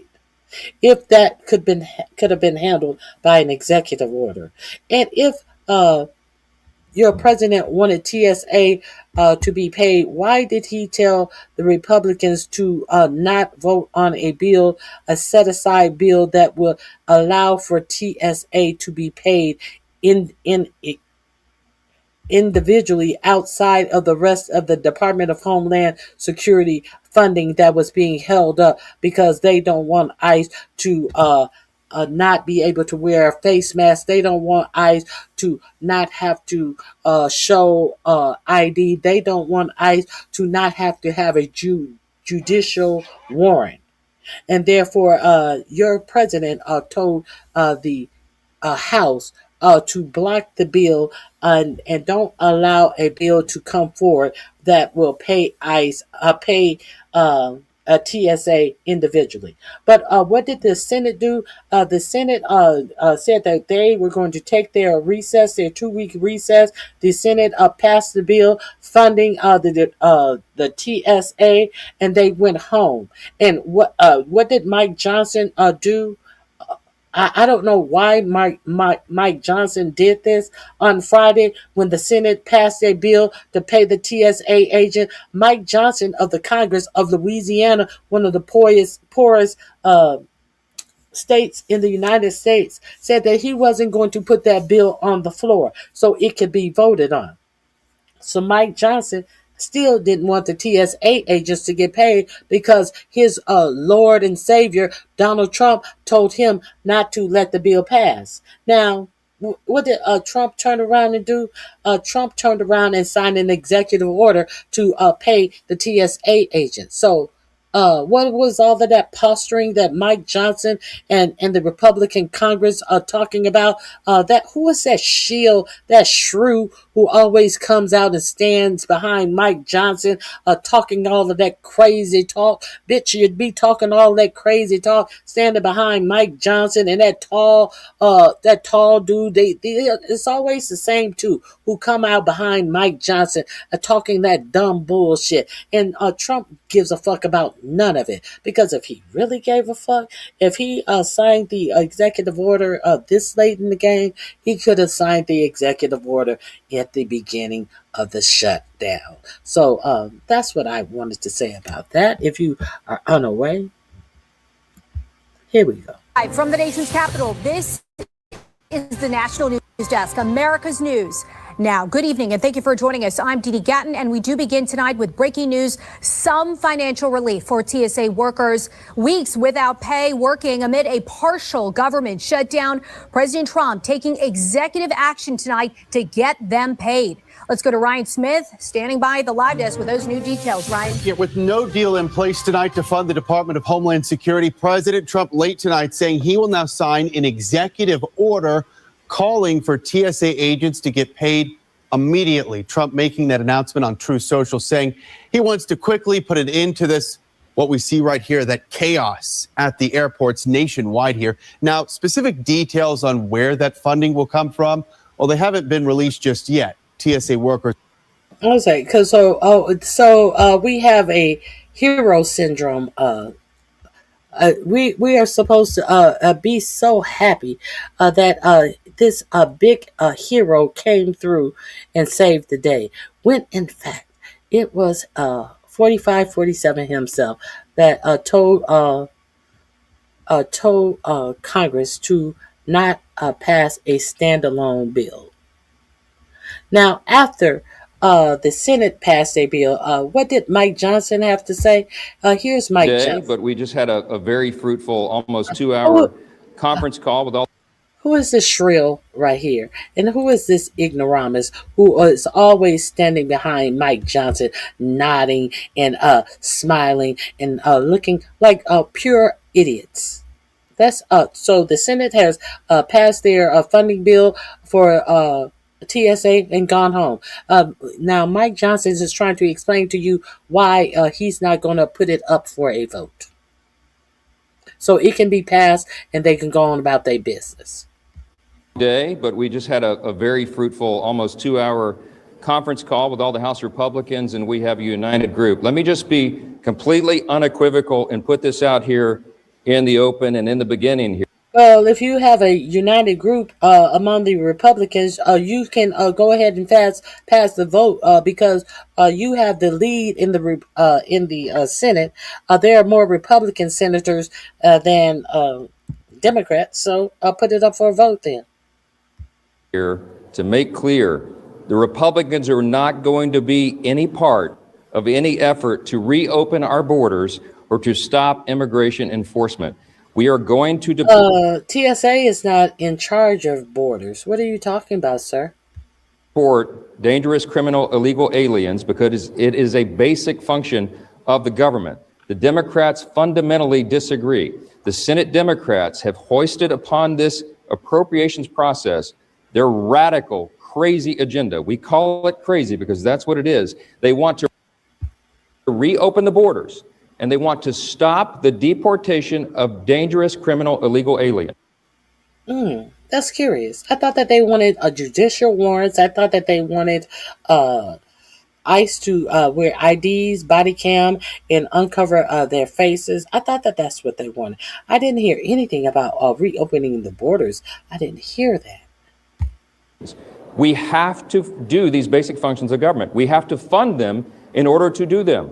In the last several days, we have recent examples. Well, I don't hear anything about the funding of the TSA agents, which you can most definitely do. And what are you talking about? We have to fund them. ICE is already funded. ICE was funded in the budget bill. What are you talking about? He's pretending like the Democrats are preventing ICE to be funded.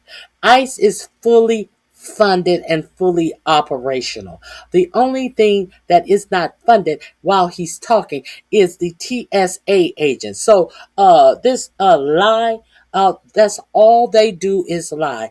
Every time they open their mouths, they are lying.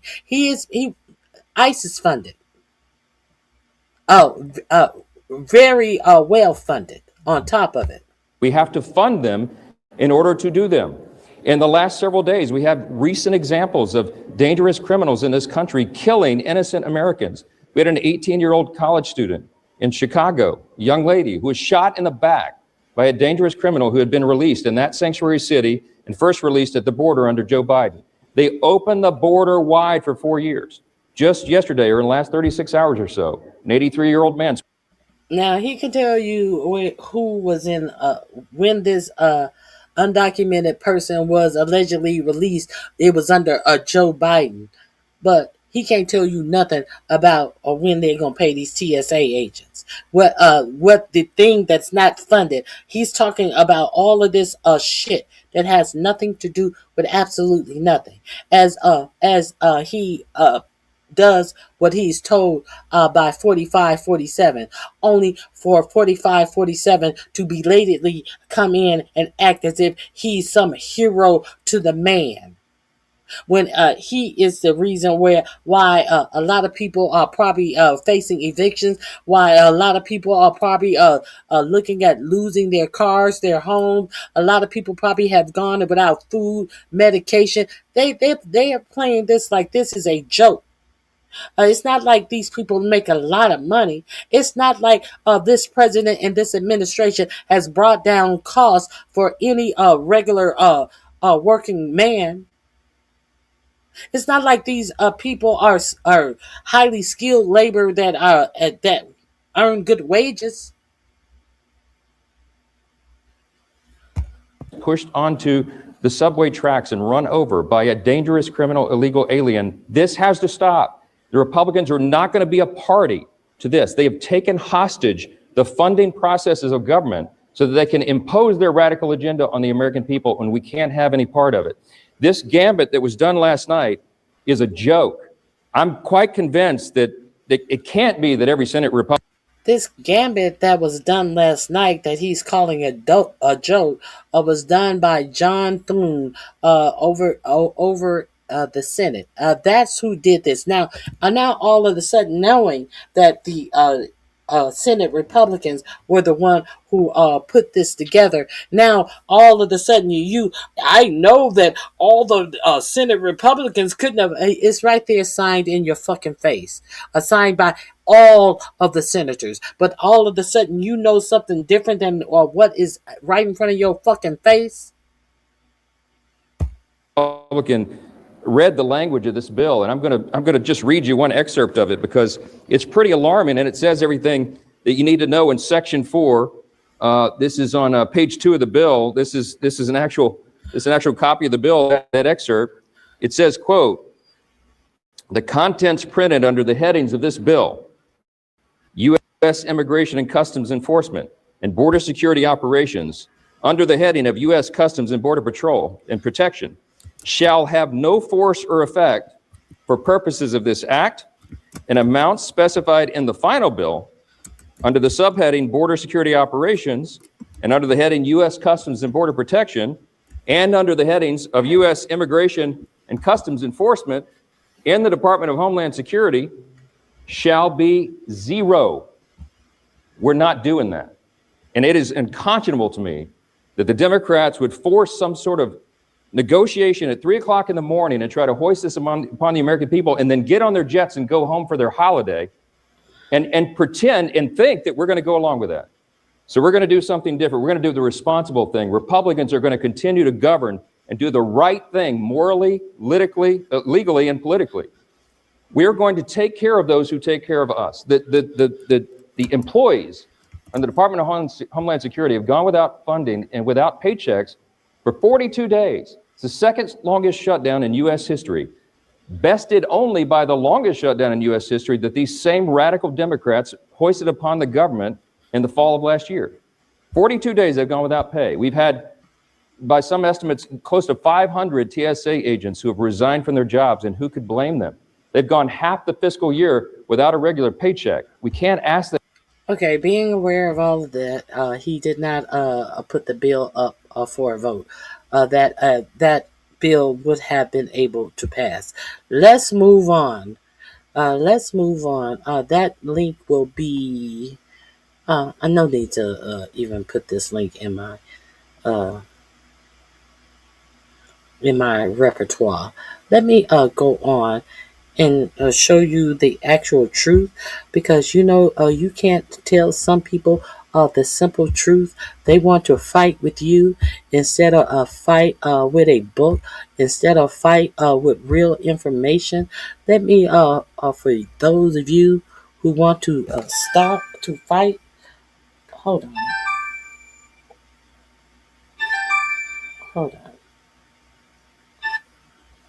Let me share this with you.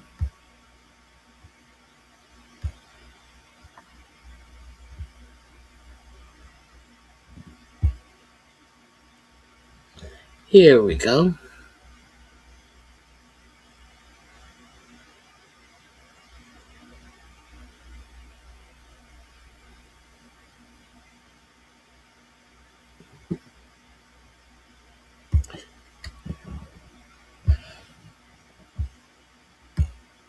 Senator Cruz and I came up with a plan. We said, look, it's a two-step process. The Democrats have offered to open up everything but ICE. Ted and I said, okay, let's accept their offer. And then at the same time, we would offer a bill for reconciliation where we don't need any Democratic votes to do whatever we wanted to do with ICE. And that way we're out of the shutdown and DHS is back open. We submitted that, Senator Cthulhu submitted that to President Trump, as is his right. He said no deals with the Democrats. It would have worked. We could have had TSA paid by the end of the week, but the president said no deal. Senator Cruz and I came up with a plan. We said, look, it's a two-step process. The Democrats have offered to open up everything but ICE. Ted and I said, okay, let's accept their offer. And then at the same time, we would offer a bill for reconciliation where we don't. You can't be the villain and the savior at the same time. I did put both of these links in my description box. These links are in my description box as link number 8, Paid the People. Just in case you want to peruse these links on your own. They are in the description box, okay? I just really can't stand putting much of Mike Johnson in or around any box I have, description or not. I'm sure you guys will understand that. Let me make sure there's nothing else I wanted to share with you on today. Okay. I think that's it. I really think that's it.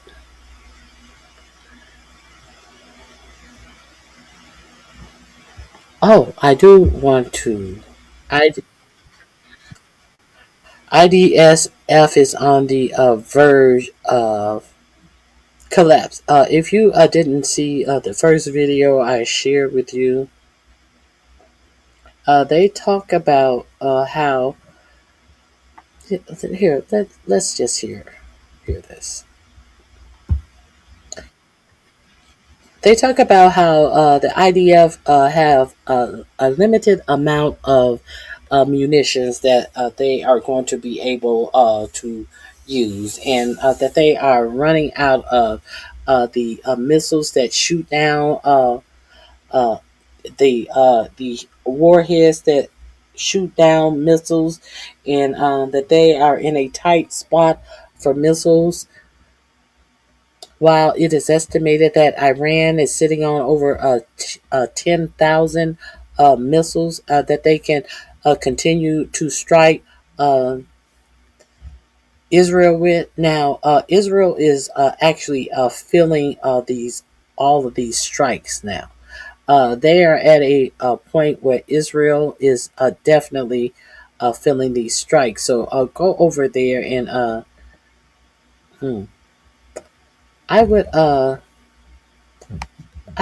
go over here and I would check out, what is the name of his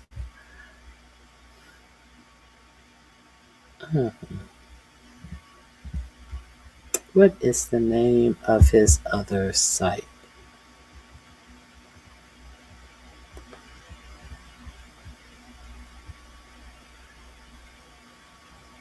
Oh, I can't remember. Let's get into this.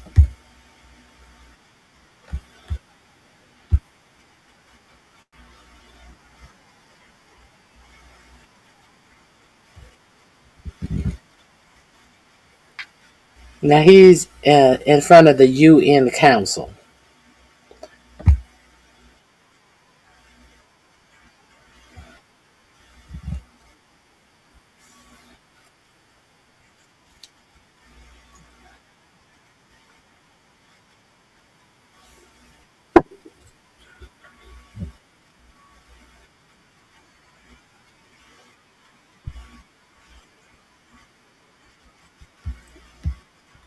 Oh, I thought I was sharing it with you. I apologize.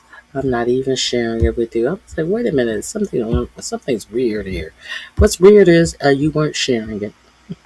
I apologize. Let's get into this.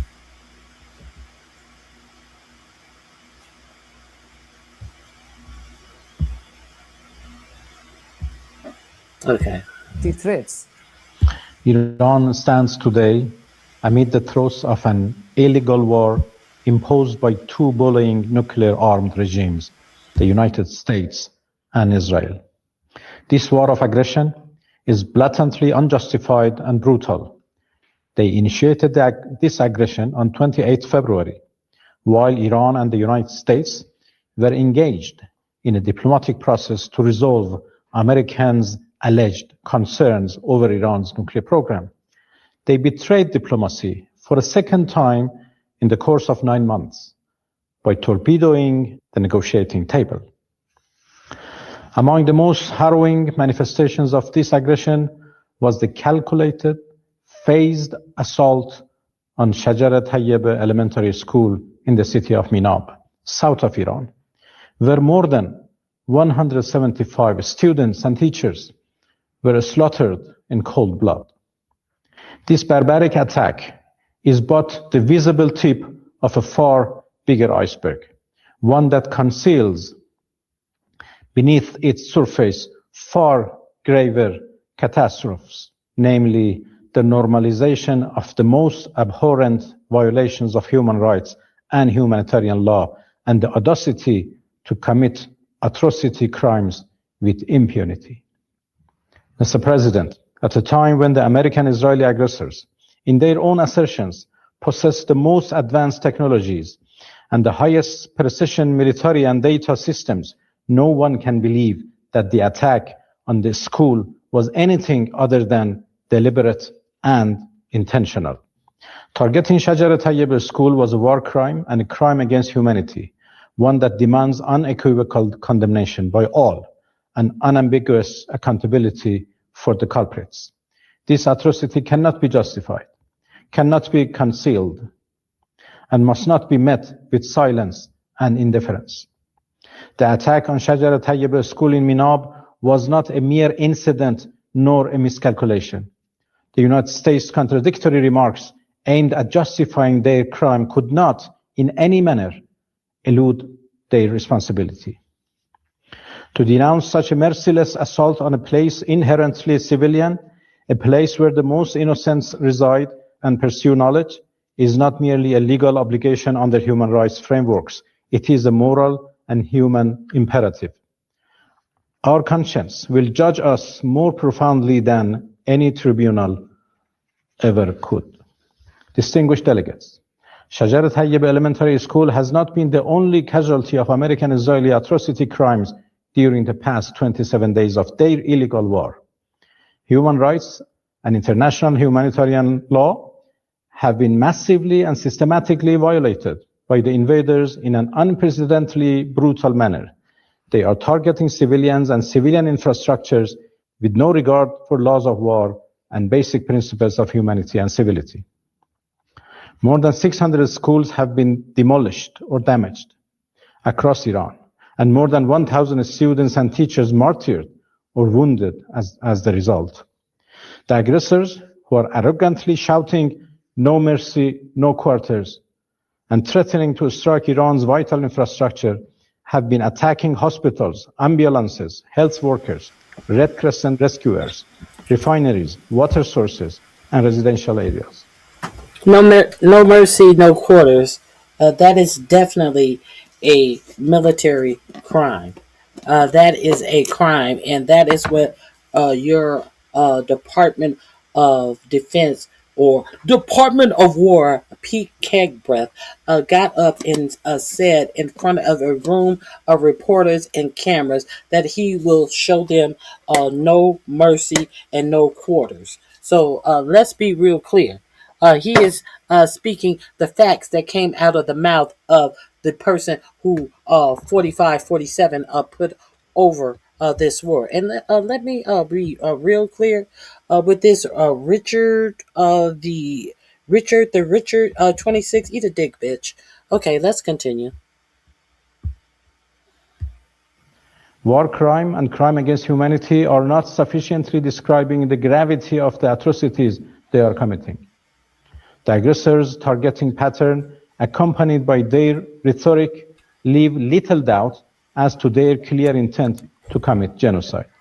Distinguished colleagues, this unjust war of whims by the United States and Israel against the noble nation of Iran is the direct result of silence in the face of earlier manifestations of lawlessness and atrocity in occupied Palestine, Lebanon, and elsewhere.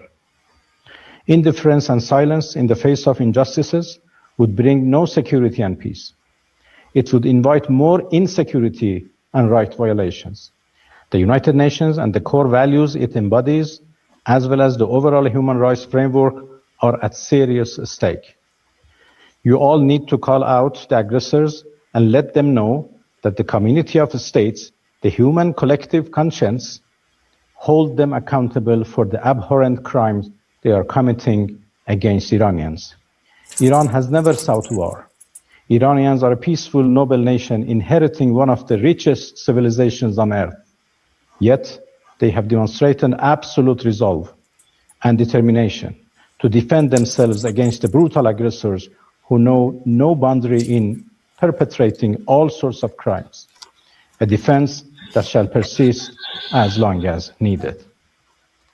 Watch this U.S. Marine veteran share his analysis with Tucker Carlson.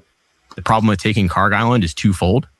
One, that it lies a long way on the other side of the Straits of Hormuz, where we have no ships.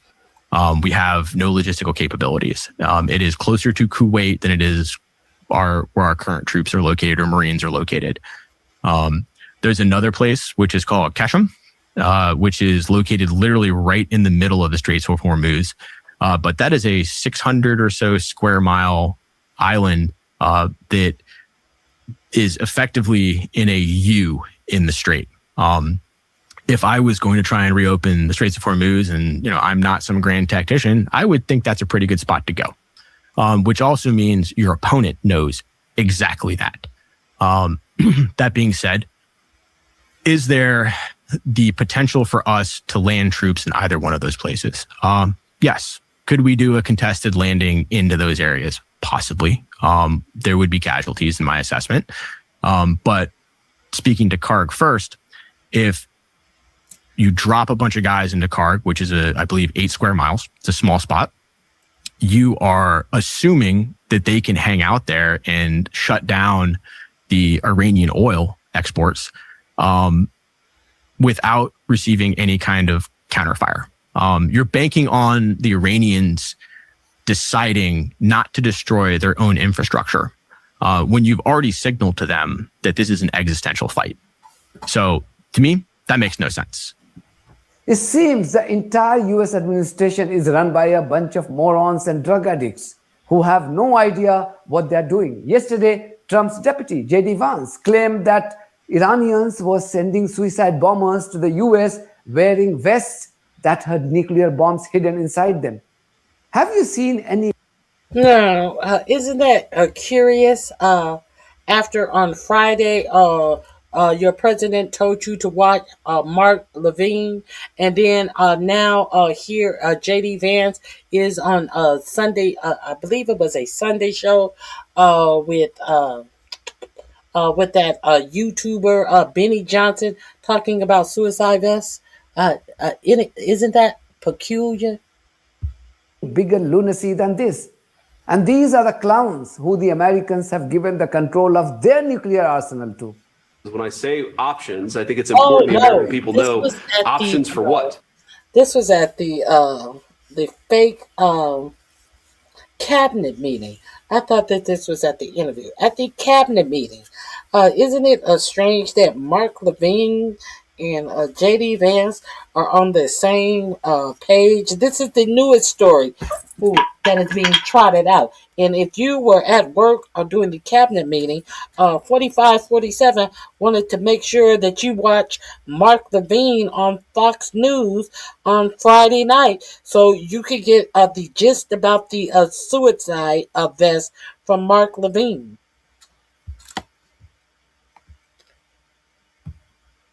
Let's continue. And it's options to ensure that Iran never has a nuclear weapon. You talk about people who walk into a crowded supermarket and have a vest on, and they blow up the vest and a couple of people get killed, and that's a terrible tragedy. What happens when what's on the vest is not something that can kill a couple of people, but can kill many, many tens of thousands of people? That is the most important American national security objective that exists for any administration at any time, is you don't want the worst people in the world to have a nuclear weapon. That's why the president is doing this. That's why the president cares so much about this particular issue. Elsewhere, the Israeli terrorist outfit, the IDF, has made a stunning admission of their defeat against the Iranians. For the first time in history, the Israelis are publicly accepting their weakness and potential defeat against a country. They were so used to bombing and killing helpless Palestinians that they thought they could replicate their barbarity against the Iranians. But they miscalculated the tactfulness of the proud Persian race. You only have to read what the settler colonies leader of opposition, Yair Lapid, wrote on Twitter.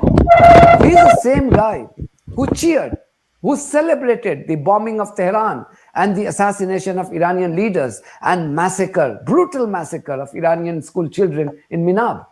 Today, his tone has changed after learning about the warning from the IDF chief, Eyal Zamir. He wrote, and I quote, "On the eve of Passover, I want to warn the citizens of Israel. We are facing another security disaster. For 13 years, I have been a member of Israel's security cabinets and the most sensitive security forums.